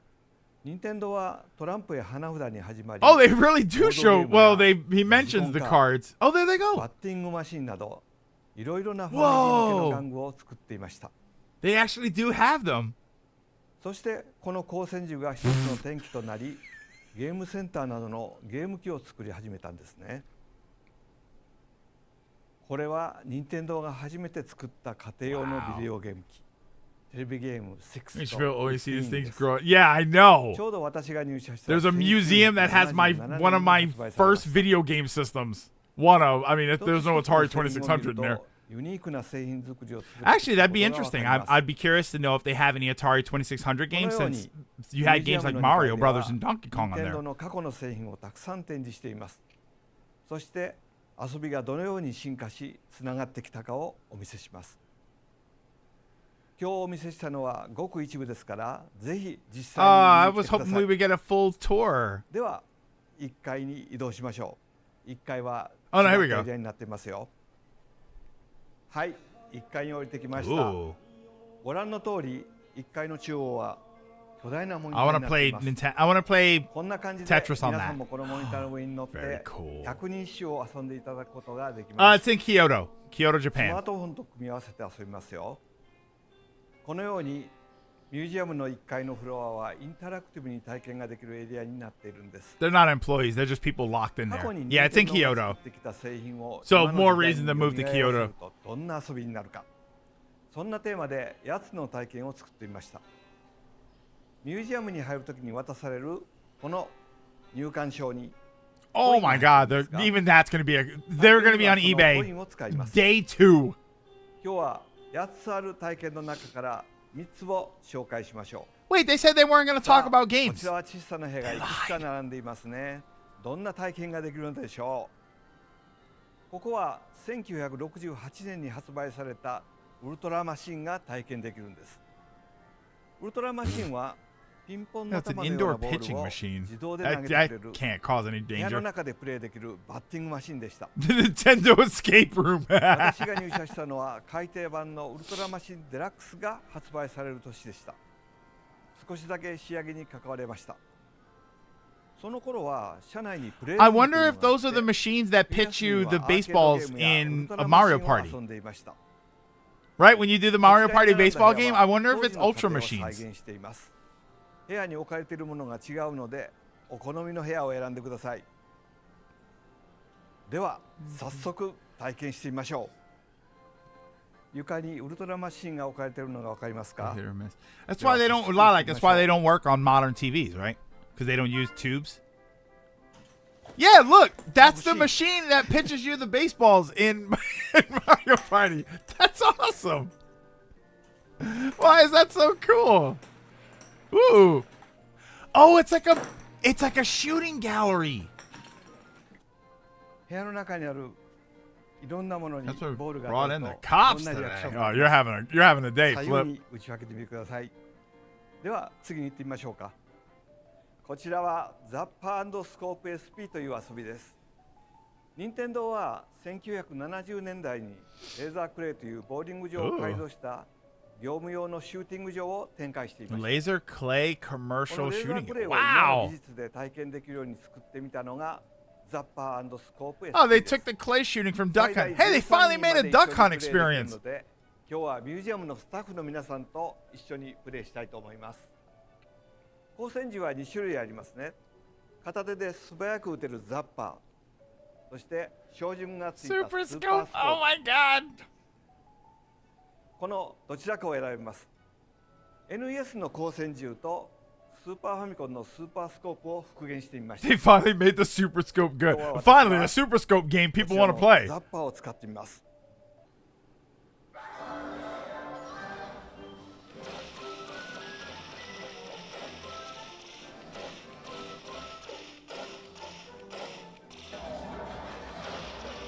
This, come on, man. Can we get this here in a Dave and Buster's? クッパ、のこのこ。 You know, like I was shot out laser, returning laser corresponding with the color of the target. It tells if it's a hit. It tells them why Nintendo's was more accurate. Nintendo's was pretty accurate. I never used the one for Sega Master System. PlayStation were the best though. The Gun Con, I love that thing. Only in a Nintendo part. Oh my god, could you imagine this at a Dave & Buster's? 6 people playing this? Come on. This is awesome.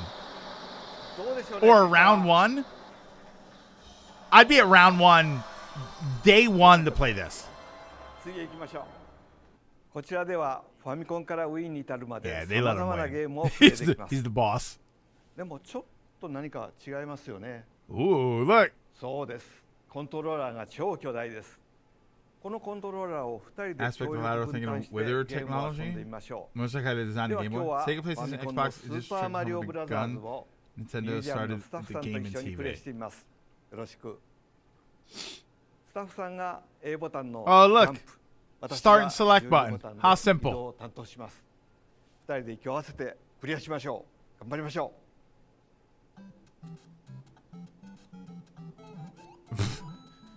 This is like this is either 99% of people are gonna have fun with this, and there's gonna be that one couple that shows up, hit the button! I was hitting it! This is great. I've seen videos, like people have been making these for years. These big giant sort of controller things. People have been doing this for a while. Oh, hit the button! Go! I want them to win so bad. Run! Hey! やりました。 Kind of had a national view video. This is like 2人で声を what? 掛け合いながら This 分 is 担 kind して of like 操 how 作する it と全く違った体 is 験 in the になります National Video Game Museum in Texas. ここでは So they have 他 one に of も those. スーパーファミコン、任天堂64、Wii のゲームを Look at the Wii. 巨大 Oh, they have them コント for ロー all ラ the ーで遊ぶ different ことができ systems. ます。 Look at the Wii mode. 大きい Wii リモコン。 Wiimotes. どんな I 気 want になる one. でしょう。 I want a big い gigantic かがでした Wii でしょう mode. か。今日ご紹介した Oh も my の god, I は want one of 任天堂ミュージ those. アムのほんの一部です。 Holy smokes. 製品の展示や They'll have to インタラクティブ pry な it from my hands if I 体験 ever の go 他に there. も That's great. ルールを知らなくても花札が遊べる体験があったり、花札を実際に作ってみることができるワークショップも開催します。 Oh. また館内にはオリジナルのハンバーガーが作れるカフェやミュージアムだけの限定グッズを販売するショップも But 併設しています。 the cafeteria seemed like the least interesting thing 創 there. 業から100年を超える歴史の中でさまざまな娯楽を作ってきました。時代によって作り出した製品は異なりますが、家族みんなで楽しんでいただきたいという思いは今も昔も変わりません。この任天堂ミュージアムはそんな任天堂が大切にしてきた遊びと独創を大切にするものづくりへのこだわりを知っていただける場所です。皆さんにはそれを体験しながら実感してもらいたいと思って開発も一緒に社員が全力で作り上げてきました。任天堂ミュージアムは10月2日にオープンします。Okay. I thought it was この next year. 後公式サイトを公開しますので来場に関する詳細は Quick, Craig, what does it say? I think it's kanji. I haven't gotten that far in kanji yet. それでは任天堂ミュージアムでお待ちしてい I'm ます。 guessing it says Nintendo. キノピオたちも一緒にお待ちしてますよ。Oh, good lord.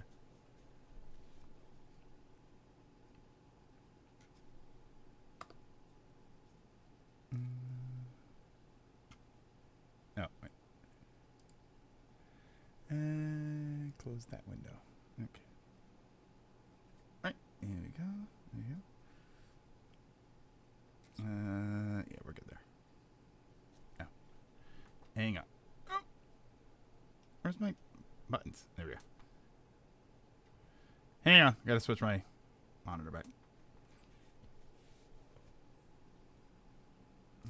Put that back there. Okay.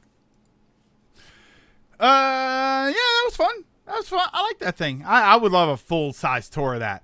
Nintendo's had many forms of entertainment from baseball cards, love hotels to video. Yeah, they don't mention the love hotel. Where's the love hotel?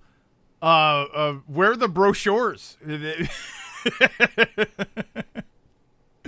I think they still own some of them. Doesn't Nintendo own? Remember that story? Doesn't Nintendo own a porn company, or they own a porn movie?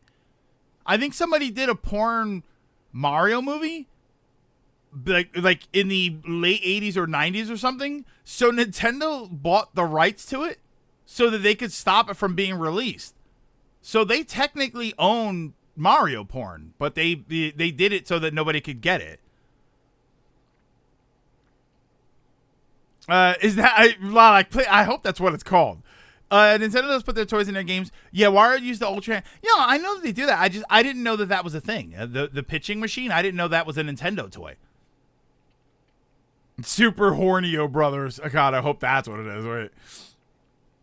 No, that was cool. And that right there is the best moment of my day so far. No, that was awesome.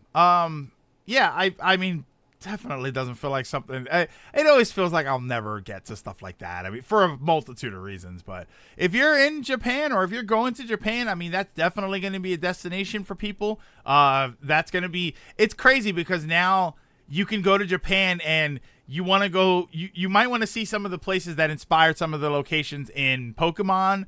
Obviously, you want to go to Akihabara because that's, video game and electronics heaven. Now you want to go to Kyoto because now you're going to visit Nintendo. And I don't know if Nintendo headquarters has anything there, but they're going to have the Nintendo Museum. Like that's a cool destination to want to go to. And you have the amusement park. You have the Super Nintendo World. Maybe rooms you pitch are based on rooms where people used to pitch a tent. Yeah, those are T-Night. The rooms where you play the baseball game, those were rooms from the Love Hotel. Oh, see, they secretly incorporated the Love Hotel. The movies are actually Super Hornio Brothers and Super Hornio Brothers 2. Oh, they actually are called that. Okay. From hotels to museums, they just about do it all. They've hidden ninjas in the ceiling of the museum to prevent any leaks. Akihabara probably smells like gamer. I'll pass. No, it's gotta smell like more than gamer. It's gotta smell like sweaty electronics fan. I mean, those are places that you want to. I want to go just to go. You know what I mean, right? You want to go to Akihabara. You want to go to Super Potato.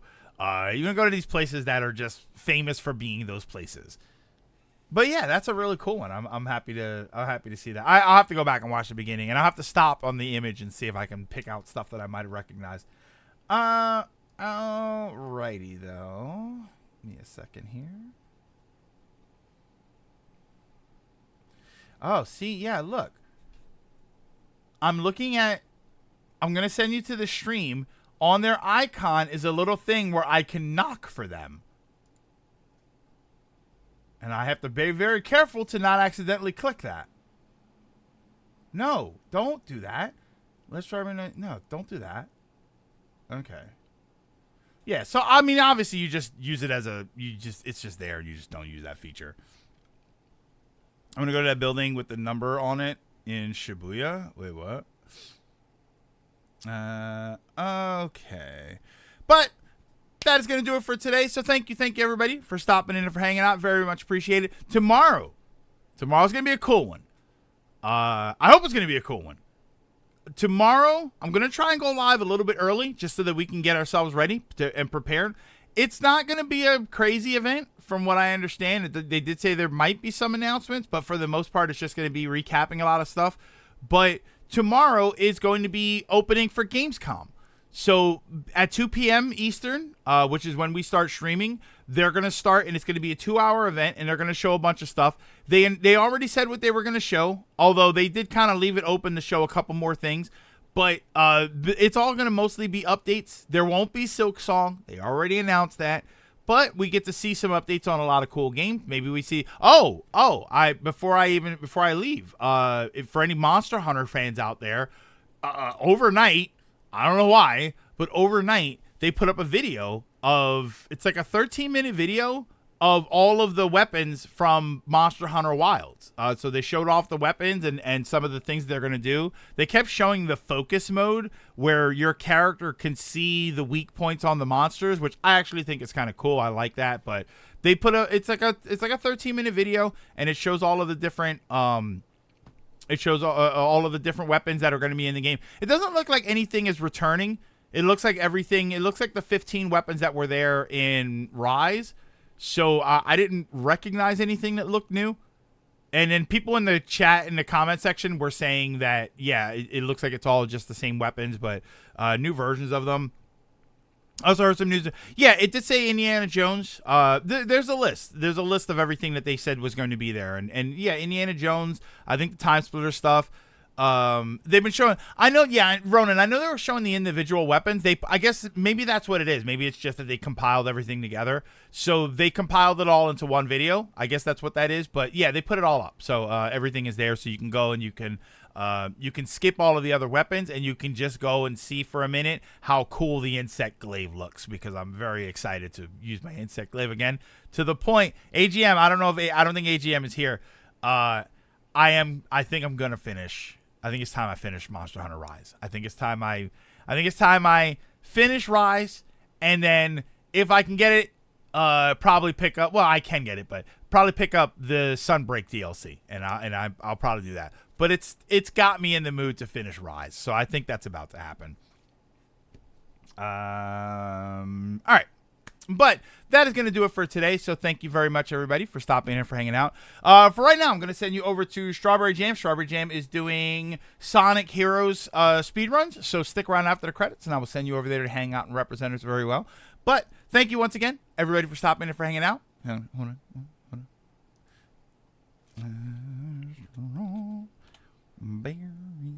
Why? Every time. There you go. Don't forget to drink your mask, wear your water, social distance whenever possible. Take care of yourselves, take care of each other. And I will see you all tomorrow for opening night / afternoon of Gamescom.